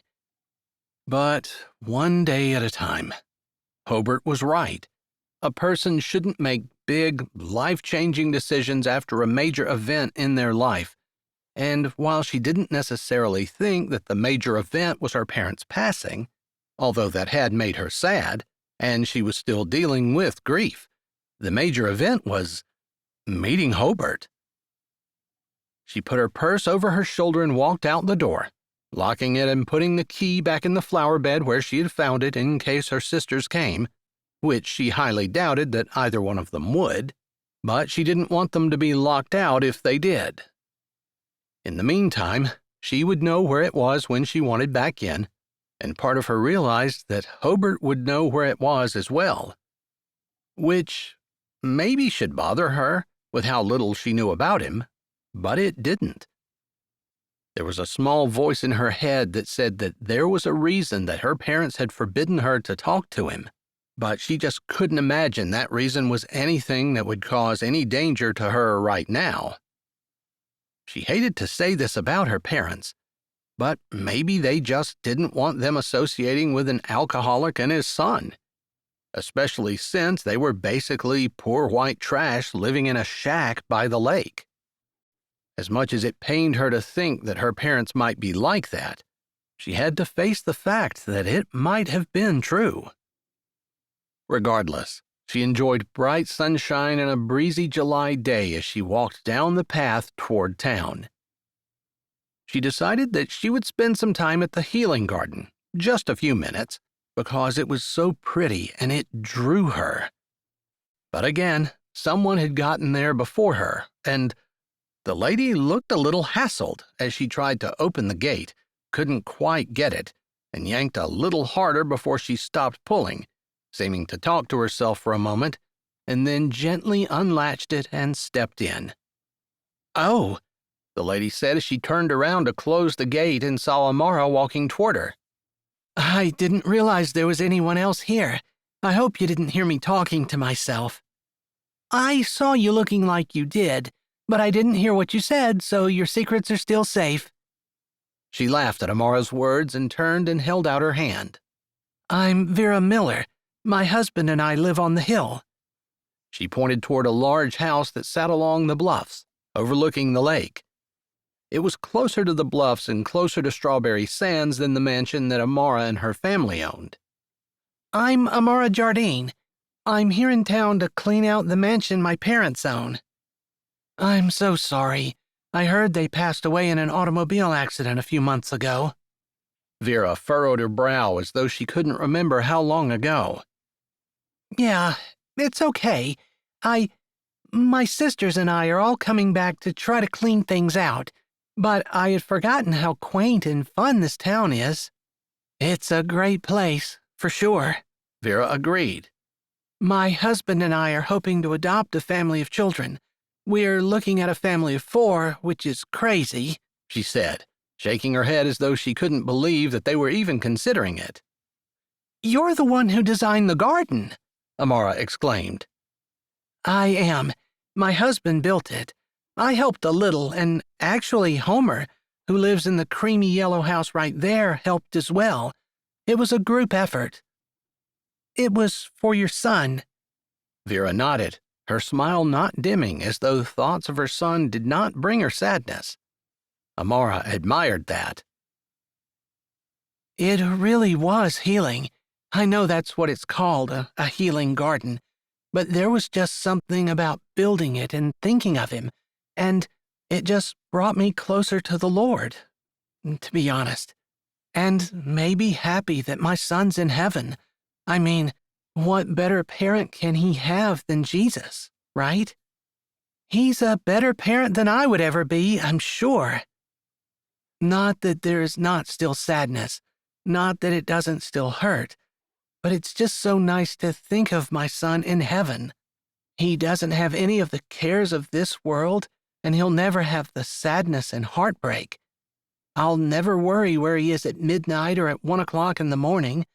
I'll never wonder whether he's going to get a job, or get fired from his job, or whatever. He's just happy. That's a really good way to think about it, Amara said, thinking that her parents were in heaven as well and probably happier than they'd ever been, although she could see her mom feeling down the folds of her white robe trying to find her phone. Since you designed it, I was curious about the crosses that are by the flowing water inside. Oh, I'm so glad you asked, Vera said as she led the way into the garden, talking about the crosses as they walked toward them. My husband and I were visiting our son's grave, and the first time I put flowers on it, I bought them for all the other children in the cemetery, any other kids that I saw who were under 10 years old, and I just thought of them as my son's friends. It's weird what grief does to you, I guess, she said as she lifted her shoulder, as though she was a little embarrassed to be talking about it. But Amara thought it was an awesome idea. That is so sweet. That's what my husband said, that he just thought of it like our son was playing with those kids.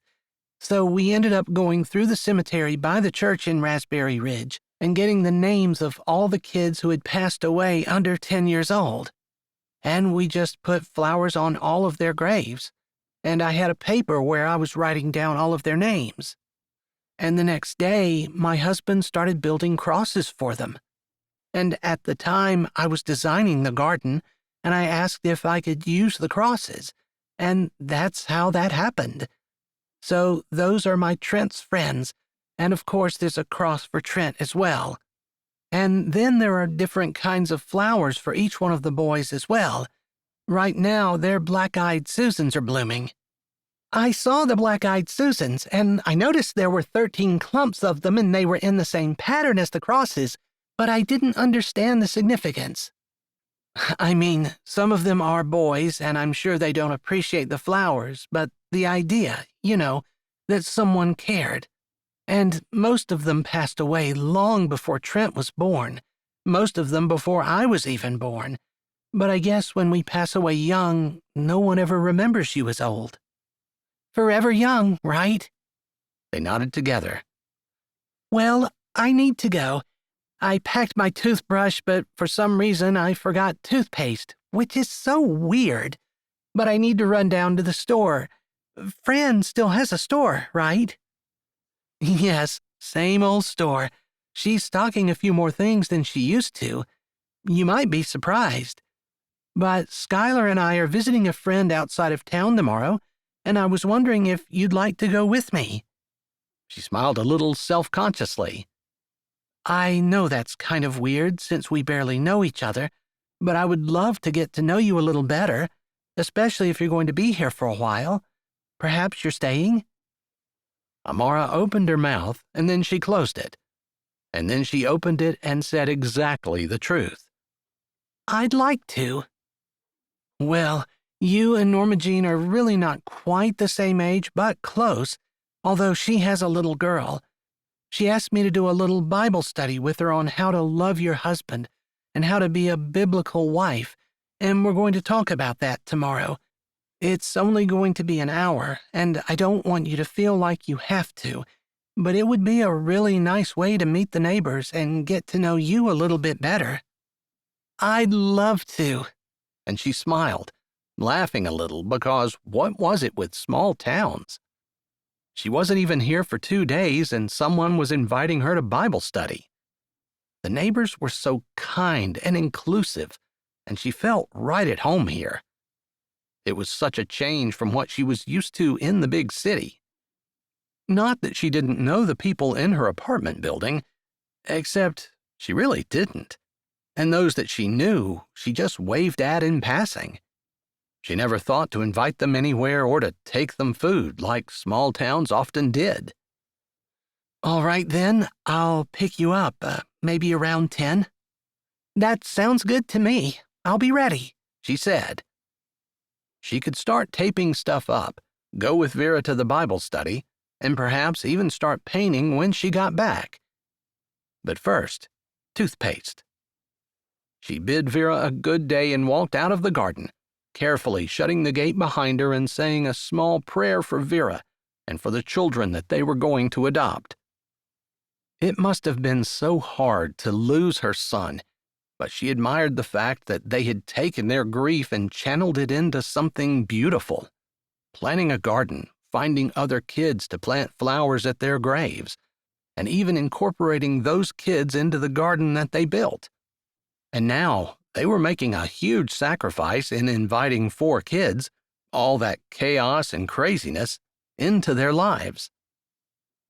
Would she be willing to do that? She was afraid the answer was no. She was so used to living for herself, alone in her condo in Chicago, looking out for her own needs, making sure she performed well in her job, and not really thinking about anyone else. She had never considered that her life was rather selfish. She hated to admit that and resisted that determination for a while, but there really wasn't any way around it. Because any way she looked at it, she had not been very generous with her life. Sure, she gave donations to charities, ones she felt would do a good job and spend her money wisely. But as for giving of herself, she really hadn't. Not much. But talking to Vera had been inspiring, showing her that maybe there were ways that she could be a blessing to people. If it would have been her in the cemetery, would she have gotten so many ideas and implemented them the way Vera and her husband had? It was so simple and yet so brilliant. They just had their eyes open for others, rather than focusing on themselves. And considering how deep their grief must have been, it was rather amazing. Walking on the sidewalk, she waved at Schuyler, who was walking again with her mother-in-law. They were coming in the opposite direction. She stopped to chat for a few moments, and then they continued on, with Gertie calling Schuyler Linda again. And Schuyler was okay with it, answering her and winking at Amara, like she was just keeping the lady happy and not worrying about whether or not she was using the right name. For some reason, everything seemed to be striking her in the way of showing her that she could be better.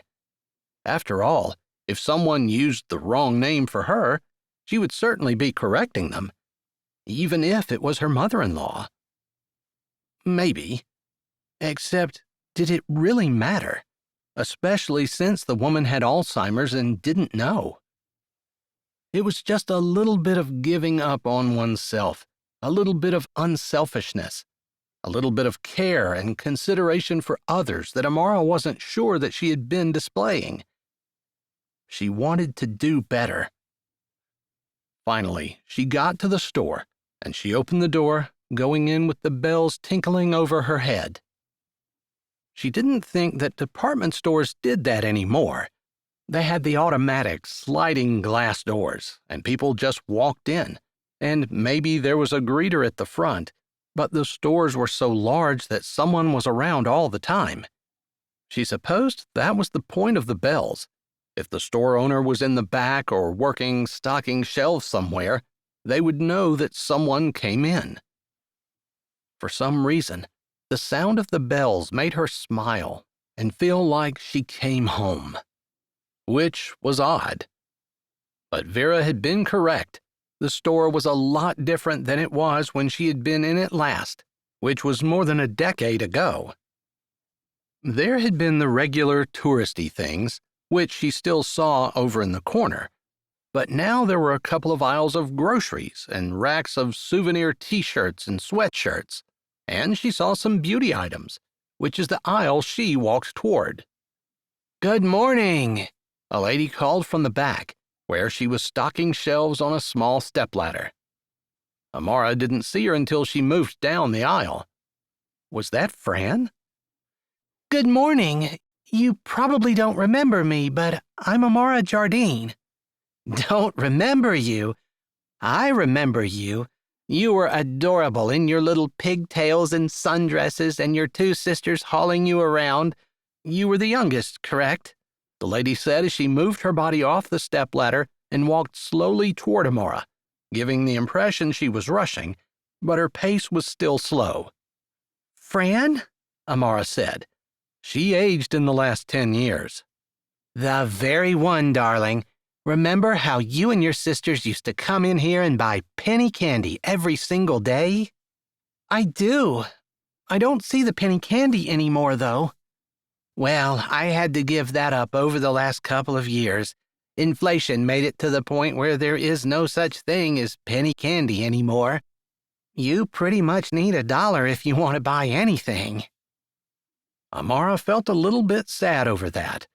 She had forgotten that until just then how much fun she and her sisters had as they came down, each clutching their dollar to their chest as they walked in and spent it carefully on candy in the store.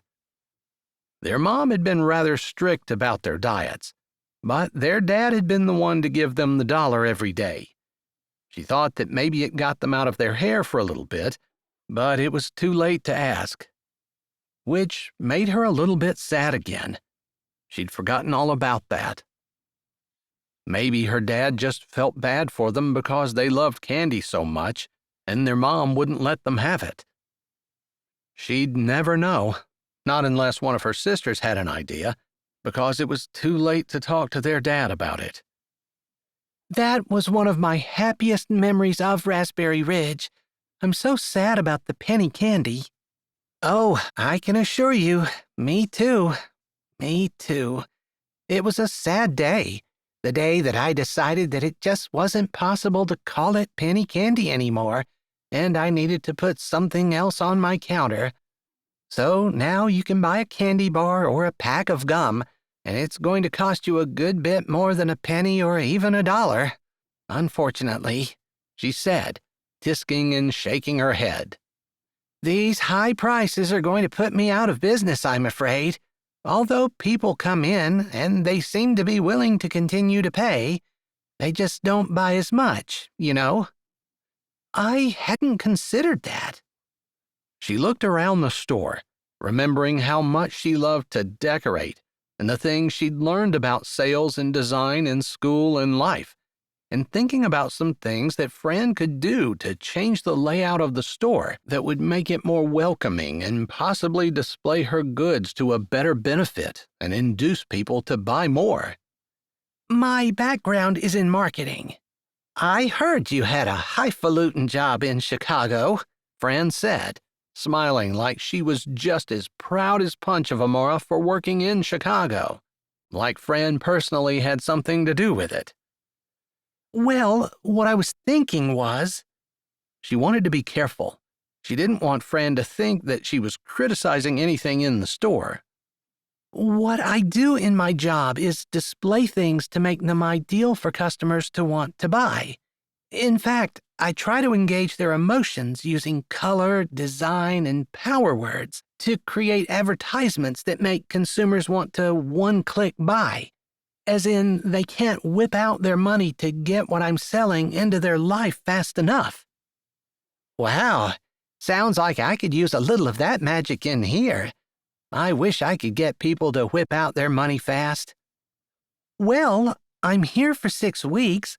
I would be willing to try to make a few changes using the things that I use in my job that might help you a little bit if you'd be interested, she said, hoping that her words came out the way she intended them and didn't sound like she was criticizing anything. How much would you charge for that, sweetie? Fran asked, as though money was an issue. I wouldn't charge anything, she said, and she couldn't believe how good it felt. I do it because that's what I love. Not necessarily getting people to part with their money and plunk it down just as fast as they can, but I love designing things and making them look good together.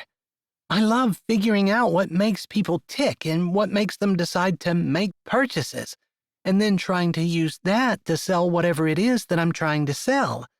It's just something I've always loved. It was true. She loved that part of her job.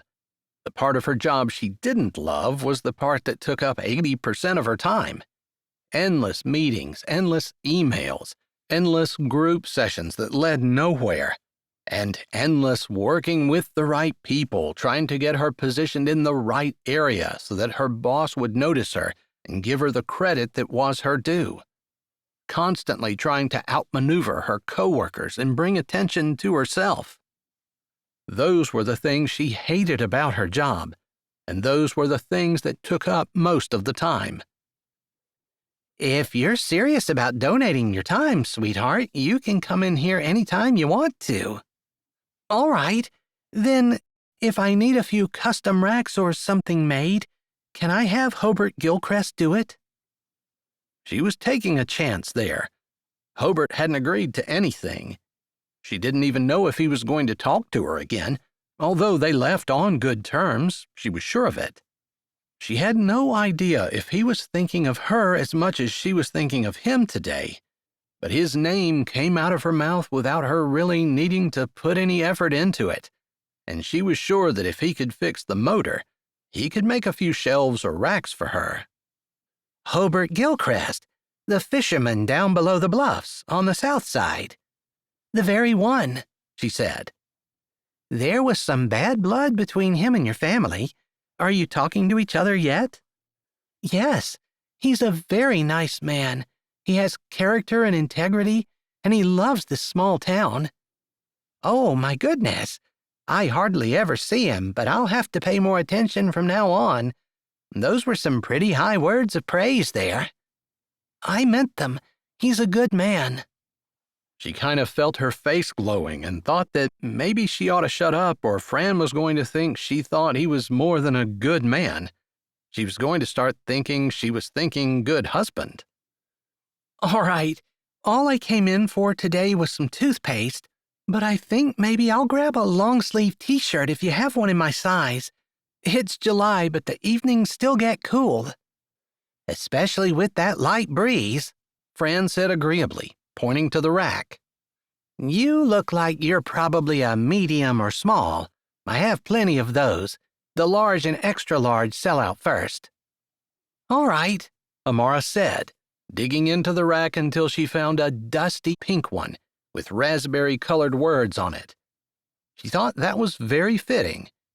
And then, on a whim, she looked at the men's sweatshirts, picking out a dark green one with the same raspberry-colored wording on it, one she thought looked like Hobert's size.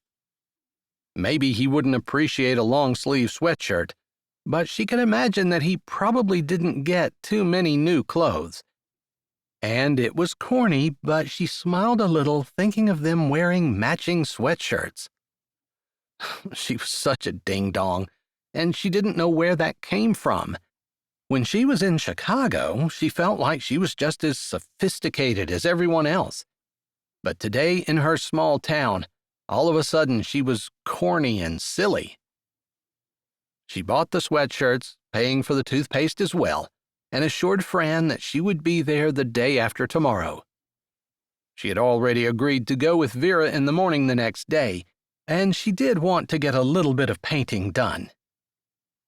With that thought in mind, she carried her small bag of purchases back down the sidewalk toward the driveway to her home, singing a little under her breath. When was the last time she had done that? Walk on the sidewalk singing to herself? People in Chicago would think she was nuts, or maybe she would have fit in even better.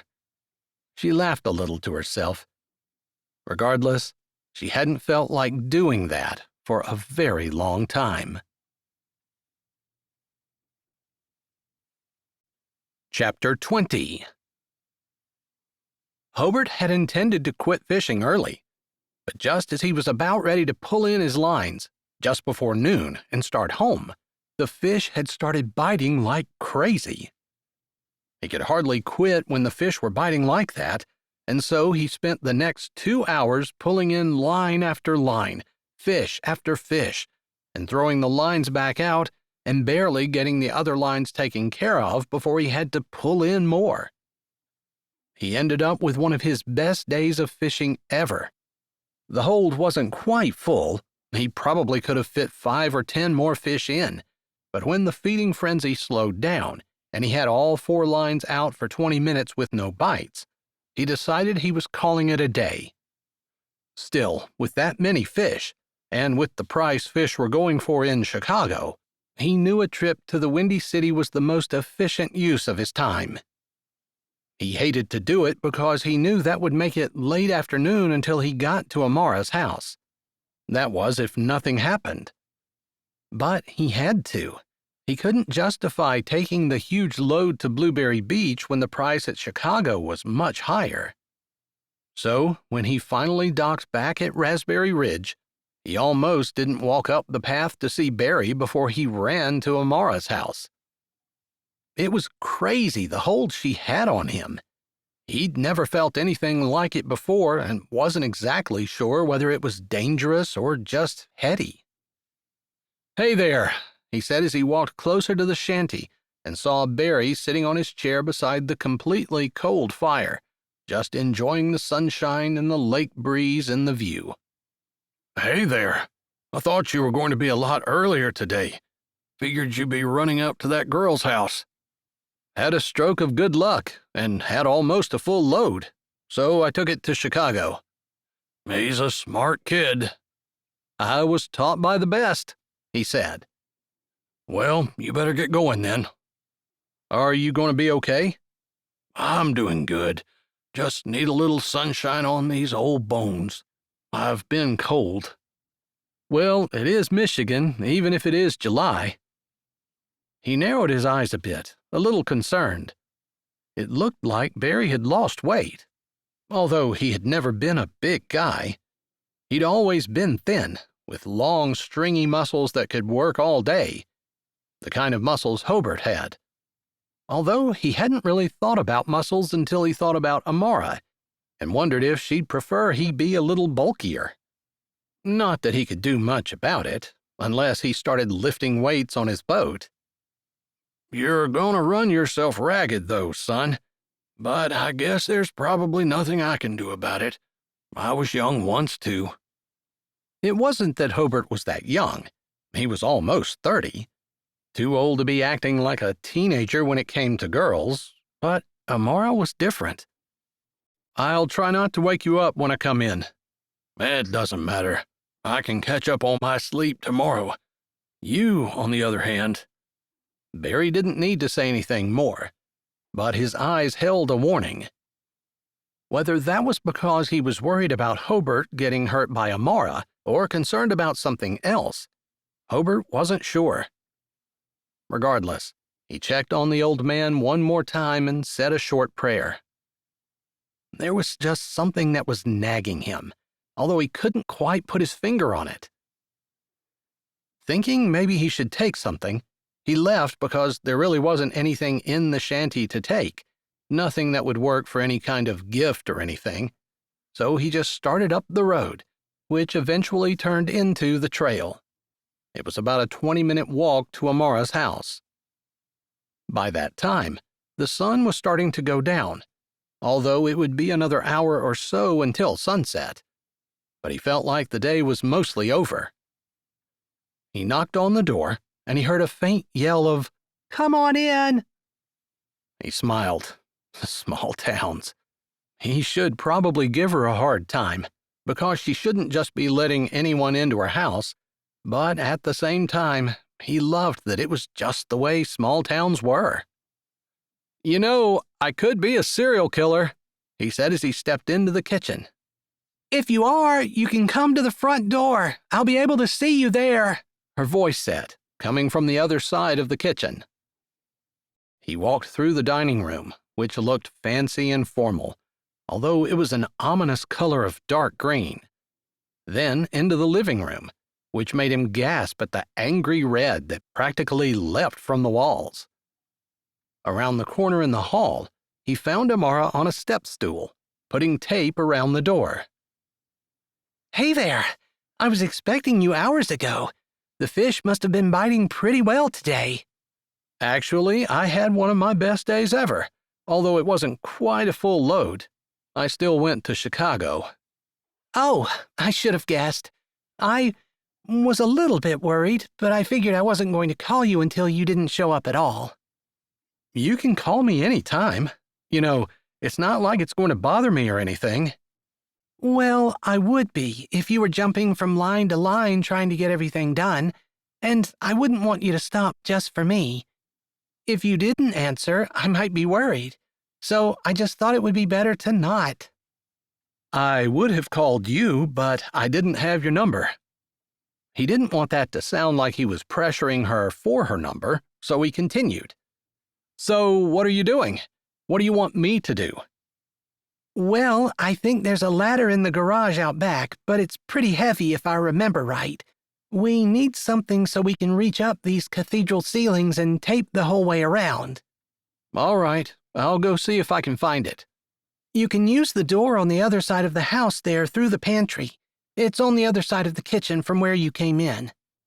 All right. He saw the pantry door and realized there was a hall there. He went down the short hall to the door and saw the shed as soon as he stepped out. It wasn't locked, which surprised him considering that no one had been living at the mansion. He would have thought that they'd have everything all locked up. He was able to run in and grab the ladder, bringing it back to the front door. He figured it would be easier to walk it in there. Amara must have been watching for him, because she got down off her stepladder and ran to open the door so he didn't have to put the ladder down and knock. Thank you so much. I was just about ready to go get it myself. I'm almost done with everything I can reach. What color are you painting it? He asked as he brought the ladder in through the door, careful not to hit anything. If he broke anything, it would probably cost more money than he earned in a year. I thought I would do the hall in an off-white. I'm going to rip up this carpet, but there will be baseboard, so we don't have to worry about painting it the whole way down to the floor. Got it. I don't know a whole lot about design other than I like it when it looks nice, but the red carpet with the orange walls just kind of gives me a headache. I'd forgotten that Mom had done this, and not too long before we moved.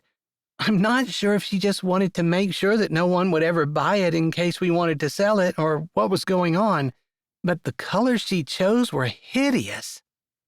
All right. I was trying to say it a little bit more politely, but I agree with hideous. She laughed. So, how was your day? Well, I forgot toothpaste, but I didn't realize it until this morning. So I went to Raspberry Ridge thinking I would look at the healing garden a little bit because it just seems to draw me. It was hard for me to walk by it without stopping too, he said as he set the ladder up on the side that she had already done so he could reach up and do the tape at the top. He saw she had a second roll of masking tape in the bag, and he grabbed it before he ascended the ladder. Yeah, there's just something about it. She sighed. I met Vera there. She was the lady who designed the garden. That's neat. For her son, right? Right. Remember those crosses that we talked about when we were looking at it? Yeah, I think there were 13 of them with names on them. Those are 13 kids who are less than 10 years old in the cemetery out by the church. They're in the same cemetery where their son is buried.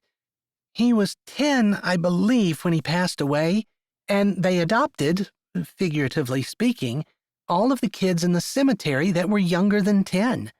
There happened to be 13, and they planted flowers on their graves and gave them each a cross. That's an interesting idea. That's what I thought. Anyway, I talked to her a little bit, and she invited me to go to a Bible study tomorrow with someone else in Raspberry Ridge, and I thought I would. So I'll be starting here early. Well, you know where I'll be tomorrow morning. Yeah, I hope you're not pushing yourself too hard. I mean, you don't have to stay late tonight, because I bet you were up early this morning. 2, but that's kind of normal. Aren't you tired? I am, but It was worth it to come here and see you. He didn't know whether he should be saying that or not. He really wasn't sure how normal people acted when they were... Was he courting? That was kind of what he wanted to do, although she had said that there was no future for them because she wasn't leaving Chicago. So he supposed he was just courting with no hope of actually getting anywhere, but he didn't care. He wanted to be with her, and he wanted to treat her as well as he could. So if that was courting, and courting with no hope, then that was him. I'm so glad you came. I couldn't believe how disappointed I was when I thought that you weren't going to make it. I know that's ridiculous, but it's true. It would take a lot for me to not make it. I know that I could have sold my fish in Blueberry Beach, but I would have gotten about 75% of what I got when I went to Chicago. And with the fuel expense, it was still worth it. So as much as I wanted to come here earlier, I knew I couldn't. I know you made the right decision. She sighed. I wish I was staying longer than 6 weeks. It seems like such a short amount of time, and I want to spend every second with you, but I know you're not on vacation the way I am. No paid vacation, although I do have the winter off typically. Although not voluntarily. Also, if we get a stormy day, I'll probably not go out. The fish don't bite that well, and there's no point in risking the boat. Oh, I never thought of that. Should I pray for rain? You can if you want to, he said. Her comment had made him smile, warming his heart. Anyway, after I did that, I went to Fran's store, and I realized when I walked in that I could do a lot better job of arranging her merchandise and perhaps help it sell better for her. So, while I was getting the toothpaste and... Oh, I totally forgot. I got you something, she said, sounding like a little kid at Christmas, only she was excited about giving him something. You didn't need to do that, he said, wondering what in the world she might have gotten him. Fishing lures or something.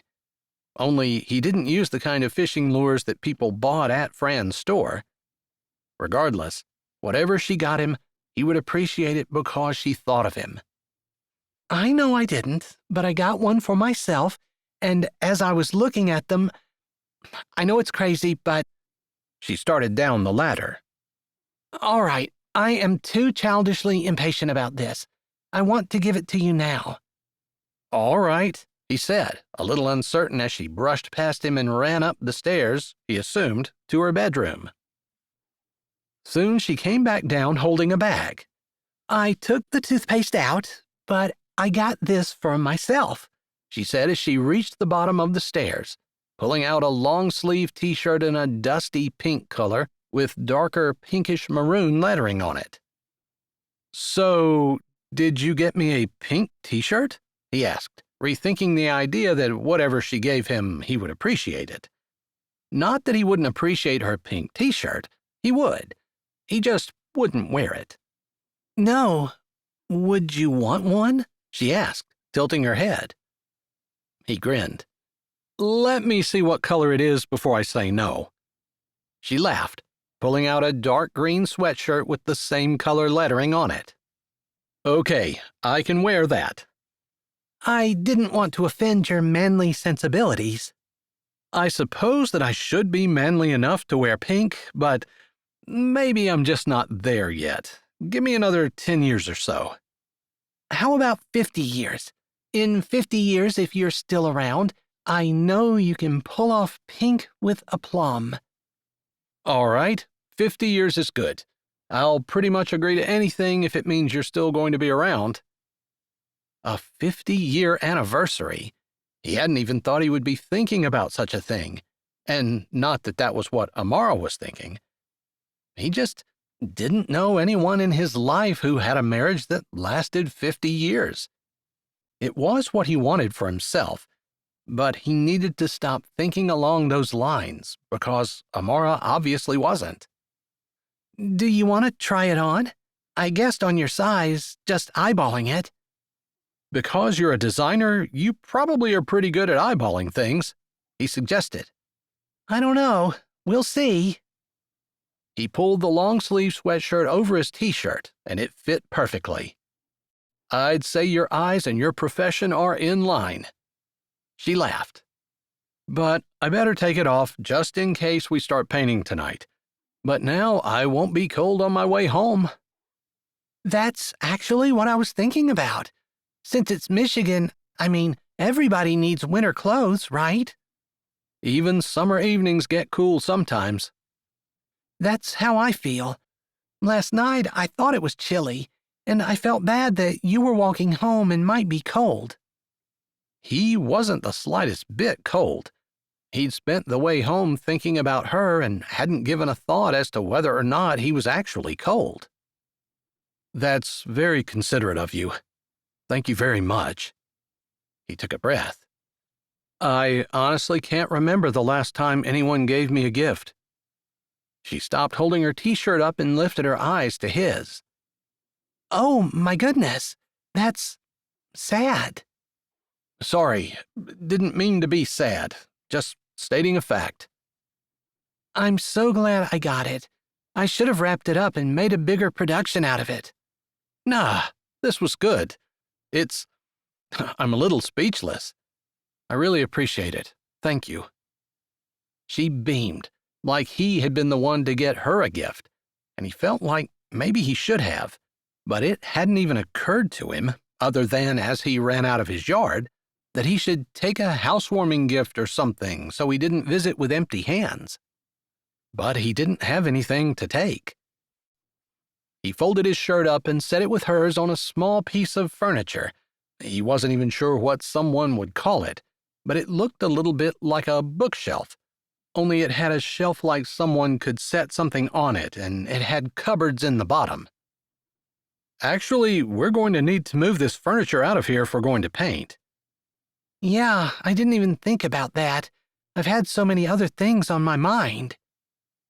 "You seem so happy," he said, a little jealous, because obviously going into the store and finding a place to help out and talking to Vera and going to Bible study had excited her, unlike spending the day with him yesterday. But then she said, I had such a good time with you. I just never did anything like that before. I don't know why, but it put me in a whole different frame of mind. I dropped in the bed last night exhausted and didn't move until this morning. And the funny thing about it was, the empty house didn't bother me at all. Normally, I would have been like, man, I'm the only person in this house and it's creepy. But I was so exhausted it didn't even matter. "Well, you're welcome, I guess." She laughed. I'm serious, she said as she carefully placed masking tape on the ceiling, right along the edge where it met the wall. I had a good day today, meeting Vera, agreeing to go to Bible study, and after hearing what she had done with the kids, after seeing what you did with Barry, it influenced me to try to keep my eyes open and look around to see if I can do something. So when I walked in the store and knew that I could arrange the merchandise better, because that's what I do for my job, at least it's a part of my job that I love. There's a lot of my job that doesn't involve that I don't like. But anyway, I felt like I could be a blessing to someone. I just had to be careful how I suggested it today so I didn't insult her or make her feel like her way wasn't good. "I take it you were able to do that." I was. And she talked for a bit about how she wanted to do things and how she could arrange things to make it look brighter and more welcoming. He listened with a little smile on his face as he stood on the third rung down at the top of the ladder, taping up the sweeping cathedral ceiling. It amazed him how happy and chatty she was. He wasn't used to that, with Barry's more taciturn nature. Although Barry could get into a story and go on for hours, regaling him with tales from when he was younger. But come to think of it, those times had gotten fewer and farther between. Now Barry just mostly sat and did a lot of sleeping, which he supposed was normal for someone who was probably 80 or more years old. But still, he wasn't used to this happy chatter. And I said that you would help me out, and she said that was fine. So you volunteered me? He said, bringing himself out of his contemplations to answer her. He had been paying attention, but he'd been letting his mind wander a little bit too, admiring her, enjoying her, knowing that as much as he wanted this kind of time to last, it wasn't going to. Exactly. And she said she knew you, but she hadn't seen you for a while. Said she would keep an eye out for you. I don't typically have too much reason to go to the store. Well, maybe you can stop in, because she looked happy at the idea of talking to you. But anyway, I'll let you know what I need. All right. I'm glad that you assumed that I would be able to make whatever it was that you want. He was teasing her mostly. He could do a little bit of woodworking, although he was limited in the tools that he had. I just saw you at the motor yesterday, remember? I just figured you were good with your hands. I suppose there's a difference between designing merchandise to make a store more appealing and designing a building. I'm guessing you don't do both. All right, you're right. I should have asked. But you don't seem worried, so I'm guessing I was right. You are right.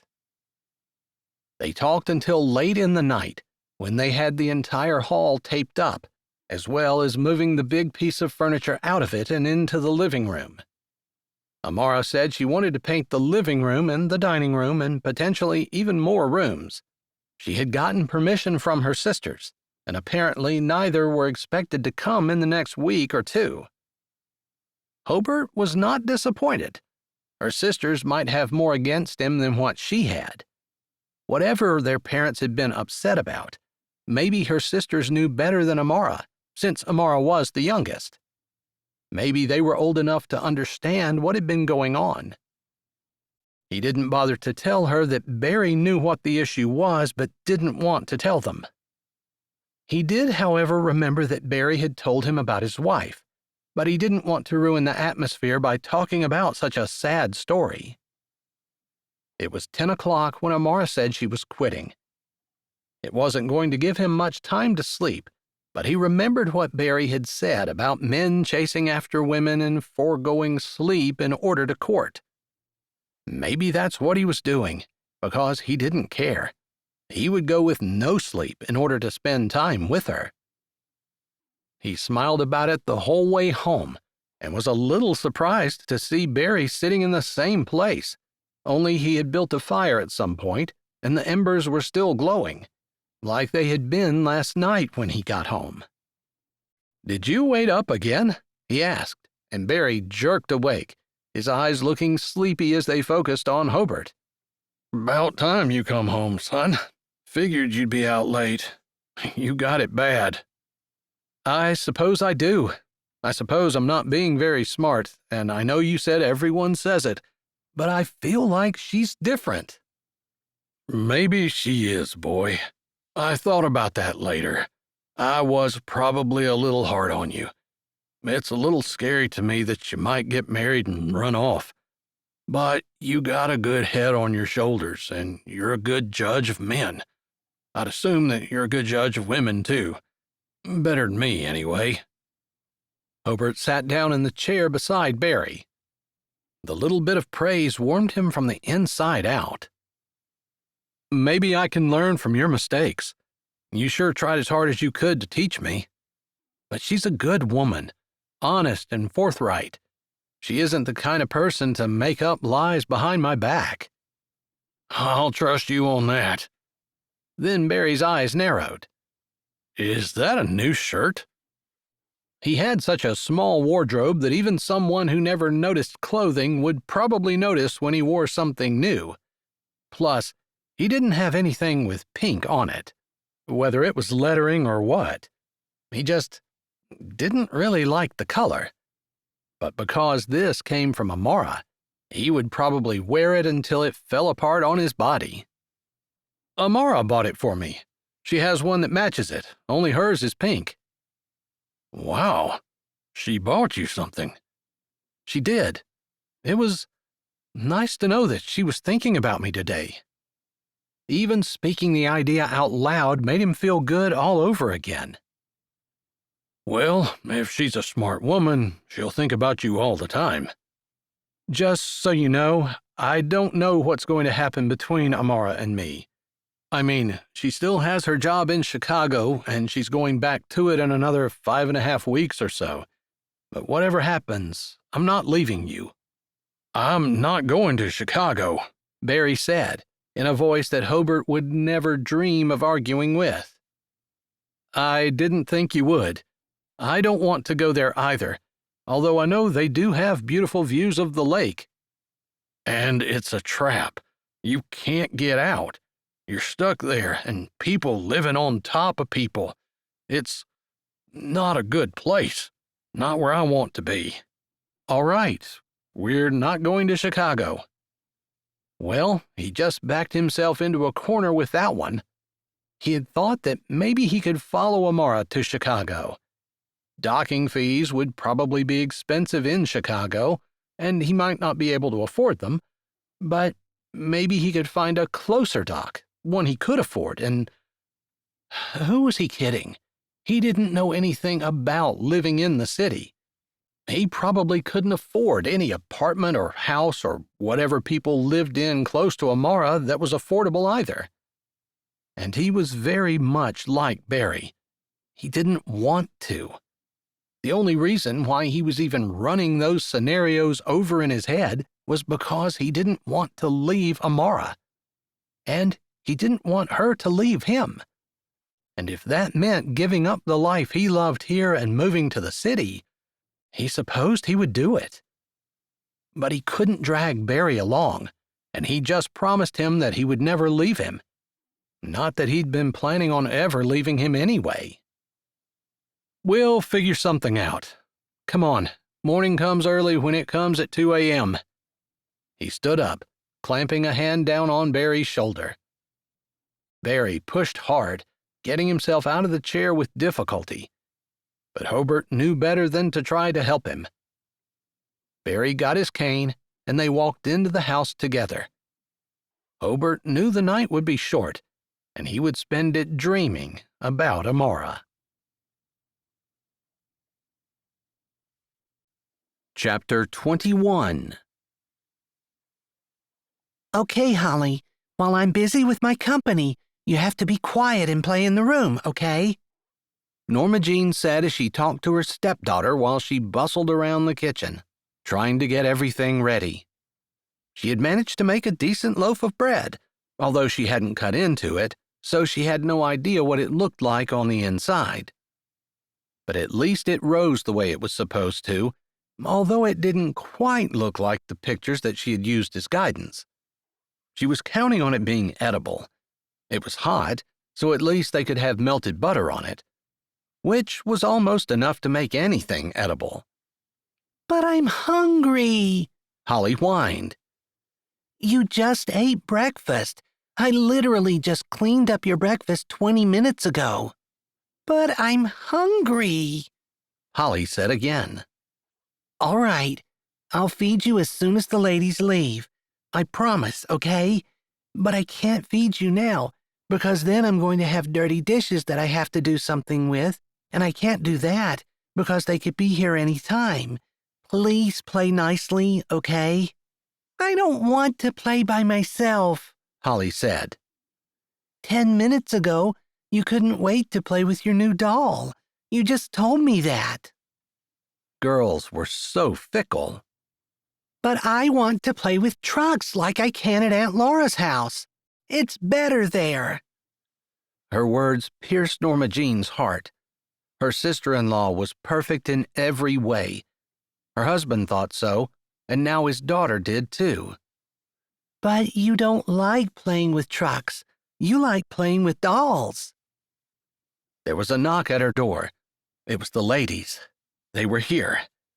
Vera had texted her earlier and told her that she was bringing a friend that she was sure Norma Jean would like to meet, one her own age. Norma Jean was excited about it, but she didn't want her daughter to act like a monster and scare everyone away. Not that she always acted terribly. About 30% of the time, she was actually likable. That 30% of the time was typically when she was sleeping, but Still, You can go play, or you can sit quietly here, but I don't want you to fuss, or I will be dealing with you whenever the ladies leave. she pointed to the room. Holly looked at her one more time with big, sad, hungry eyes before she turned and walked slowly into the room. Norma Jean didn't typically allow her to eat in the room, but maybe next time she'd have to make up little snack bags for her. Maybe that would keep her occupied. She turned the burner on, where she already had a tea kettle sitting, and then walked to the door. She opened it, seeing Vera and a dark-haired, dark-eyed, smiling beauty. Her teeth flashed white, a shade of white that Norma Jean hadn't seen on teeth before, and she was dressed in a style that Norma Jean had also never seen before. She thought Vera had said she was from Chicago.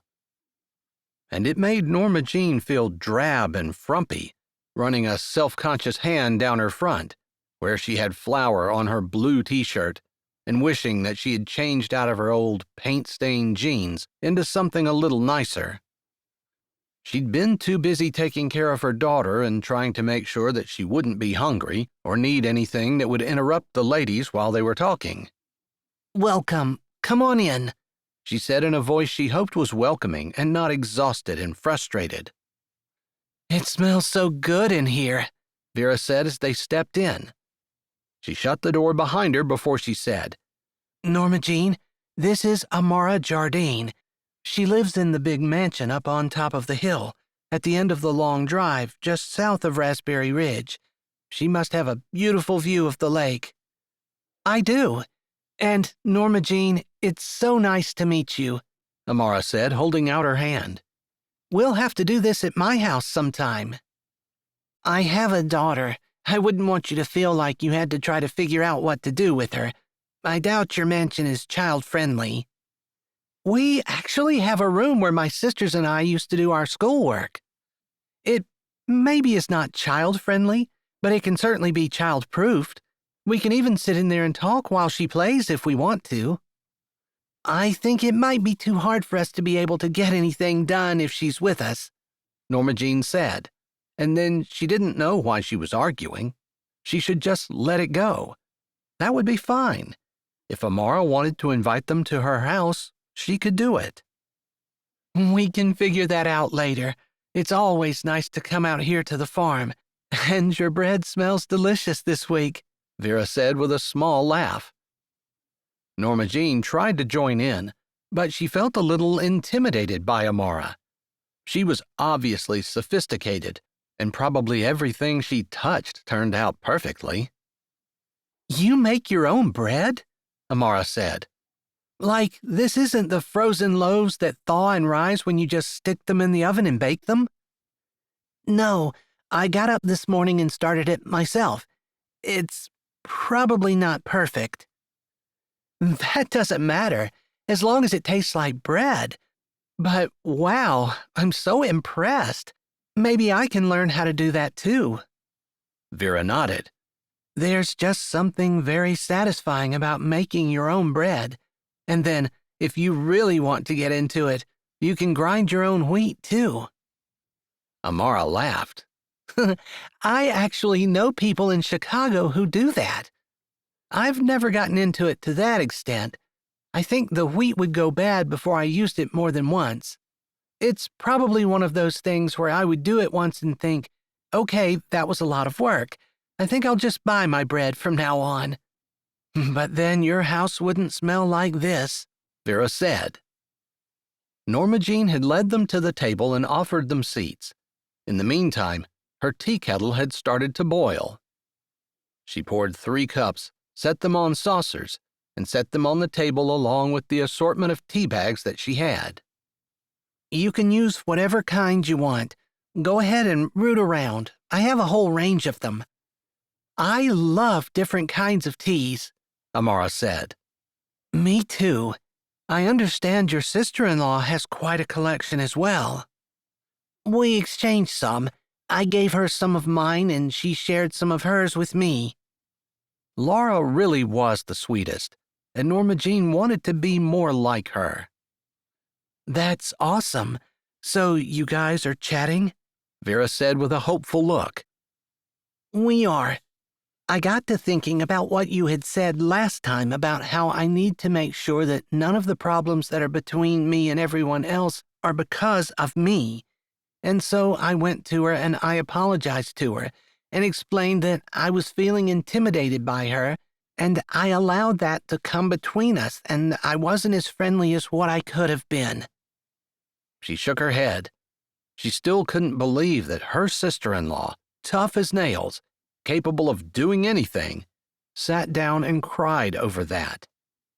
I was shocked when she started to cry, but she explained that she didn't mean to be intimidating, that she had worked hard to be a good wife and a good mother and to do things well, but she didn't want to do them well so that other people felt bad. She wanted to do them well so that she was a good wife to her husband and a good mother to her kids. It put everything in perspective for me. She did not mean to go on, and she had been mostly looking at Vera, but as she said the last line, she included Amara in her gaze. Amara nodded. You know, I don't know if this is what you guys are talking about or not, but I've been convicted lately that I was trying so hard in my job, making sure that I was the best, promoting myself, and I realized that it was just selfishness on my part. I was more concerned about how I looked than how the people around me looked. I didn't care about lifting others up, you know? It was an eye-opening realization, and I vowed that I was going to try to do my best to make sure wherever I land, I'm not intimidating the people around me, but am instead looking for opportunities to serve them. Well, I was a little intimidated when I opened the door and saw how, I don't know how to describe it, sleek, something like that. You just looked like someone from the city, and I felt dumpy and frumpy when I opened the door and saw you. I'm sorry, I wanted to look nice. It wasn't necessarily about making a good impression as much as it was about making sure that you didn't think that I was a bum off the street that Vera picked up. Not that I thought that it would matter to you. It mattered to me. They thought about that for a moment. Then Vera said, I think the way we dress often says a lot about ourselves. Maybe sometimes we put too much thought into it, rather than just making sure clothes fit, and maybe that they'd not look like they were taken out of the trash barrel. But we don't have to have the latest styles or be totally put together perfectly. Not that we want to worry about how our dress affects other people, but we don't want to spend so much time on looking good that we forget that we're here to serve people, not make sure our clothes are exactly what we want them to be. In other words, we should spend less time on how we look on the outside and spend more time making sure our hearts are shining from the inside. Yes, exactly. It's the Bible verse that we could talk about today. Whose adorning let it not be that outward adorning of plaiting the hair and of wearing of gold, or of putting on of apparel, but let it be the hidden man of the heart, in that which is not corruptible, even the ornament of a meek and quiet spirit, which is in the sight of God of great price. So the Bible says that we're basically not supposed to care about how we look? Or maybe God assumes that women have a natural tendency toward vanity, because it almost reads like it assumes that we're going to make ourselves look as nice as we can. Regardless, I don't think that God thinks we should never brush our hair or take care of ourselves, but rather that it shouldn't be all-consuming. And maybe we shouldn't worry about the way other people look? Norma Jean asked hesitantly, taking it in because her big concern wasn't how Laura had looked, and in reality, Laura had had years to work on being a good wife and being a good mother, so of course she was going to be doing better than Norma Jean, who just started.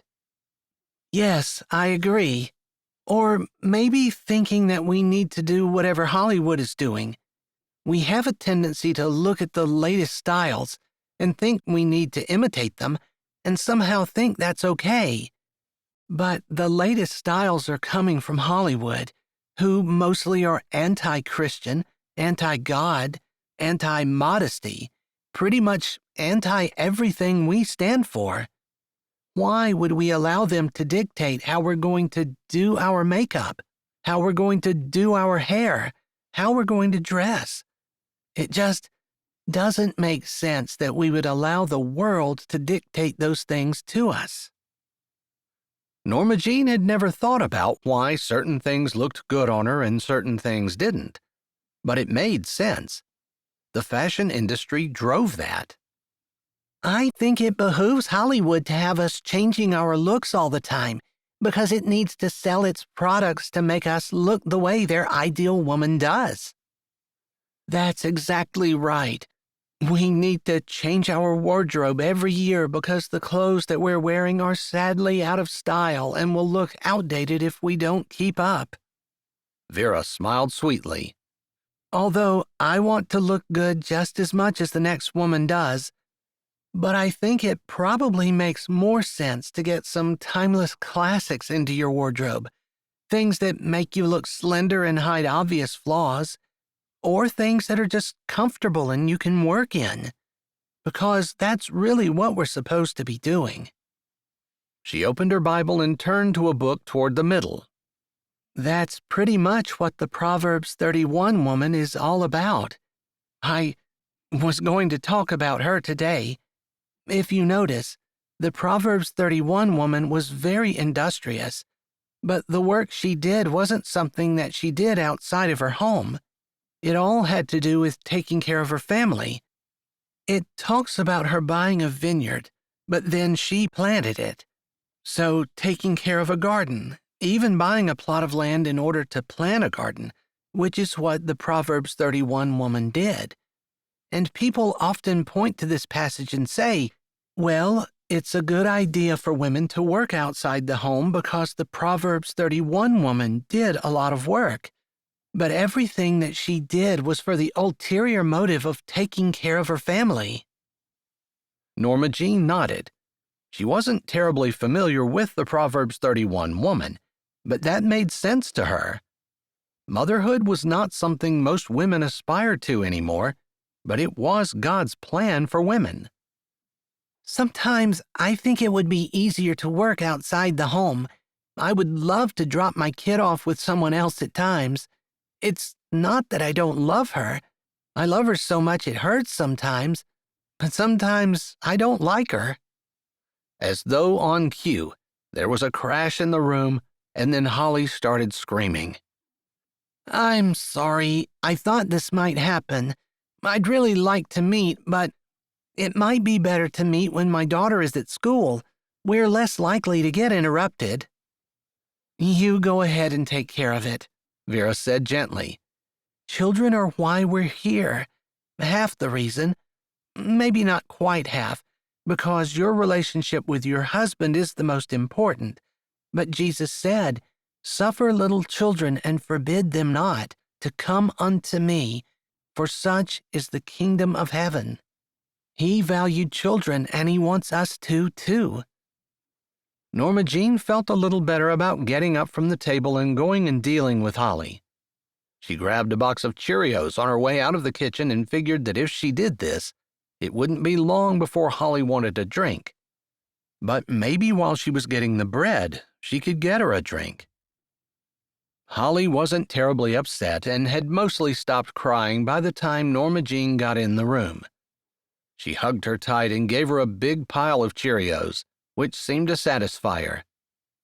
And then, because Vera had reminded her, she bent down and kissed her on the forehead and was gratified when Holly's hands came around her neck and squeezed her tight. I love you, Mommy, she said softly. I love you too, sweetheart, so much. She held her tight until her arms loosened, and then she tapped her on the nose as she was pulling back. Vera was right. This was why she was doing this. Chapter 22. Hobert had been going to Amara's house and helping to paint for a week and a half. He had to mend some ropes and nets on Saturday, but he'd come on Sunday, and they worked all day. I wish the church was open. I always liked going when I was little, but I stopped since I've been in Chicago. I'd really love to get back in the habit. It gives you a little shot in the arm. Yeah. When I was a kid, I would stare in the windows, looking in, especially at Christmas because we didn't have a tree, and they kind of fascinated me. Wow, every story you tell from your childhood just makes me feel terrible, Amara said as she rolled paint at the bottom of the dining room wall. They had painted the hall, moved all the furniture out of the living room, and did that room. The dining room was the last one. They had moved everything to the middle of the room and threw sheets over it. She had enjoyed working with Hobert. He made things fun. It made time fly by quickly, and they never seemed to run out of things to talk about, although sometimes they did fall into silences that felt companionable and not awkward. She never met anyone that she had so much fun with, especially while not doing fun things, but just enjoying their company. Her sisters were taking their good old time in coming, and Amara was thinking about heading upstairs and painting the upstairs if they didn't show up soon. She was not going to go through everything by herself, since when her sisters got there, they would just have to go through it again. I don't mean for it to. I was agreeing with you. I wish there was a church. I would go. Beyond that, sometimes when the fish aren't biting, I'll pull up a YouTube video or something on my phone and listen to some scripture and a sermon, or someone teaching on the Bible, which is just as good to me as a sermon. When Pastor Calvin ran the church, he mostly did preaching on Sunday mornings and teaching on Wednesday nights. Sunday night could be either or, but I really appreciated that he did both. The exhortation with the preaching, and then the teaching where you kind of learned what the Bible said and how you can apply it to your life. I suppose they both have the same effect, just different ways of getting through to people, and they both work for me. I heard a lot of good things about him, which is impressive considering how little I'm in town. He had been in town to help her with Fran's store. She had taken some mornings to work on arranging things, trying to leave the store so that it wasn't a mess for the customers. She always left by noon, since Hobert would come help her sometime in the afternoon, and she didn't want to miss him. The mornings were for Fran, and then she had taken to sitting with Gertie for a little bit so Skylar could have a break. Hobert had teased her that she had come to Raspberry Ridge and she was shaking things up, big city girl that she was. She laughed and said that she was just getting back in touch with her small-town roots. He had given her a look that had warmed her to her toes and made her wish that there was more between them than banter and laughter and an occasional sunset. I don't think I'm going to start anything new once we finish this room. It's going to be too late to watch the sunset today, but maybe you would want to sit out on the patio and just look at the stars or something with me? She held her breath. They hadn't done anything but work together for the last 2 weeks, and she didn't want to upset the apple cart, so to speak, but she longed for a little bit more. She wanted to know that he did too. I'd love to. Maybe you'll come tomorrow afternoon and eat supper with us. Sure. It was an easy yes. Probably around 4, so it will mean that you don't get a whole lot of work done tomorrow. No, that would be great. And it's actually perfect. Since we're finishing up the painting, I can look at the upstairs and maybe run into town and grab some more paint. I'm not going through everything without my sisters being here. When are they coming? He asked casually, although they had discussed it and he knew that the last time they talked, she didn't know. I have no idea. They were supposed to be here 2 weeks ago, and they didn't show up. Well, if they do, bring them on down.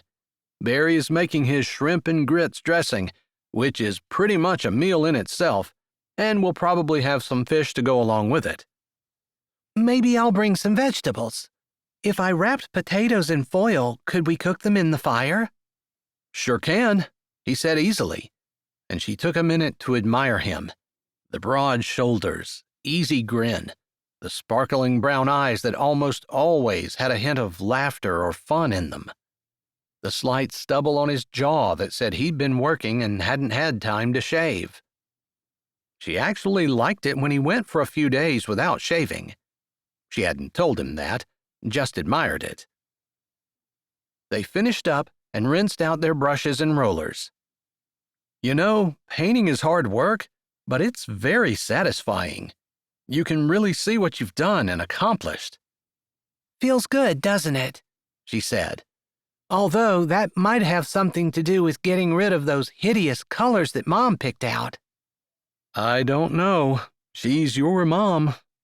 I definitely did not get my taste from her. It must have been from Dad. Must have been. Although he was a business person, wasn't he? Yeah, they both were. So it's not too surprising with Mom, but who knows? Maybe it skipped a generation somewhere. They laughed, and she asked if he wanted anything to drink before they went outside. No thanks, I'm good. It's the company I'm interested in. He said random things like that made her toes curl and her neck warm. She didn't necessarily like for it to have that kind of effect on her, but it did. I guess we can turn the kitchen lights out, she said as they walked toward the door that led to the patio. You go first. I'll flip them off as I'm walking out. She appreciated that he allowed her to walk out first, using the light to illuminate her way. She walked over to the comfortable chairs and sat down in one. She wished she would have thought to drag it a little closer to his, since there were probably 4 or 6 inches between it. But she didn't think about it until she had already sat down, and it would be too obvious if she tried to slide closer at that point. The lights went out, and he walked over, stealthily, with cat-like grace. I don't know where you learned to walk like that, but I enjoy watching you. Maybe she shouldn't have started the conversation out like that. Not that she had any plans to say anything else. But that seemed like a very personal comment. But no more personal than him saying he was here for the company. Of course, a part of her said, why else would he be there? Painting every evening, after fishing all day. But there was another part of her that said that he was just being neighborly and being a friend. Wasn't that what friends did? Made the burden easier for each other. She really didn't know. Her friends in Chicago were the kind of friends that she called up if she wanted to go out to eat or out dancing or something, not the kind of friends who came over and gave her a hand with anything. They weren't the kind of friends who would volunteer to help her like she had volunteered him to help her with Fran. And yet, Hobert had happily done whatever she asked him to. He sat down beside her, and before he'd even settled, she felt his hand land on top of hers as it rested on her armrest.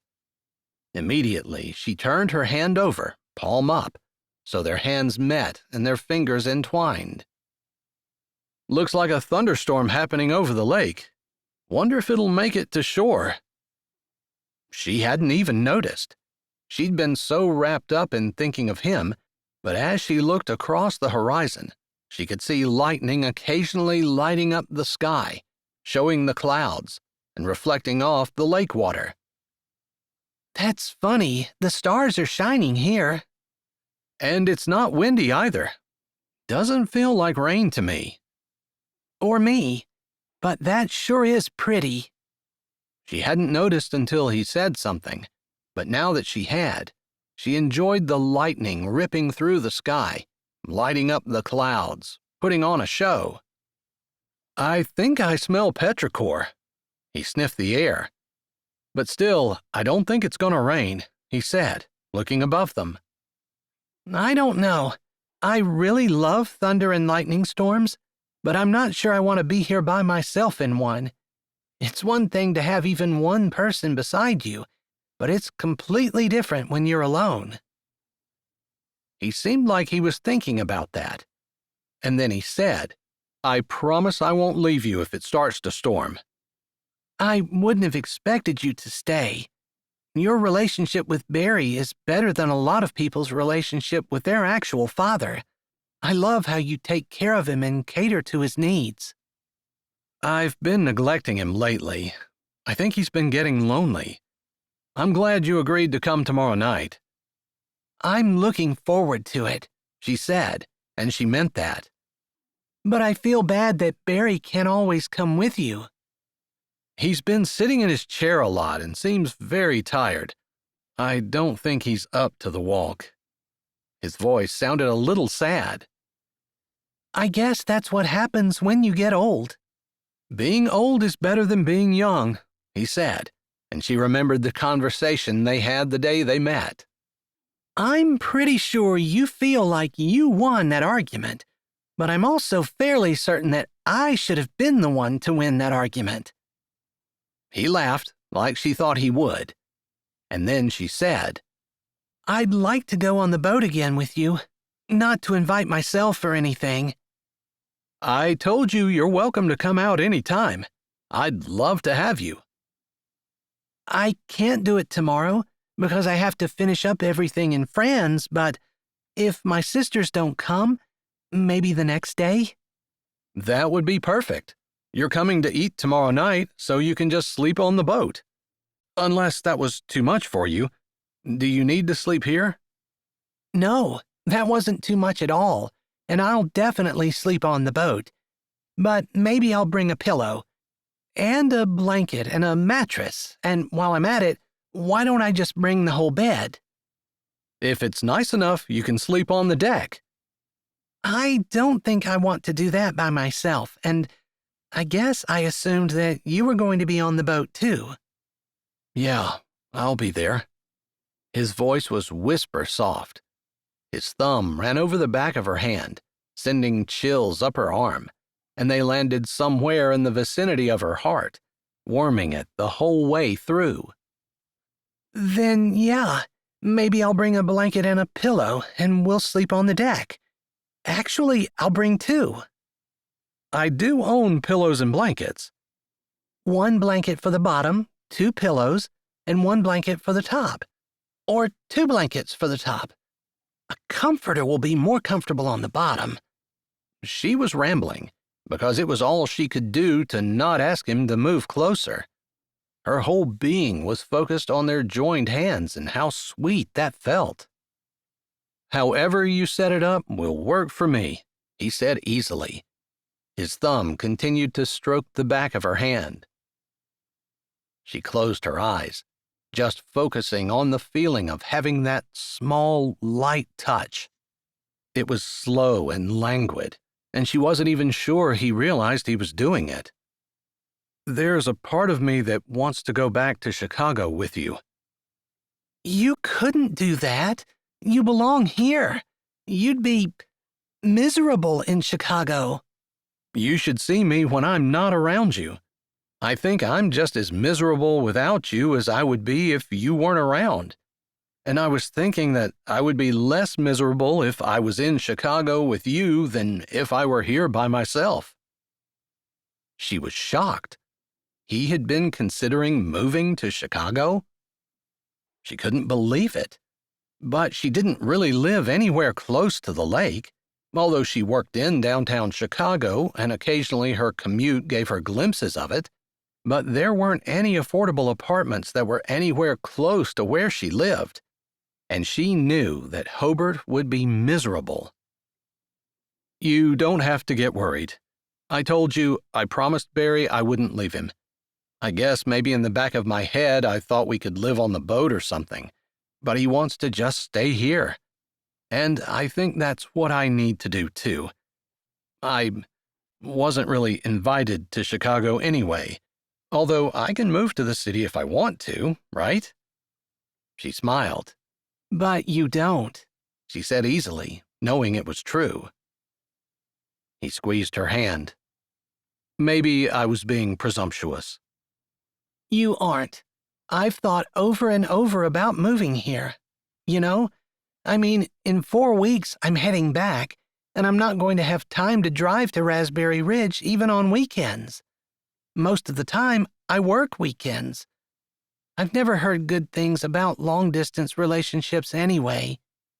I suppose you could call me when you're docking at Chicago to unload or whatever, but I don't get off work until 5, and most of the time, I don't leave until 6 or 7. That's rough.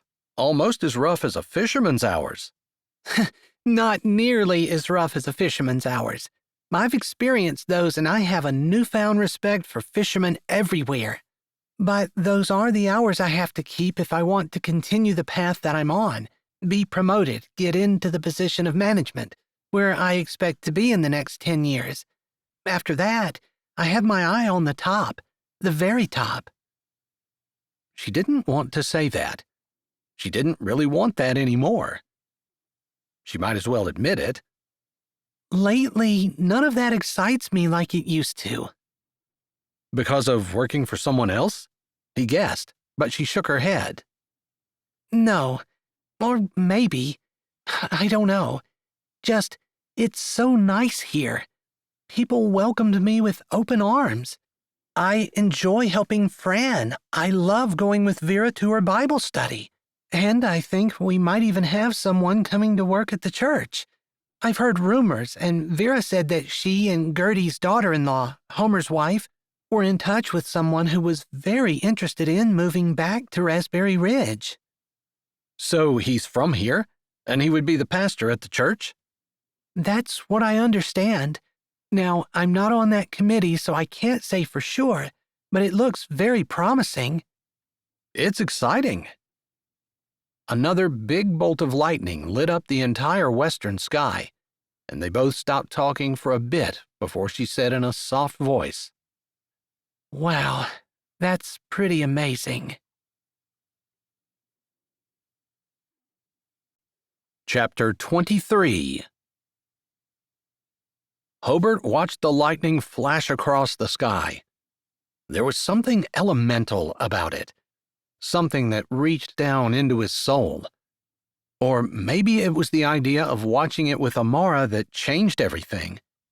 Their linked hands made him feel like they were connected, and he loved the fact that he could talk to her about anything. Even the idea of moving to Chicago, which of course he wasn't going to do. But she hadn't thought he was a crazy stalker or anything like that. Thankfully. A gust of wind blew and he smiled. Maybe we're going to get some rain after all. My fisherman's forecast isn't very good. Well, we're not on the lake. You can't be expected to be accurate this far inland.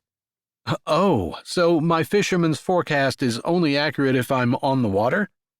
Of course. You can't be expected to be proficient on land and sea, she said with a smile. Her hand felt soft and right in his, but after the weeks of working with her, he wanted to be closer. He could hardly ask her to stand up so he could put his arms around her. That was probably not something that would go over very well. Or maybe it would.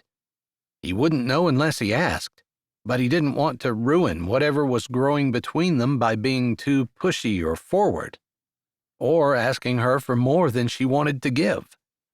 He knew for now that she was willing to hold his hand, and he supposed that if he were a reasonable man, he would be content with that. But somehow he wasn't. He wanted more. Would you like to dance? She said, her suggestion seeming to come out of nowhere, but it was exactly what he wanted. Watching storms makes you want to dance? Is that good music? He asked as thunder rumbled in the distance. I don't know. Maybe I just want to be a little closer to you, because while I'm not exactly scared, there is a little bit of anxiety. I'm not going to argue with you, but I'm not going to sing for you either. I don't think I probably know any songs that are appropriate for us to dance to anyway. He wasn't quite sure exactly what kind of dancing she was talking about, and he had to admit he was a little nervous. He hadn't exactly danced a lot in his life. And he didn't really listen to a whole lot of music, so he probably didn't know the songs that she knew. She pulled out her phone and put on something slow and gentle. She stood up, and he followed her. "I've got to admit something." "Okay," she said as she stepped closer. That was exactly where he wanted her. Well, he wouldn't mind having her even closer, but he almost jumped out of his skin when she put her hands on his waist. "I've never danced before." "Oh," she said, like the thought had never occurred to her, even though she knew his upbringing. Surely she would have guessed that this wasn't something that would be like second nature to him, the way it was to her. "So, do you still want to?" she asked softly. "Yeah," he said, "if it gets me closer to you." She laughed a little and then said, "Put your arms around me." And her arms went up to his shoulders, and she moved close enough that she could wrap her arms around his neck, touching the hair at the back that had grown long enough that she could thread her fingers through the back of it, twirling it around and giving him shivers he felt the whole way to his bones. He didn't have a problem obeying her command, but he wasn't quite sure where he was supposed to put his arms around her, if he was supposed to wrap them around her neck, because he was going to have a lot of arm left over if he did that. So he just wrapped them around her back and pulled her close, wanting to touch her everywhere at once, but trying to content himself with playing with her hair, the way she had been doing with his. Hers flowed down her back a lot longer than his, and he could reach it just fine. "Wow, yours is a lot softer than mine is." She smiled, as though his words made her happy. "Hasn't anyone complimented your hair before?" he asked. "No one's ever seemed surprised it was soft. I like what that says about you." All it said was that he had grown up in a shack on the edge of town and had never really been part of polite society. But for some reason, that made her happy. "Why?" he finally asked, moving slowly as she did, just swaying back and forth, barely moving his feet. If this was dancing, he was all in. All in. "Because it means that you haven't stood around dancing with a whole bunch of different girls. I have always been very leery of guys who jump from girl to girl to girl, always breaking up and moving on. It seems to show a lack of character, a lack of determination to stick, or maybe a wanderlust that I'm not interested in." "That's what happened to Barry's wife." "What?" she said, like he totally changed the subject. "Barry's wife. Remember, I told you that I asked him once what happened to her, and he wouldn't tell me? I asked him again not long ago, after you and I talked, and he told me. He had been out on the boat, working hard to support her, and she kept spending more and more money, and he kept working more and more, until one day he came home after being out for more than a week, and it was the middle of the day, and she was in bed with someone else." "My goodness, that's terrible," she said, and her hands stopped moving in his hair. He wished he could get her to start again. He'd liked it. He couldn't remember the last time he had a soft touch anywhere on him, but it felt particularly good on the back of his neck, thumbing through his hair like he wasn't sure what. Just soothing. But at the same time, it didn't soothe all the parts of him. Finally, he decided that he'd just say something. "Why did you quit moving your fingers through my hair?" He hoped he didn't sound too desperate. "I'm sorry. Do you like that?" she asked, sounding hopeful and amused at the same time. Yeah, it feels good. He didn't want to say that he'd never felt anyone do that to him before. Then she would say, "I'm so sad. Everything you say about your childhood sounds sad." And it wasn't his intention to make her sad. So, did Barry leave? Yes. Just turned around and left. Wasn't he angry? I think he was angry. I think he was hurt more than anything. But he said he knew that there was no point in him doing the things that he wanted to, hurting the other man, even though he said the other man obviously wasn't as strong as he was and he could take him easily. But she had made her decision. It was obvious. She didn't want Barry, she wanted that man. And she was pregnant. Barry left his child? Amara said in a slightly louder voice, and her fingers stopped again. It wasn't his. She told him it was the other man's. At that point, he felt like he didn't have anything to lose, and so he walked out, got on the boat, found this place up here, and staked out the ground. Her fingers had started moving again, and he closed his eyes, resting his cheek on the top of her head, breathing in her scent. It smelled wild like the lake, and yet sweet, too. He could breathe it all night, and he wanted to. He wondered about the next night, when she said she would sleep on the boat with him. She said she would bring one blanket for the bottom. He wasn't quite sure what she was planning on for that, although she had made sure to say 2 blankets for the top, but it sounded like they'd be sleeping side by side. All of a sudden, he couldn't wait until tomorrow night. I thought your dad had the shanty in the ground and Barry lived on the boat, she said after a while, as the song that had been playing flowed into another one. She laid her head on his shoulder, and he could feel her breath against his neck. It messed with his thoughts, and it took a little bit to think about what she'd said and find the words to answer her. He did. I guess when my dad and my mom came, my dad and Barry built the shack together, and then for some reason, maybe because my dad had a wife and was going to have a kid, Barry moved to the boat. I guess my dad was too drunk to ever remember that it wasn't his to begin with, or Barry just didn't care.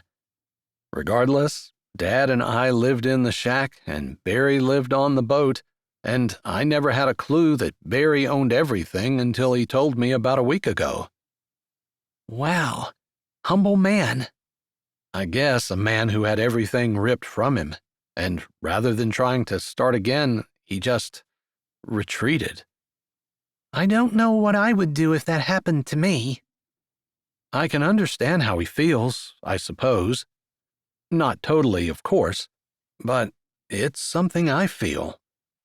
Down to the deepest part of me, that whatever you do, there won't be anyone for me but you. He could feel her breath stop. He hadn't meant to upset her, hadn't meant to say anything that was going to shift the delicate balance of whatever was between them, something between friendship and more. Something tender and sweet, and he wanted to protect it with everything he had, but he also wanted more with everything he had as well. You don't mean that, she said softly, roughly, like he had taken her breath away. I do, although I didn't want to upset you. Sorry. No, you didn't upset me. I guess I feel the same way, but I don't want to. Not really, because it's impossible. You're not going to Chicago. We already talked about that, and I'm not letting you.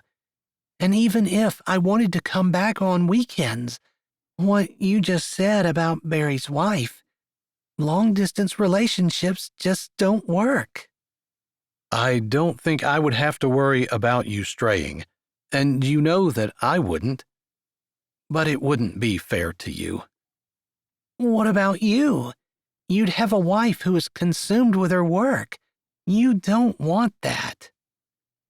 I guess that's not really the way I see you, Then you don't know the real me. she said, and she sounded a little annoyed. I'm sorry. I should have kept my mouth shut. He turned his head, kissing her forehead. Although he hadn't meant to. It was just a natural thing that happened. Because no one had actually ever done it to him. Not that he remembered, anyway. But it just seemed instinctive. Her arms moved from around his neck, and her fingertips ran down his cheeks. Hobert? She whispered. He said, not wanting to talk, just wanting to feel. She was touching him, and wherever she touched him left a trail of warmth that felt good clear from his head to his toes and every cell in between. He didn't want her to stop. Kiss me? He just had, right on the forehead. She wanted another kiss like that? He gently touched his lips to a spot just beside where he kissed her before. Then, as though that wasn't enough, he kissed her again, a little lower, and a little lower. She lifted her head up. Her eyes were closed. He bent his head a little further and touched his lips to hers. Something settled down into his soul, right and good, and he swallowed hard. Her eyes opened just a little, and then she said, More? He looked at her, her eyes under the stars, reflecting the light, and the sweet expression of her face, and it made him feel like maybe he wasn't worthy. Maybe he wanted more than what he deserved. Maybe she deserved someone who knew how to dance, how to kiss, how to treat a woman in the moonlight, as he obviously knew nothing. I want more too, but I'm not sure. He let his words trail off. Not sure it's a good idea? She asked softly. Not sure how. She narrowed her eyes a bit, and then, to his surprise, she smiled. It was a smile that reminded him of Eve in the Garden of Eden. She didn't say anything more, but moved closer to him and put her mouth on his. Her teeth nibbled on his bottom lip, and while it felt good, it also made him smile. She took advantage of that a little, and it didn't take him too long to catch on.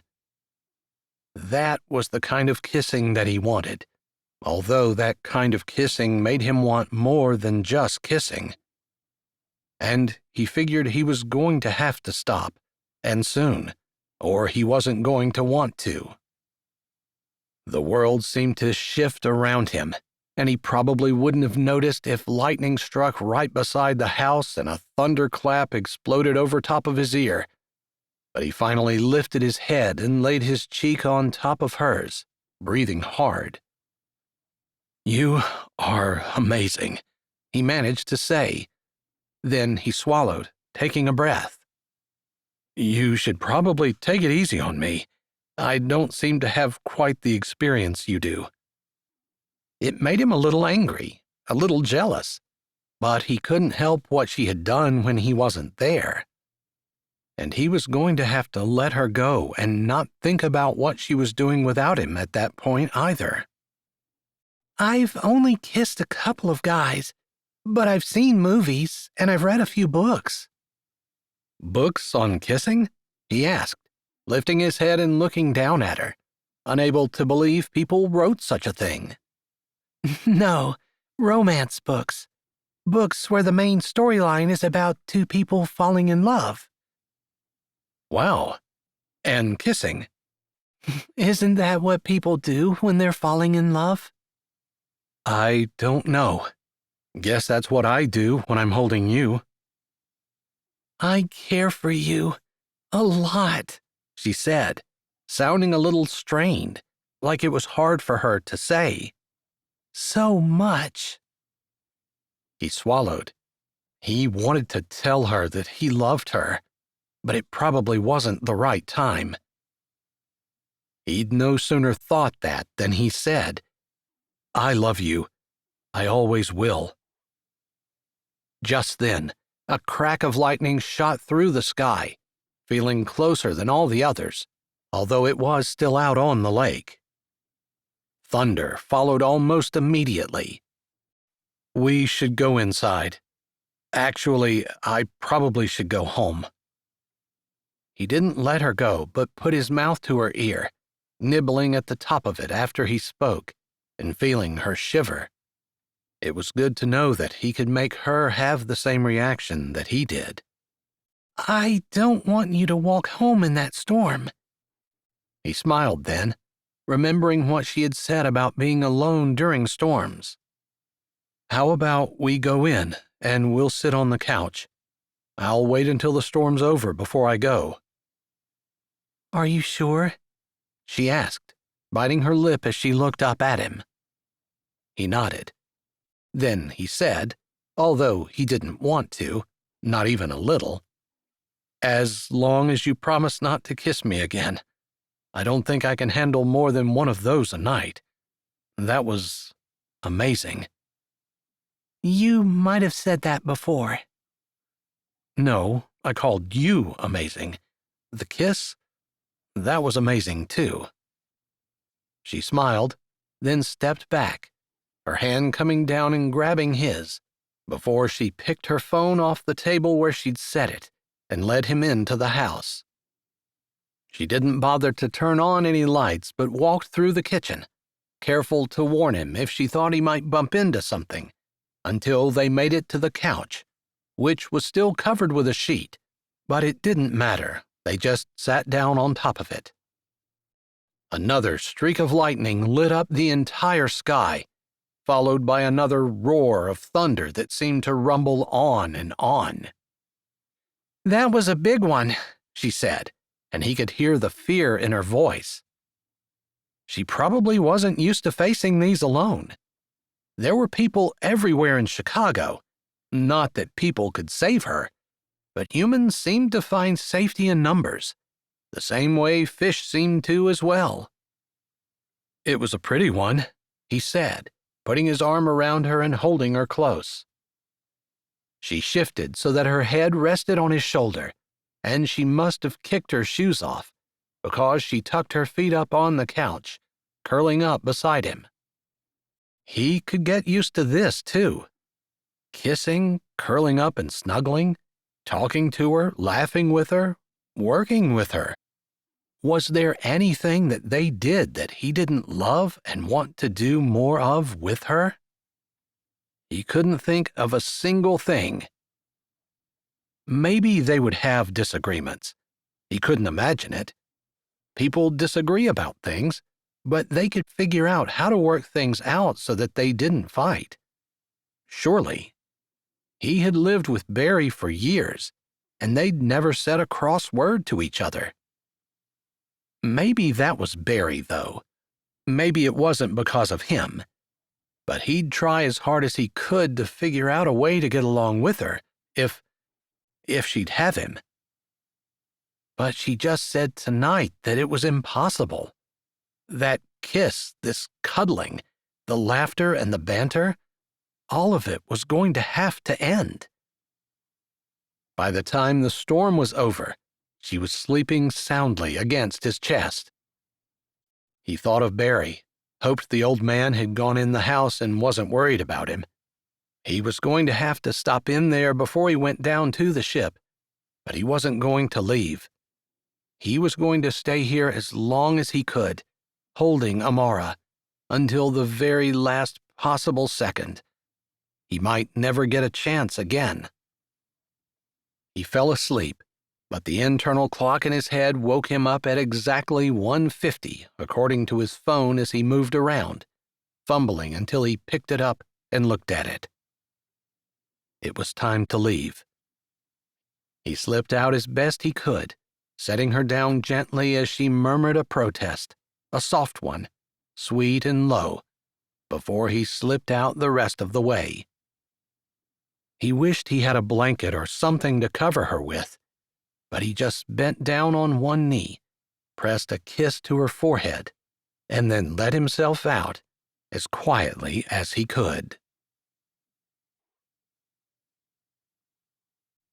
Chapter 24. Amara pretty much spent the next day dancing on air. She relived the kiss a million times, and while she knew that her imagination could not make it any better than the real thing, she had a hard time thinking about anything else. She found herself stopping whatever she was doing, staring off into space, her fingers carefully touching her lips, wishing with all her heart that Hobert was still there. What had the man turned her into? A silly schoolgirl who couldn't think of anything but her latest crush. Except Hobert did not feel like a crush. He felt like the real deal, like everything she ever wanted in a man: honesty and integrity, tenderness and kindness, laughter and fun, and a special kind of something that was his and his alone. An attraction that made her want to drop everything that she was doing and just be with him. Of course, she felt like a fool in the hardware store as she stood in the aisle, touching her lips with a dreamy smile on her face. Blueberry Beach was not a huge town, but it did have a hardware store, and she was able to order more paint. If her sisters didn't show up, she was going to end up painting the outside of the house. Except she didn't think the kind of siding it had should be painted. Well, they better show up soon, or they were going to find out. She thanked the clerk as the teenage helper carried the 8 gallons that she had bought out to her car. It wasn't enough to do every room in the upstairs, but it would get a good start. She and Hobert would have lots to do together. Of course, maybe she would ask him if they could spend a little time kissing, too. She smiled again at how sweet he had been the night before. Not just kissing her and admitting that he didn't know how, but by staying, knowing that she was scared and didn't want to be alone, and leaving at some point after she had fallen into a deep sleep and didn't even notice. She just woke up in the morning with the feeling of loss, but a smile on her face as well. The man could make her smile, that was for sure. And she couldn't wait until tonight. They would eat together and spend the night on the boat, looking at the stars. Of course, if it rained, they might have to adjust their plans, because she was not going to allow him to stay on the deck of the boat if it rained. But somehow, sleeping on the deck together didn't seem as intimate as sleeping downstairs in the berth together. She wasn't sure she wanted to examine why one was okay and one wasn't, but she didn't have any intentions of doing anything wrong. Except maybe quitting her job and moving to Raspberry Ridge. But that wasn't wrong. It actually felt more right than she could say. Maybe she should talk to someone about it. Vera seemed like a good choice, or Fran.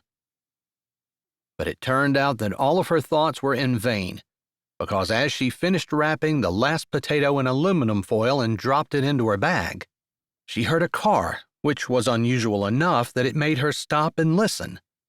She heard gravel crunching, and then after a few seconds, the door slammed. One of her sisters, no doubt. She hurried to the door, going through the coat room, in time to open the outside door for Murdy, who was digging in the flower bed for the key. "Murdy," she said, happy to see her oldest, serious sister, and realizing how lonely it felt in the house when Hobert wasn't there. Although she hadn't noticed it at all today. She went down the steps, her arms out, as Murdy dropped her bag and strode forward with a smile. They wrapped their arms around each other, Murdy composed as always, but maybe just a little bit excited. It had been 4 months since they'd seen each other, since they finished cleaning out their parents' condo and sold it. I'm sorry I got delayed. It's no problem, but come on in and sit down. Are you hungry? Amara said, praying that she would say yes. She didn't want to have to cancel on Hobert, but she supposed that she needed to at least welcome her sister into the house, although it was as much her sister's house as it was hers, so she supposed she didn't need to. I'm starved. Tell me you have supper ready, even though it's only 3:30. I have supper ready, except we're going to the neighbors to eat. We are, Murdy said, looking every inch the Christian speaker, with her pressed slacks and her fitted sweater that buttoned the whole way to the top, and her serious eyeglasses and her hair that was perfectly coiffured, never a single strand out of place. Yes. Amara couldn't keep the smile from her face. He's been helping me paint, and his adopted father is going to be cooking shrimp and grits dressing, whatever that is, and I just finished wrapping potatoes in foil, and it's going to be a great night. I know you're going to love it. And she was sure she would. Murdy, serious and knowledgeable, and an admirer of all things upright and pure, would absolutely love Hobert. In fact, maybe she shouldn't introduce them. She wouldn't want Hobert to fall. No, that would never happen. Hobert was as straight as an arrow. He would never leave her. And her sister was also as straight as an arrow, and she would never do anything with Amara's boyfriend. Whoa. She brought herself up short in the process of gathering up the potatoes. Was Hobert her boyfriend? Well, what else did you call the man that you kissed in the moonlight, snuggled with on the couch as a thunderstorm raged, and fell asleep on his lap while he held you, stroking your hair and making sure you were okay? She couldn't think of another word for that. It definitely passed the line of a friend, blew by it. Wow, she hadn't been expecting that and wasn't quite sure how to react. Amara, I thought you said we were leaving now, Murdy said, standing by the door. I think you might want to wear different shoes. We're going to walk. We're going to walk? Murdy asked, like she had said they were going to walk down Main Street with no clothes on or something. It's a beautiful night, beautiful evening, warm, perfect lake breeze, and you will love it. Trust me. You need to quit saying that because it makes me feel like I'm actually not going to like it, Murdy said as she gave Amara a look. What should I wear? I only have these and 6 other pairs. A pair that you wouldn't mind walking in, Amara said. Well, if I'm going to put sneakers on, I'll have to change my entire outfit. Murdy, this is not a big deal. These people are not pretentious, not in the slightest. She didn't want to give Murdy any preconceived notions, just allowing Hobert to do what he did best, which was be himself, honest and upright, a man of character, who obviously was someone that anyone could trust. But her sister was stressing when she didn't need to. Just put shoes on, ones you don't mind walking in, unless you want to walk in your bare feet and carry your shoes. My goodness, what has gotten into you? We don't walk in our bare feet anywhere. What are we, like 6? Murdy said, with a note of snobbery in her voice which made Amara want to laugh, but she knew she couldn't, or it would make Murdy mad. She wanted to hurry Murdy out, but Murdy was the kind of person who the more you pushed them to go faster, the slower they went. So Amara passed the time by thinking of last night's kiss, and whether or not she would be able to steal another one tonight. Probably not with her sister there, which made her want to ask her sister if she'd rather just stay home.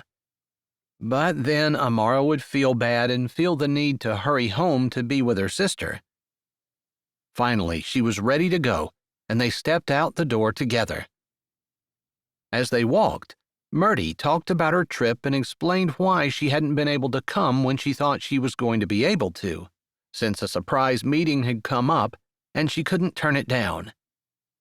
Amara understood. They all had that kind of work ethic. Well, she and Murty did. Olive seemed to bounce around from place to place, but she was always so easygoing and always had a little bit of wanderlust. She was a peacemaker and able to get along with anyone. Still, she couldn't fault Murty for trying to do her best at her job. "We're walking away from town," Murty said as they got to the end of the driveway and turned left instead of right. "We are, and there is a beautiful healing garden that's been planted since the last time we were here. I'd love to show it to you, but I don't want to be late, so we're going to keep going." "Down the bluffs?" Murty asked as they made it to the end of the street. "No, the opposite direction. Just trust me, you are going to have the best time tonight." Amara thought maybe she shouldn't work it up too much, because maybe Murty really would be disappointed. It wasn't like they were going to do anything special, other than eat good food around the campfire with great company, and she would see Barry from their childhood. She was sure Murty would remember.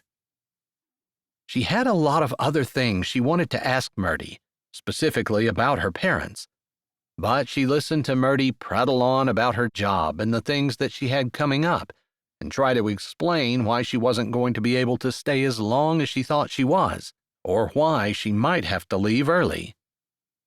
"You don't want to stay?" Amara finally said. "Oh no, it's not that I don't want to stay," Murty said right away. Too quickly, and Amara narrowed her eyes. But she knew her big sister. Murty wasn't going to stay. "Do you remember Barry? The old fisherman who lived in the boat? The very one." "Sure. Is he still around?" "He is, and we're going to see him tonight." "Oh my goodness, that's the way down there. Does he still live on the boat? Are we eating on a boat?" Murty asked, sounding a little bit excited.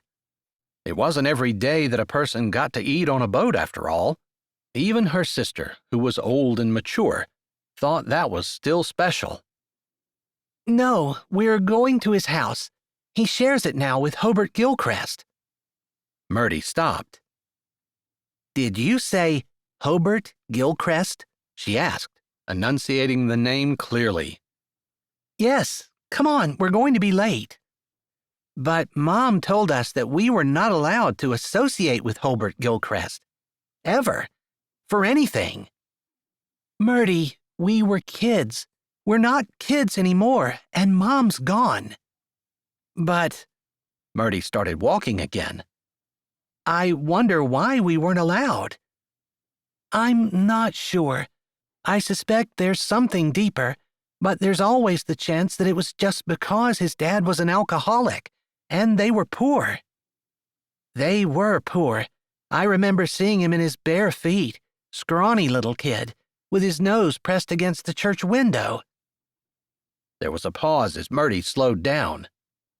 "Come to think of it, I don't understand why no one ever let him in," Murty said, sounding thoughtful. "I didn't realize he was doing it, or I would have." "It didn't occur to me that someone should have. At the time, I just knew who he was because he rode the bus, and Mom told us not to associate with him, and I just thought he was up to no good. You know, sneaking around, waiting until he could, I don't know, steal an old lady's purse or something." "And all because Mom said not to talk to him? Not because of anything that you'd ever seen him do?" Amara said, thinking about how biases started. If a person listened to someone talk badly about someone for long enough, they'd learn to hate them themselves, even though there was no basis in fact to what the people were saying. Humans just started to believe the lies if they were told often and convincingly enough, and never thought about researching the information for themselves. "Yeah, in fact, as I'm thinking about it, I can't remember anyone ever saying anything bad about him, other than he was poor and his dad was an alcoholic. I don't even remember anyone saying that they couldn't afford to pay their bills." Maybe that's because they didn't have any bills, Amara said, and it hit her for the first time that maybe her sister was going to be less than impressed. She had been so overwhelmed with Hobert that she forgot that her reaction the first time she had seen the shack that he lived in was not positive. But it was too late, because they were going down the dirt road and headed toward the shack. Too late to turn back. "Wow, that place is a dump," Murdy said, in a distracted tone of voice as though she was still thinking about what they had been talking about earlier about Hobert and how people had talked badly about him until both of them had disliked him for absolutely no reason, other than people had said things and that they shouldn't like him. "That's where we're eating." "What are you trying to do? Kill me?" Murdy said again, slowing and looking with irritation at her sister. "At the very least, we can eat potatoes, but I promise you, you'll have a good time if you let yourself. Remember what we said? How we made assumptions that weren't true just based on what we saw and not what was actually there." Chapter 25. Murdy narrowed her eyes, but she picked up the pace again until the campfire came into view, burning bright. As though he had been watching for them, Hobert left the fire as soon as he saw them, murmuring a few words to Barry, who still sat in the chair, before he hurried to close the distance between them, coming to Amara and wrapping his arms around her, and as she lifted her face, he kissed her right on the lips. It was quick and not showy, but it still shocked her sister. "Amara!" Murdy said, disapproval laced with shock and horror in her voice. "Murdy, this is my boyfriend, Hobert." She prayed that he wasn't going to object to her use of that word. "And Hobert, this is my sister, Murdy." He held out his hand. "Pleased to meet you, Murdy. I think pretty highly of your sister." He put his arm back around her and put his lips down to her ear.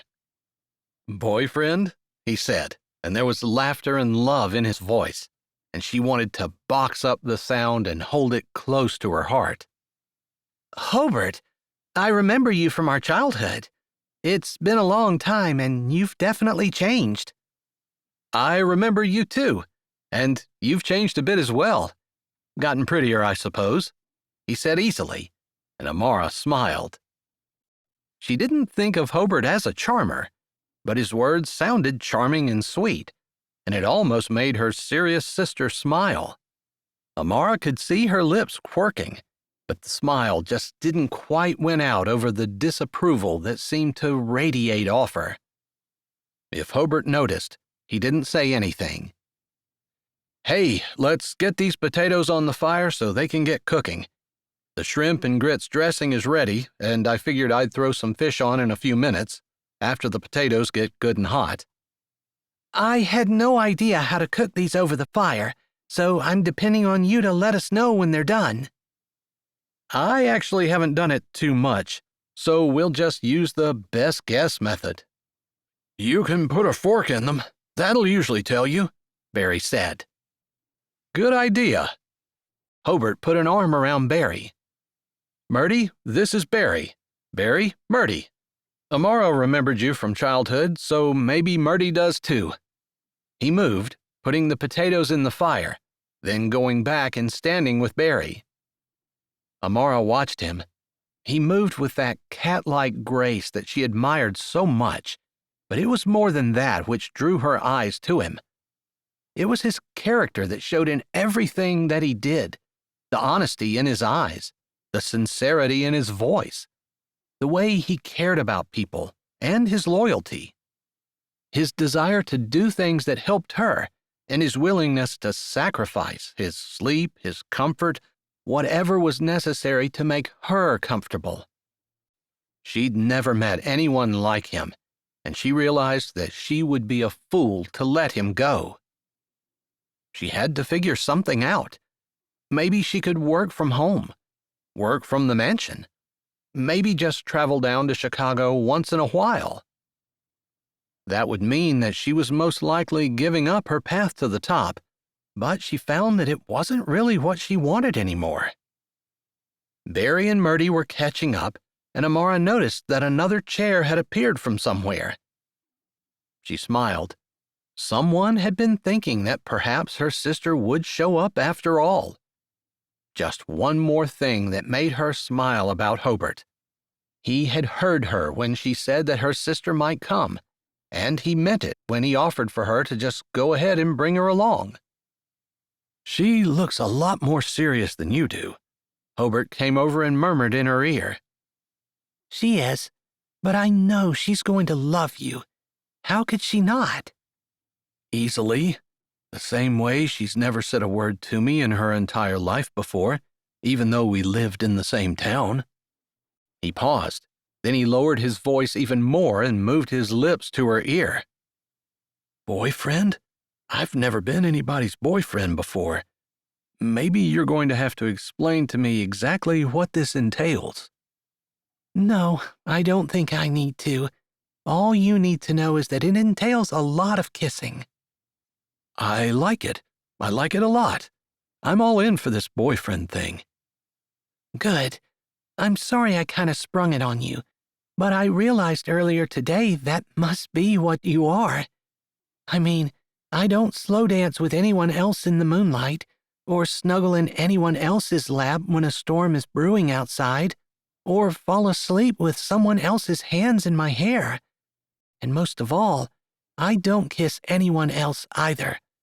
That must mean you're my boyfriend. You really thought about that? I thought about you all day. I couldn't stop. I felt like I was about 15 rather than almost 30. Well, that makes two of us. The fishing was terrible today, which made my problem worse because all I wanted to do was turn the boat around back to you. I didn't, but I wanted to. I love you, she said softly, kissing his cheek. I love you too. Maybe we can get in some of that boyfriend kissing later. Yeah, you'll have to make sure of it, she said, her eyes crinkling. Then they dropped. I guess you know I'm not going to be able to stay on the boat tonight and go with you tomorrow. I figured as much, and I'm disappointed, but I'm happy your sister finally showed up. They stopped whispering to each other then, as everyone gathered around the fire. Amara noticed that Barry didn't move a whole lot and seemed a little slower than he had even the last time she was here. She wanted to suggest to Hobert that he ought to take him to the doctor, but she was willing to bet Barry wouldn't go. Maybe they could talk about it later. But as they talked about the weather, and Murdy told them how they intended to sell the mansion, her eyes kept moving to him, and she worried a little. Not necessarily about Barry, who seemed relaxed and at ease, but at how Hobert was going to take it if he didn't pull through, or if he continued to get worse. Hobert loved him like a father, and as hard as losing Amara's parents had been, she couldn't imagine losing someone as close to her as Barry was to Hobert. She figured she'd pray about it and hope that the Lord would lend his strength and comfort to Hobert, if that's the way things went. Then she realized she was getting the cart ahead of the horse and tried to focus on the conversation around the fire. So this is where you live year-round? Murdy asked, and Amara knew her well enough to know she was trying to keep the shock and horror out of her voice, but she wasn't very successful at it. Yep, year-round. What about winter? Don't you get cold? She asked, and Amara remembered her thinking the exact same thing, and Hobert telling her that he just moved the bed closer to the stove. Barry said something similar to Murdy, and Amara thought his voice sounded tired and weak. As soon as Barry was done with his answer to Murdy, Amara said, Hobert, I was absolutely fascinated with the fishing you did when I went with you. How do you determine where you're going to go each day? She asked, knowing that he just went wherever he thought there might be good fishing and didn't really have any specific rhyme or reason. But at least it was getting the subject away from their house and Murty's fascination with how they survived in such drab conditions. It wasn't long after that Barry announced that he thought the potatoes were probably almost done, and Hobert could get started cooking the fish. Are we setting the table anywhere? Do I need to help? Murty asked, standing up from her seat and taking a few steps, which made Amara smile. Murty was the kind of person who just couldn't sit still, always had to be doing something, and if no one had organized it, she would. You can go ahead and sit back down, Murty. We can just eat here in the chairs. So you've eaten here before, Murty said, her eyes narrowed, her gaze full of concern and suspicion, and holding Amara's. I have. I had the best fish I've ever tasted here. You are going to be amazed. I keep hearing about this shrimp and grits dressing, so I have high expectations. Just saying. I hope it's good. Wore me out to make it today, Barry said. Used to be, when I was a young man, I could go all day long. And sometimes we did. Why, there was this one time. And he went off on the story, much to Amara's relief. Murty could hardly grill them on the level of their poverty if Barry was talking, and even though Amara had heard the story back when she was a child, and Barry had told it again not that long ago, it was a good one, and she thought it would probably keep her sister's attention, if not bring back the nostalgia for their childhood on the beach. Days of freedom, the wind and the surf, the pebble beach and lake views. Days of freedom and happiness. Maybe their family hadn't been the most loving family ever, but she had nothing but good memories of her childhood, at least here. By the time Barry was done with his story, the fish were cooked and the potatoes were ready as well.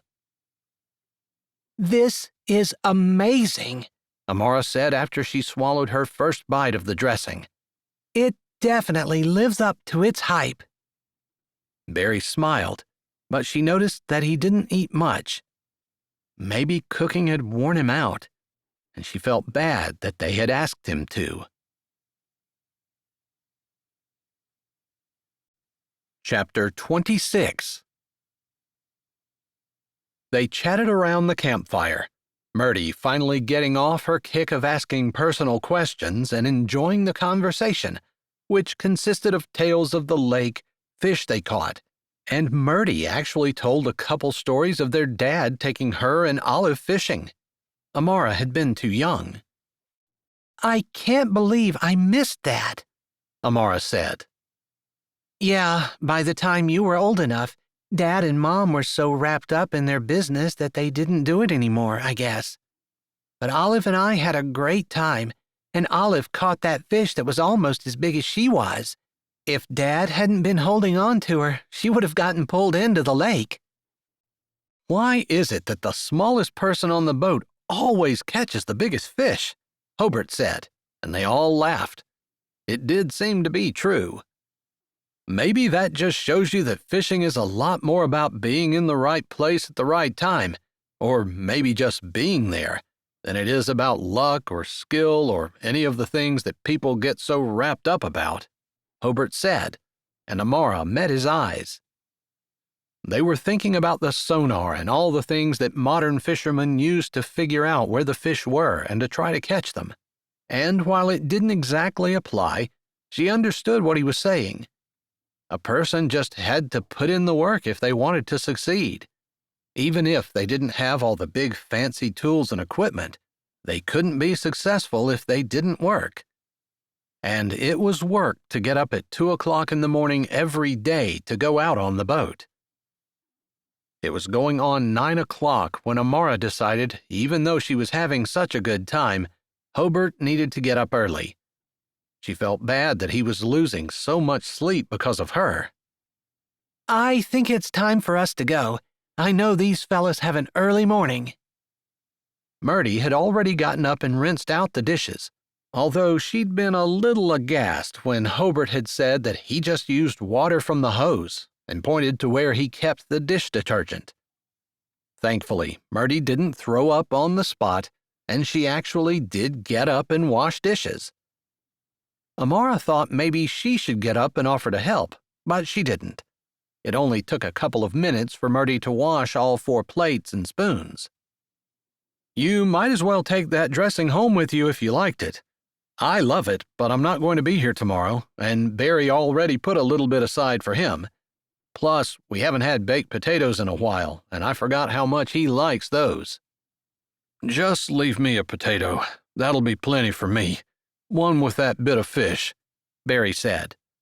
"I don't have the appetite lately that I usually do."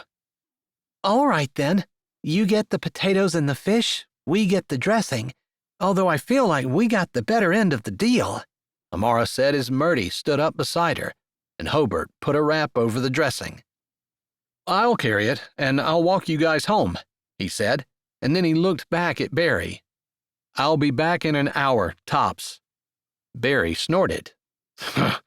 "Good night. I'll see you in the morning." Hobert shook his head. "He's giving me a hard time because I stayed at your house the night of the storm." "He stayed overnight at your house?" Murdy said as they walked away from the campfire, and to her credit, she said it in a low voice right beside Amara's ear. Hobert walked on her other side, carrying the dressing in one hand, as he twined the fingers of his other hand through Amara's, tentatively at first as though he were asking if it was okay since her sister was with them. She wasn't going to treat him one way when they were alone and treat him another way in front of her family or friends, but she was a little tempted to tone it down a bit, just to keep Murdy from asking them any more questions. "It was storming. I was in the house by myself. He stayed because he knew I was afraid. But he gets up at 2 a.m. to go to work, so it wasn't like he stayed all night. Some people don't even go to bed until that hour." She didn't know why she was trying to defend herself. She knew it was probably better to just not. Just let it go. Let God take care of it. But it was her older sister, and she knew that Murdy worried about her. She wanted her to understand that there wasn't anything going on. "We can talk later," Murdy said. That did not make Amara feel any better at all, which might have been Murdy's point. She wasn't sure. Still, while the idea was still fresh in her head, she turned to Hobert. "Barry doesn't look very good to me. Do you think he's okay? I mean, I would take him to a doctor's appointment if he makes one." "I asked him a few days ago, because I noticed that he seemed like he was tired and all he's been doing is sitting in the chair sleeping, which isn't exactly a massive change from what he did before, but it's still a change. He usually went down to the dock and went with me on the boat at least once or twice a week. He's been slacking off on going, but—" He closed his mouth. "I guess I was rambling. I'm sorry. I asked him. I told him I'd make him a doctor's appointment, but I think sometimes those of us who are living want to hold on to life so much that sometimes we try to drag the dying along with us when they're ready to go." She didn't say anything. That was not exactly the kind of thought she normally thought. "I guess what I'm saying is I want him to be able to do this on his own terms. And he told me that he didn't want to see a doctor. Not because he can't afford it, not because he's not in his right mind, but because he wants to face death on his own terms, and those are his terms, no doctors." It made sense. That was the type of man Barry was, but it was a little bit hard to swallow because she wanted him to try to take care of himself so he could stay with them longer. "You could have a doctor come to see him. Some doctors are making house calls. It's starting to be a thing," Murdy said from beside Amara. But that wasn't what Barry wanted either. "I think I understand what he wants. He doesn't want to cling to life, letting go of his love of the lake and being shuffled from room to room and doctor to doctor and only half living. That wasn't exactly what she wanted to say. It didn't explain everything, but it explained enough she thought maybe Murdy would understand. Yeah, I suppose I can call a doctor and have one make a house call. If he was in pain, if he were desperate to try to cling to life, but he's content. He told me he lived his life. He used the time that God gave him, and while he has regrets, he doesn't want to lose his dignity trying to extend his life. That's what he said, not me. Hobert added quickly, and Amara figured that he didn't want them to think that he was criticizing people who did everything they could to extend their time on Earth. I think that takes courage. It's his decision, and I think that people need to respect that. That is a valuable and courageous thing, to decide that they want to face death the way nature intended, perhaps. Without the pain. I think if he were in pain, it would be a lot harder to watch, and I would be begging him to at least take something for it. Yeah, I think we're not used to seeing that anymore, because our mindset is death is bad, life is good, and there's only one side. But I think there comes a time when dying is a mercy, or a person is ready to go to heaven, and ready to leave the earth. I can't disagree. They had made it up the trail and were at the bottom of their driveway. Someone left the lights on, Hobert pointed out. That's Murdy. She takes care of everything, and I feel like a scatterbrain next to her. Sometimes her creative side overruled her organizational side, and things ended up seeming like they were in a huge mess. But Murdy never had any creativity overruling anything. She was always very direct and exact. Well, of course I left the light on. Who wants to walk into their home in the dark? Especially since we're walking. It didn't sound like she was necessarily complaining, just being matter-of-fact Murdy. They reached the door, and Murdy pulled the key out of her pocket. Would you like to come in? Amara asked Hobert while Murdy was unlocking the door. I'd like to, but I better not. I do have to work in the morning. I'm sorry. Since you've met me, you've barely had any sleep. It's been worth it. I'm going in, but Amara, I want to talk to you as soon as you're done there. It doesn't sound like it's going to be very long, Murdy said as she gave Amara a look, and then walked in the house after bidding a short good night to Hobert. She didn't give them a chance to reply before she closed the door. I think she's warming up to me, Hobert said with a bit of a laugh as he put his arms around Amara and drew her close. She stepped into his arms willingly, wrapping hers around him, then running her fingers through the bottom of his hair, which she knew he had loved the night before. She will. I knew that you would win her over. Not because you're so charming, and not because everyone loves you necessarily, but because you just exude character and honesty and integrity. And even though Murdy can be a pill sometimes, she admires those attributes in people. And there's no way she couldn't see them in you. Wow, you have a lot of faith in me. That's right, I do. I also have a lot of faith that you're going to kiss me goodnight. I've been waiting all evening. That was probably the worst thing about Murdy coming, because I thought there would be a lot more kissing this evening than there was. He laughed. Have I mentioned that I love you? Because I really, really love you. Same, she said, and she did. She was disappointed, although breathless as well, when he lifted his head and put his forehead on hers. Every time it gets better, he said, running his hands down her back and moving his head to kiss her temple, sounding breathless and amazed. How is that? I guess we're practicing. And we're getting better? She asked, smiling. That, or I just fall deeper and deeper. Everyone says these feelings don't last, but they're so strong. I don't care what kind of feelings they are. I know what kind of person you are, and that's the important thing. Thank you for bringing your sister tonight, even though you knew it was going to be an uncomfortable evening. And thank you for trying to turn the conversation so that I wasn't defending myself the whole evening. You shouldn't need to, and she's going to see that. And thank you for your faith in me. I don't deserve it. You deserve that and more. She wanted to stand there all night, just talking to him, holding him, having him hold her and run his fingers carefully down her neck and trace down her backbone.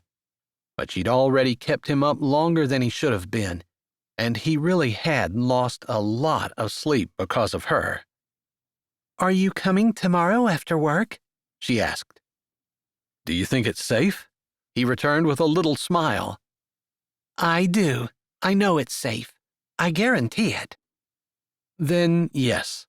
And even if it wasn't, it is still yes. He lowered his head and kissed her again, and she put her hand on his cheek, feeling the rough stubble beneath her fingers, using that to keep her grounded when the world wanted to fly away. When he finally lifted his head, she could hardly think. I love you, he said roughly. I love you too. He backed up, and with a last glance at her and a lifted hand, he walked off the porch and into the night. She stood there for a few moments, amused, her fingers going to her lips before she smiled with her eyes closed. A dreamy smile, the kind of smile a teenager might smile after her first date. But he was everything she ever wanted. Just that one distance-related issue stood between them. Unless a person counted their different economic statuses, but Amara did not. So what if she lived in a mansion on a hill and he lived in a shack by the water? It didn't matter to her, and he didn't care either. It shouldn't matter to either one of them. And it wouldn't. She smiled so big she could hardly stand it, and walked into the house. Chapter 27. Murdy peeked behind the curtains once more, relieved to see that the man who had been kissing her sister had finally left. She took a breath and paced back and forth in the kitchen one more time. She had to marshal her arguments. This was never going to work, and she had to convince Amara of that before Amara got terribly hurt. Plus, Murdy could not stay here. She knew that and wasn't sure why exactly she had agreed to come in the first place. There were too many secrets here, too many things that people knew about her that if they came out, she could lose the position that she had worked for all her life. No one wanted a Christian speaker with skeletons in her closet, especially the kind of skeletons that Murdy had. Wasn't it a great evening? Amara said as she practically levitated into the kitchen. Murdy looked at her sister, her eyes shining, her face beaming, her whole body seeming to say that life was good and she couldn't be happier. And Murdy wanted that for her. She loved her sister with all her heart. She wanted the very best for her. But the very best for her was not a man who lived in a shack by the water, who took an 80-year-old fishing boat out every day and brought back enough food to keep from starving. Although the man did seem to have character and integrity and manners at least. It was. The food was really good, she said, and that was the honest truth. But did you have a good time? Amara looked at her head tilted, her eyes searching Murdy's face as though she were trying to look into her soul for Murdy's secrets. But Murdy knew how to hide her secrets. She knew how to keep the past buried so that she could protect her livelihood and continue to provide for herself, so that she never found herself in the predicament that she had almost found herself in back when she was a teenager. If it hadn't been for Garnet. She shook her head. No, she was not going to think about that now. I had a good time, but the kind of good time where you're having fun with people that you like and you respect, but you don't want to spend too much time around. Why not? Amara asked, sounding like she truly didn't understand. Amara, there had to have been a reason why Mother told us not to associate with them. Maybe there's some incest going on in their family, or maybe there was some abuse. Whether it's physical or sexual, we don't want to have anything to do with that. You know that. You can't just throw out the whole family because one person was bad. And Hobert was just a kid. He didn't do anything wrong. Amara didn't sound angry, but it was obvious that she wasn't going to back down. Olive was the peacekeeper in the family. Murdy had more confrontations with Amara than she ever had with her middle sister, because Amara was more headstrong. But it sounded like she'd mellowed. You've changed, she said, letting the argument go for now. She could come at it from a side attack and have better luck. Or maybe she should just find out why exactly their mother forbade them to have anything to do with the Gilcrest family, and then that should be enough to convince Amara that she was making a grave mistake. I think I have. I think it was something that was already happening before our parents died, but that kind of got me thinking, reflecting, wondering what exactly I wanted to have my life say. You know, we cleaned out the condo and there wasn't much in the way of personal things. I think they had, one picture of our family? They were busy. They were creating a business. I mean, we are going to see a significant amount of income from that business for years to come. You know you don't have to work. Amara looked surprised. When did that happen? Oh, that's right. I got the mail since I'm the executor, and I guess I just figured all three of us could talk about it when we met here. There is income? Well, you got your share of the sale of the condo, right? Yes. Their business is making money too, and they set it up so that if anything happened, then it would be managed through a trust, and if the business stops making money, the trust is commanded to sell it, so you shouldn't have to lift a finger, and you're going to get a nice, tidy 6-figure income every year. I see. Amara, Hobert isn't the kind of man who is going to want to move to Chicago and climb the corporate ladder with you, even if he doesn't have to fish every day. He loves living in his shack next to the lake, Murdy said, and she tried not to make shack sound like a dirty word, but she didn't think she was quite successful when she saw her sister flinch. But he's a good man. It doesn't matter how much money he has. It doesn't matter where he lives. He's honest and has integrity and has a good work ethic. What more could I want? Heat in the winter, perhaps? Murdy said, trying not to sound sarcastic. He has a wood stove. It's cozy in there. It wouldn't be cozy for your teenage kids who have to go there after school and have all their classmates make fun of them because they don't live like everyone else. Maybe I'd homeschool. Maybe I don't want to live like everyone else. Maybe the way everyone else lives is wrong. Doesn't the Bible say that the wrong way is wide and there are a lot of people on it?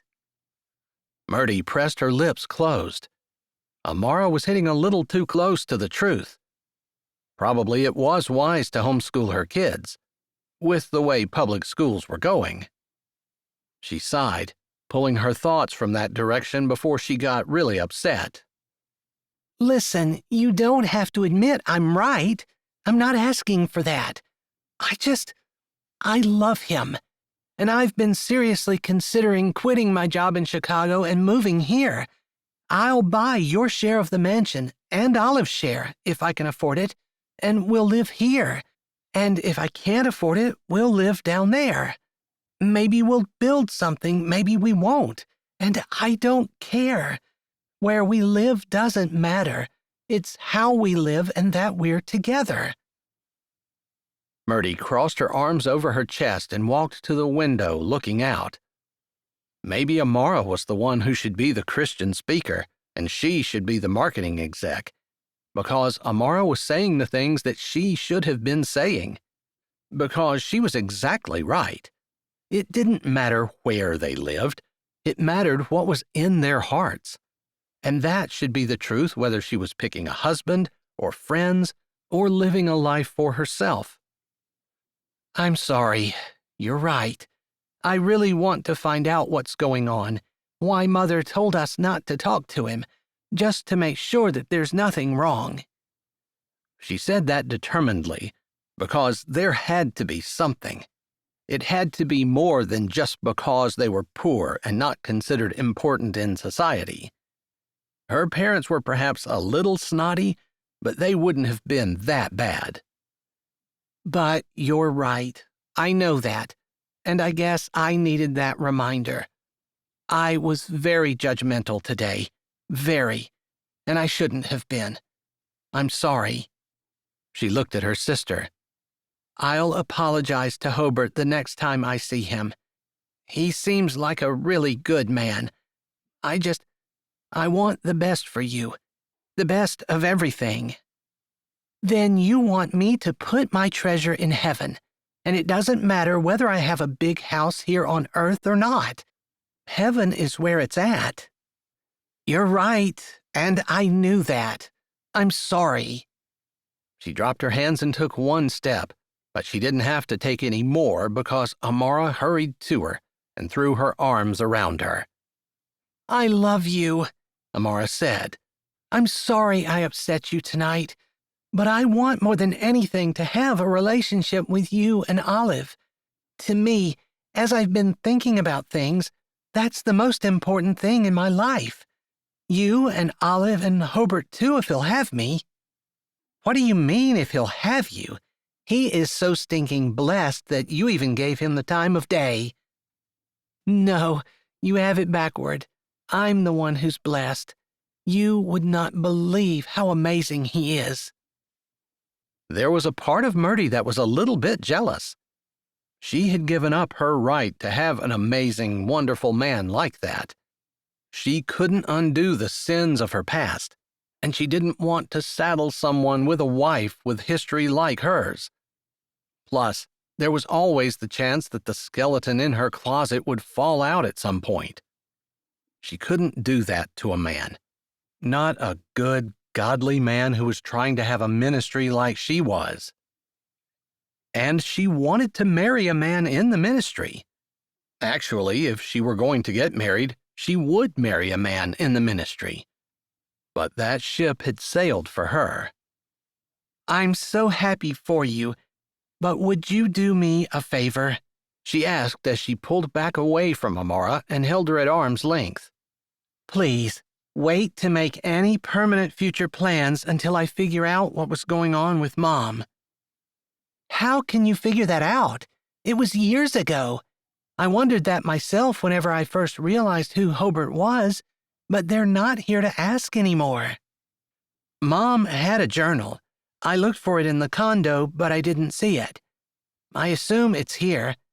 I have been dragging my feet a little bit because it feels like being sneaky behind our parents' back to look for her journal intending to read it, but at the same time, it might have the answers to our questions.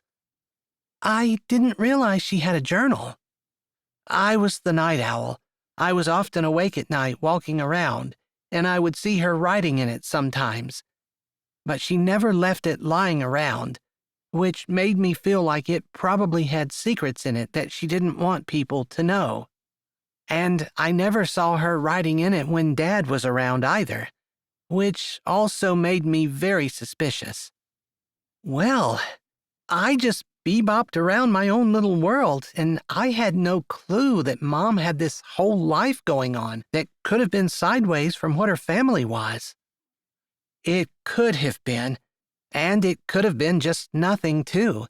Maybe her hopes and dreams of being a businesswoman or mother or whatever. I don't know. But I'm tired, and I'm not going to look it up tonight, but maybe tomorrow, okay? All right. Since I've already started on painting, I'm going to do that, and Hobart's going to be here afterward, anywhere from 2 o'clock to 6, and he'll help me until 9 or 10. You're welcome to paint too if you want to. All right. Yeah, I think I would like to get to know Hobart a little better. It sounds like he's going to be around for a while. Amara smiled huge, and Murdy silently said a prayer of thanks that God had shown her her arrogance before it was too late. At least, too late for her sister. Hopefully Hobart didn't hate her for the way she acted tonight. She hadn't been terrible, but she had given him a little bit of a hard time, and she shouldn't have. In the meantime, she'd figure out where her mother's journal was and see what she could find there. She just hoped that her mother didn't have the kind of skeletons in her closet that Murdy had in hers. Chapter 28. Hobart eased the boat to the dock and tied it up, whistling and hurrying with his work. He'd had a decent day of fishing, but the fish quit biting around noon and he'd come in. He couldn't wait to get back to Amara. Maybe this was what being in love was like, unable to stand the amount of time a person had to stay away and counting the minutes until he could get back to the one he loved. Whether that was it, or whether it was just an infatuation that would eventually simmer down, the embers would burn under the actual actions of love that he intended to do for Amara. Every single day that she would allow him, until she left him, he didn't know, and he didn't care. He just knew he wanted to see her again. But as he walked off the dock, he thought that maybe he ought to spend half an hour or so with Barry. He hadn't seen him much at all lately, and he suspected that Barry's time on Earth was not going to be long. But as he walked back, he noticed that there were tire prints in the road. It had been so long since anyone who drove a car had been back. The prints were obvious. It looked like there were two, so either two cars came back, or one car came back and then left. He picked up his pace, although he hadn't been slouching to begin with, unable to figure out what in the world might have been going on. Who would have come back? Did Barry decide to call an ambulance? He had an old flip phone that worked most of the time and that he could use in an emergency, but he couldn't believe that Barry wouldn't have called him to let him know what was going on. Unless he just didn't have time. Walking so fast he was practically running, he stopped when the shed came into view, and Barry was sitting on the chair like he normally was, slouched and had a blanket over him, which was new. It was like he was sitting in the sun, trying to get warm, and just never could. He even started a fire the other day when it had been cloudy and a little drizzly out. Hobart hadn't said anything, but he just helped Barry get closer to the fire, close enough to get warm without burning anything. He wished he could do more for him, but Barry didn't seem uncomfortable. "Hey there," he said, coming in beside Barry and scrunching down on the stump that sat by his chair, his hands on the arm of Barry's chair, looking up into the older man's eyes. They opened slowly. "Hobart, you're back." "Yes, I quit a little early today because the fish quit biting. I had a pretty good day, though." "Good. I had a visitor. I need to talk to you." His voice was soft and tired, a little slow. Hobart felt a twinge of fear claw in his stomach. "All right." Barry opened one eye, gave him a look, then he closed it. It was your mother. What? Hobert stood up, looking around, wanting to see her. What did she look like? He never even saw a picture of her. He didn't have a single idea of what she looked like, what kind of person she was, who she was. She's gone, Barry said, and then he sighed. and she won't be coming back. She left? Hobert asked, disbelief heavy in his words. She left without even seeing me? Did you tell her I was coming back? She knew. I told her. She left 20 minutes ago. I told her you'd be back soon, but I don't think she wanted to see you. Sorry. No, it's okay. It's not your fault. Of course she didn't want to see me. She knows where I live. She could have been here any time, and she chose not to be. Yeah.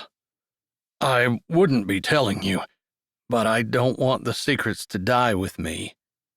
Barry sounded tired and weak. Hobert wanted to say, "You're not dying," but it would have been a lie, and he didn't want to lie to Barry. "I don't want to face that," he said instead, which was the absolute truth. Lots of things in life we don't want to face, boy, but lots of things we have to anyway, Barry said, his voice raspy, and he was a little out of breath, like just talking made him breathless. "What is it you want to tell me?" Hobert asked, hoping he could just get the bad stuff out of the way so they could deal with anything else they needed to, like getting him warm, making sure he was comfortable, and finding out if there was anything else he wanted to do before the end of his life. When she left, she threw her rings at your father. The wedding ring wasn't much, just a gold band, worth probably $100, if that. But the diamond ring, your dad paid good money for it. Took him 10 years to pay it off. 10 years? Like 10 years while I was born? Barry nodded. He bought it maybe 2 years before you were born. It took him more time to pay that thing off than they spent together. And he had it all the time? He could have sold it for money? Sometimes I wondered if he didn't sell it to buy booze, but he didn't. So you still had it? I did. I guess she's hard up for money and came back for it. She came back for her engagement ring because she needed money, but she didn't even stay an extra 20 minutes to see her son. Hobert stood, biting his lips together and turning away. His heart hurt. But it shouldn't. He'd known his whole life his mother didn't give a flip about him. If he needed proof, here it was, but he supposed there was just something in every little boy that wanted his mom to love him. Regardless, he had to let it go. She didn't love him, and there wasn't anything he was going to be able to do to make her. That wasn't his fault. He just couldn't be bitter and angry about that. She took the ring, but that reminded me about the question you'd asked me not that long ago, and I wanted to answer before I go. My question about why Amara's family wouldn't allow the girls to speak to me? Yeah. Your mom, Nancy, is a selfish person. Hobert wanted to shout a big amen to that, but he supposed there were times where he was selfish as well. Okay. Barry opened one eye, a little bit of amusement on his face. You can agree with me. I suppose I do, but I didn't see any point in it. She is what she is, and I can't really fix that. I just have to work on not being bitter and angry against her. And I suppose I have to work on forgiving her, even though she's never going to ask for it. That's the hardest thing, She doesn't even admit that she did something wrong. Yeah, today she didn't care. All she cared about was the ring. Not about you, not about me, not about your dad. He was gone. She didn't give a flip. She didn't realize he died? I don't think so. All she's been doing is living her life. But she's not with the same guy she left him for. But that's not my story. Years ago, Amara's mom had her best friend and her husband visiting her here in Raspberry Ridge. Barry took a breath. It wasn't going to be a long story because sentences tired him out, but Hobert appreciated him taking the time to tell him.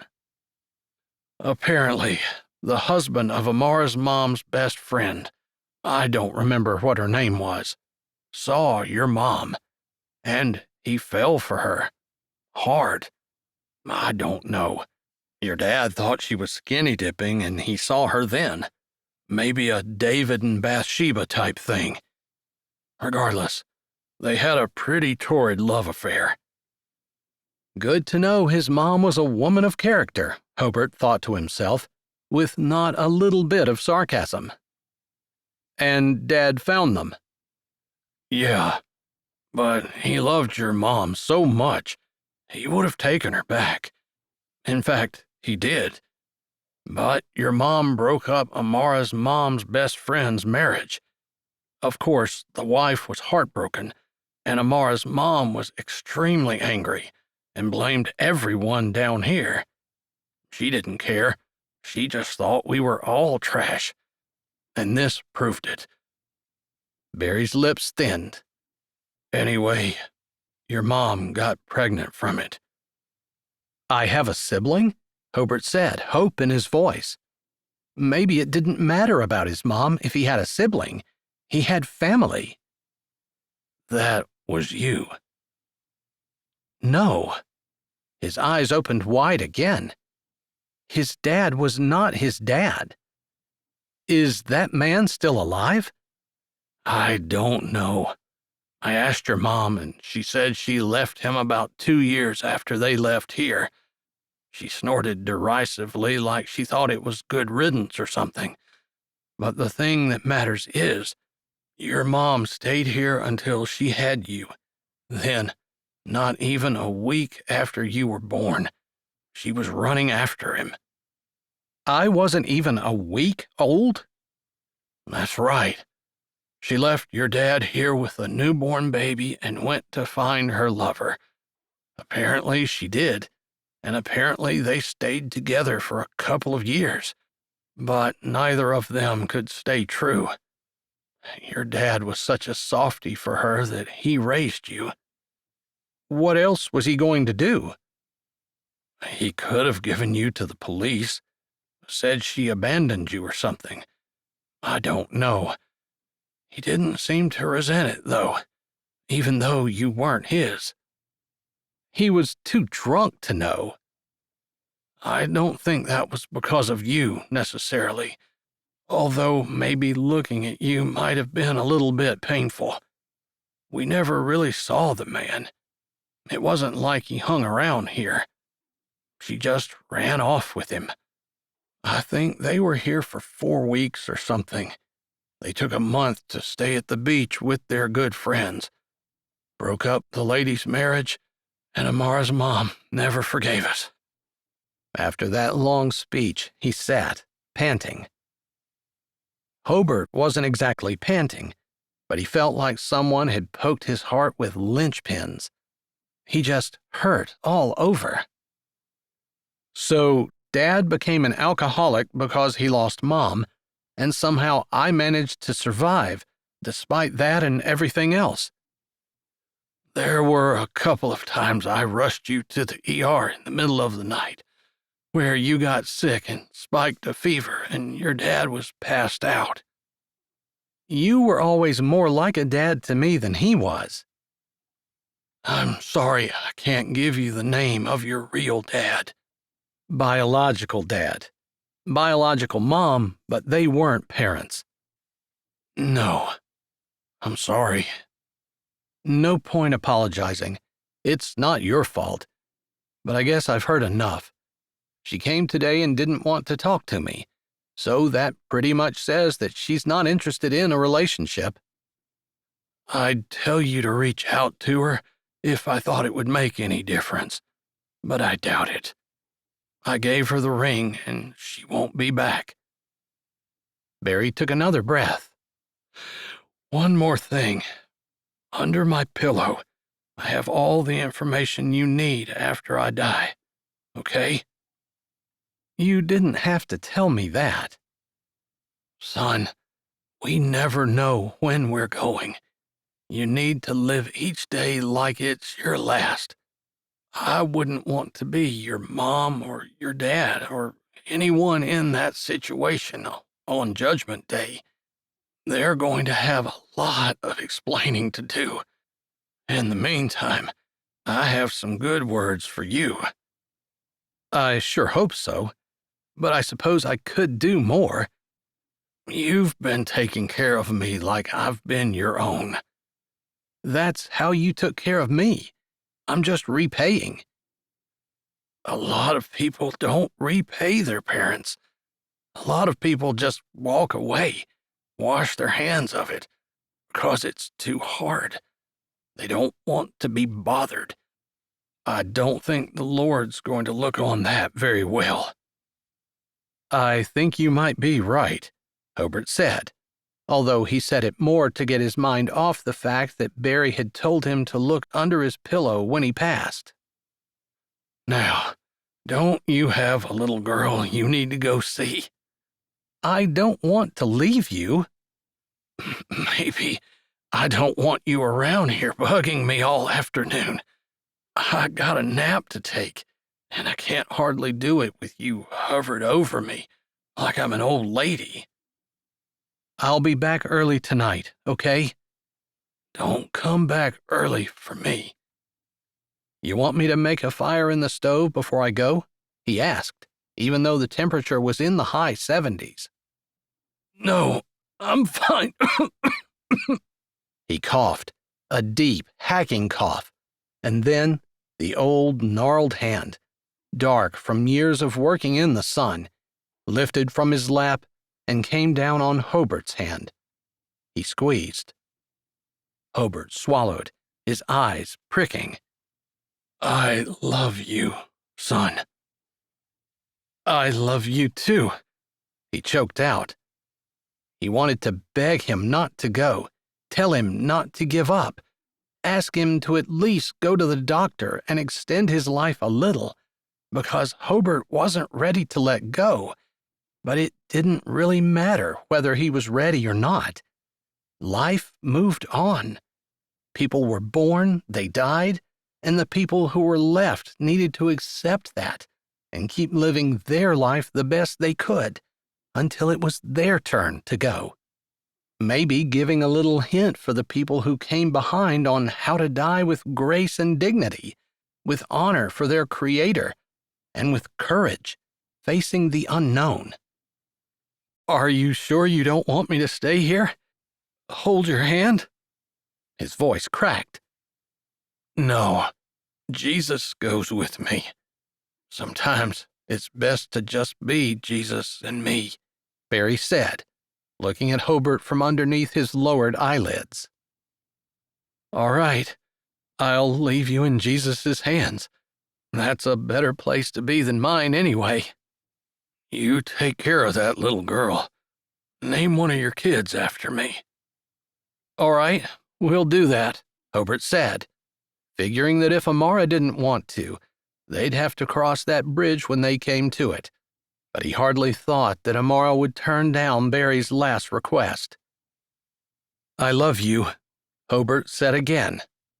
He'd said that more in the last 2 weeks than he'd said it in his entire life. You too. Barry closed his eyes, and his chest rose and fell slowly. Hobert waited until he was sure the old man was asleep before he stood up, pulling his hand out from underneath Barry's and putting Barry's hand back on his chest, over top of the blanket.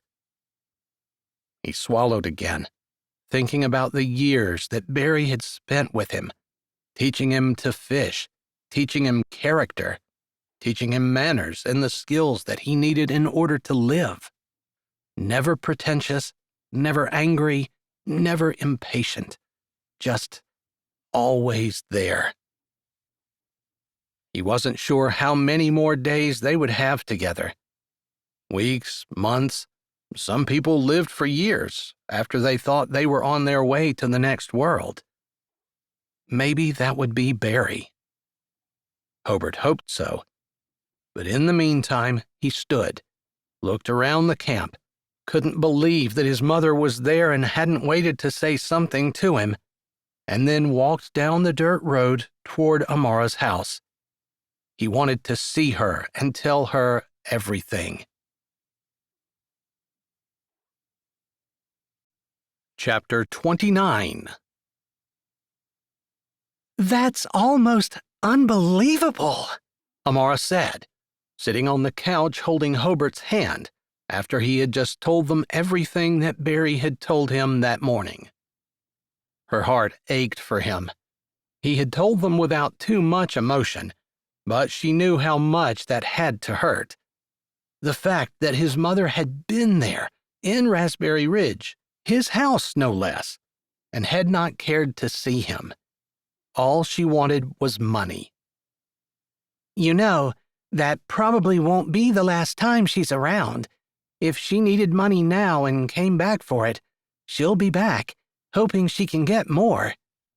Murdy spoke the obvious truth, which Amara hadn't even thought of yet, but as soon as she said it, she knew Murdy was right. You're probably right. Maybe I will end up seeing her again. I'll have to work on forgiveness, he said, looking down at their joined hands, almost as though he could draw strength from that. Well, forgiveness is not easy, but it's as much about you as it is about the person who wronged you, Murdy said, sounding like the Christian speaker and author that she was. Hobert nodded but didn't speak. I looked early this morning and I found my mother's journal. I was waiting until you came before I discussed this with Amara, but it basically said the same thing. I mean, she went through a lot of her anger and her absolute hatred for someone who would break up a marriage, but I felt like she was unreasonably angry at your, not father, but your mother's husband at the time, because it was her who made the choice. And just for the record, in her diary it does say that she was skinny dipping. Good reason not to go skinny dipping, not like I've ever been tempted, Amara said.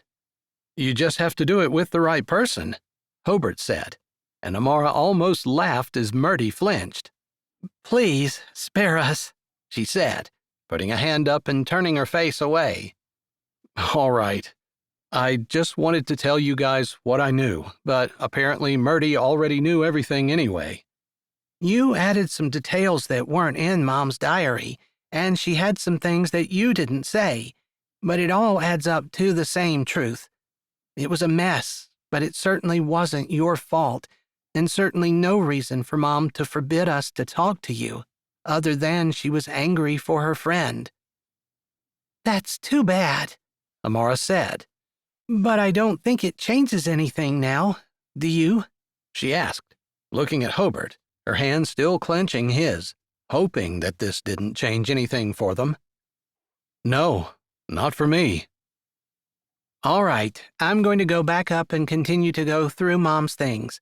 I will help you guys paint when you get started, if you have enough brushes or rollers or whatever. Murdy stood up and walked out of the living room, leaving Hobert and Amara sitting there. Amara sat with him in silence for a bit, figuring this was a lot to process, and knowing that it would be hard for her heart if it had been her. As it was, she felt pain, even though it wasn't even her mom. I wish I could do something. You don't deserve to have a mom like that. You deserve to have a mom who cherishes you and loves you, she said, knowing that she hadn't really had that. If I got what I deserved, I'd be in hell. I guess Anything we get that's better than that, we should be grateful for. But we have a tendency to look at our lives and see what we don't have rather than what we do." "That's very wise," she said, nodding. He grinned. "I know that it's been a hard day for you, but what you said about Barry makes me want to go see him and just say goodbye, I guess." "We could do that now," he said, lifting his brows. "I don't want to keep you from your work if that's what you want to do, but I'm willing to walk down if you really want to say goodbye. Maybe we have months. I don't know." He lifted his shoulders. "Yeah, it's better to do it now than to wait and have it be too late." Although she didn't feel bad with the way she left last night, she had thanked Barry and given him a hug before she left. He had looked a little embarrassed about the hug, but he also looked pleased. And if that was her last memory, she wouldn't be upset. But the fact that he was hinting that he wasn't going to be for this world long made her want to go and talk to him one last time. She and Hobert held hands as they walked out of the house and down the driveway. They didn't say much, and she figured that Hobert was still deep in contemplation over the way things had gone. It had taken her a while after her parents' death to reconcile what would never be between them. But she had never been rejected so solidly, and her heart just bled for Hobert. As they went down the dirt road and came to the trail and the shack came into view, she could see Barry sitting in the chair just the way Hobert had described him. His hands on his stomach, his body slightly slouched, the blanket tucked in around him. There was something off. "I think he's gone," Hobert said softly. Amara wanted to cry, more for Hobert and the things that he had been through that day than for herself. First, his mother soundly rejected him, and now he lost the man who was more like a father to him than anyone else in the world. "It feels like I have no family," he said softly. "You have me, and we can talk about it later, but I sent my resignation to my job in Chicago. I'm done the last day of my vacation. I might have to go down to Chicago and clean out my office, but even if I don't, there's nothing there I want. I'm hoping to sublease my apartment, and I'm planning on staying in Raspberry Ridge." She didn't tell him that she might not be staying in the mansion if she couldn't afford it, and she also didn't tell him that her sister had said that she should have a 6-figure income for the foreseeable future. Maybe she'd be able to pay off the mansion. She didn't know what electricity would be or property taxes or anything like that. The future was fuzzy and uncertain, but she knew what she wanted, and that was Hobert. A smart girl didn't pass up a man like him, not for a job, not for a house, not for anything. He smiled as he looked down at her. "Are you serious?" She nodded, looking up at him, a little bit of a smile on her face, and she knew hope was shining from her eyes. "I don't want you to give that up for me." "I didn't. I mean, yes, I wouldn't have thought about it if it hadn't been for you, although I wasn't happy in my job, wasn't happy doing anything in Chicago. And I love it here. So I'm not giving things up for you. I'm gaining a better life because of you." He swallowed, closing his eyes and then smiling. "I'd better check." "I'm here," she said, squeezing the hand she held. He nodded and then strode forward, but it didn't take long to tell that there was no heartbeat, and the old, frail chest was no longer rising and falling. If I get a choice of the way I want to go, this is exactly it. Yesterday, he made his shrimp and grits dressing, slowly, with help, but still. And then today, he slipped into the arms of Jesus. I can't think of a better way to go. Me either. No pain, no tears, just a happy reunion. After living a full life. He took a shaky breath. But it still hurts. I know. He turned, gathering her in his arms, and she wrapped herself around him, holding him close, as he squeezed her tight, burying his face in her neck and breathing out. I didn't know it was going to be this hard, he said. I think it surprises us. Every time. She thought maybe mentally they couldn't stand the idea of the pain that losing someone so precious to a person felt, and so subconsciously they pushed it aside. At least she'd been shocked when her parents had passed. Of course, it had been unexpected, too, although Barry's decline had been rapid in the last 2 weeks. Regardless, Amara marveled at the timing of the Lord. Hobert could have been alone at this point, after finding out about his mother and losing Barry.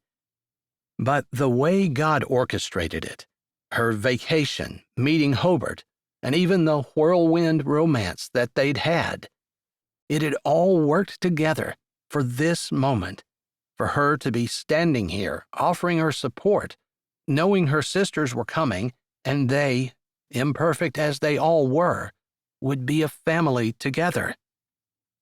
She couldn't ask for anything better. Chapter 30. 1 week later. The funeral had been short and small. They'd opened up the Raspberry Ridge Church, and Pastor Calvin, who had baptized him years ago, had come to do the service. There had just been people from Raspberry Ridge there, maybe 25 in all. The whole town had hoped that the new pastor, Garnet Irving, would be there to help officiate the ceremony, but he had been delayed. For some reason, Murdy had seemed especially upset every time someone mentioned the new pastor. Anxious, like she wanted to leave. Amara had told Hobert that Murdy was just high-strung and always in control, but Hobert thought there might be something else going on. But what did he know? He really hadn't been around a whole lot of women in his life, and maybe Amara was right. Regardless, he and Amara now walked down to the shack. He'd asked her to marry him, and she happily said yes, and they agreed that they didn't want to wait. So they'd be planning a wedding soon. But after the funeral, he remembered that Barry had told him to look under his pillow after he passed. With the funeral, helping the sisters to finish painting the mansion, trying to keep himself busy, and going out every day to fish, he hadn't really thought about it. So Amara was going with him on a bright Sunday afternoon, after they'd looked at the grave that Barry had been placed in yesterday after the service. What do you think is under there? She asked. I don't know. Maybe an envelope with $100 bills in it. I always gave him what was left after I paid for my fuel and insurance and bought the groceries. Sometimes it was a good bit. Sometimes it wasn't much. But I figured he deserved it. I don't know if he ever spent it or not. Sometimes I wondered if he had someone somewhere else that he sent money to. He was that kind of guy, you know? Always taking care of people? Exactly. Hobert said as he opened the door to the shack, and Amara stepped in first. It was dim inside, but light enough that they didn't need a light, and he looked around at the neatly made bed in the rustic and rough but clean room. He spent his entire life here, and it looked like home to him. But to other people, he understood that it looked like poverty, abject and miserable. But he'd been happy, for the most part. Sometimes his dad's drunken sprees had made things uncomfortable, but when his dad was sleeping it off or not quite to the point where he was making everyone miserable, life hadn't been bad. He'd really enjoyed it after his dad passed away and it had been him and Barry. He hadn't felt like he needed anything else. Until Amara came along, and he realized he was missing a whole piece of himself that he hadn't even noticed. You want me to get it? She asked from beside him. He put his arm around her and pulled her close to him. I guess I don't know. Sometimes when you don't know something, it's better than knowing it.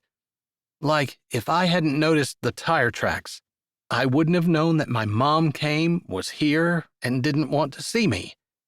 That's one of those things I'd be better off not knowing. Now, God gave that to me so I could work on getting over it, forgiving and loving anyway.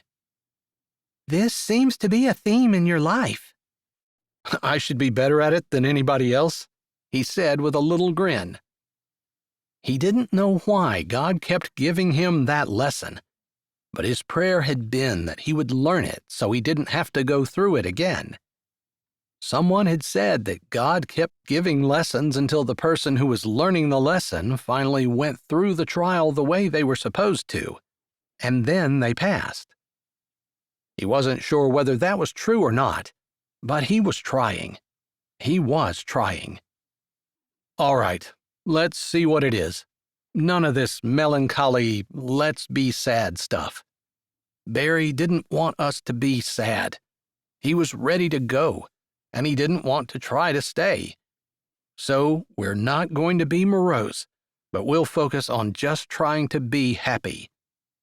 It's a choice, but sometimes it's a hard one. Amen to that, he said as he went over to Barry's neatly made bed and lifted the pillow. He wasn't sure what he thought he was going to find, but the 2 letters were not it. Looks like a bank statement and an investment portfolio or something, he said, wrinkling his brows and looking down at the paper in his hand. All right, no big packet of $100 bills.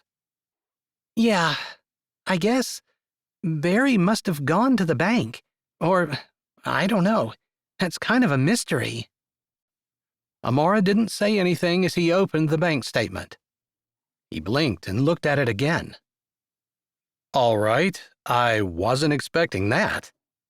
What's that? Amara said, not sounding the slightest bit impatient, but calm and like she could wait all day for him to talk. There is $1 million in it. Well. He closed his eyes and shook his head, looked at it again, and then he handed it to Amara. Am I looking at that right? It didn't take her nearly as long as it took him. Her brows went way up, her eyes opened wide, but she nodded her head. You sure are. Well, he said, and then while she was still holding the bank statement, he opened the other letter. It was a letter naming a lawyer for Hobert to get in touch with in order to have his name put on the bank account and the investment account listed below for the amount of $2.3 million. Okay, if that made your heart beat funny, this is really going to make it go weird. Okay, Amara said, looking at his face. Must be good news. You don't look upset, she said slowly, like she was trying to figure it out while she was talking it through. $2.3 million in the investment account. Barry has given me power of attorney for that and the account that you're holding. Holy smokes, you're rich. He laughed. I'm no different now than I was 5 minutes ago. I just have a little bit more that God entrusted me with. Maybe I passed those tests okay. I'd say he's definitely given you a good bit to be a steward over, and that's a good way to look at it. All right. He looked around the room again, happy that Barry hadn't spent the money. He might have been a different person if he had. If Barry had used the money to make his life easier, better, Then he wouldn't have had to work so hard, wouldn't have had to suffer through the time of his broken leg. Realizing that he needed a nest egg of his own, Barry had been wise. I don't know that I would recommend that anyone grow up like this, but can I say that I'm really glad that Barry put the money in an account and saved it and didn't spend it on me? Well, you wouldn't have nearly what you have now, because investments grow over time, and if you had spent it, you wouldn't have had it. But I kind of think that maybe it's because he knew that when he was gone, you weren't going to have any family. And not that money takes the place of family, but he wanted to leave you with something. Wow. He swallowed, and then he said, I guess you can have a little bigger wedding than what we were thinking about if you want to, he said, lifting up his eyes, wondering what she would say about that. But she smiled and shook her head. No, weddings are frivolous things to waste money on. And the important thing is that the people that you love are there. Although, maybe we'll spend a little bit extra and put a special bouquet at the altar in memory of Barry. Yeah, because he's someone we loved. She nodded, and he came back, the paper still in hand as he wrapped his arms around her and hugged her. Loving that the money hadn't changed her, that she didn't want to go blow a big wad of it on something crazy, but just wanted to be unpretentious. And that was probably the reason that she wanted to move to Raspberry Ridge, because she didn't like that big city lifestyle either. Have I told you today that I love you? He asked softly, his lips by her ear as he trailed them across her temple and down her cheek. I'm not sure. You better say it again, just in case, she said, closing her eyes as he trailed his lips along the edge of her jaw. Amara, you're the best thing that's ever happened to me. I love you, Hobert, and I might want to disagree with that, but I can definitely say that it's true for me. You've helped me make choices that were the best choices, and I am excited to spend my life with you.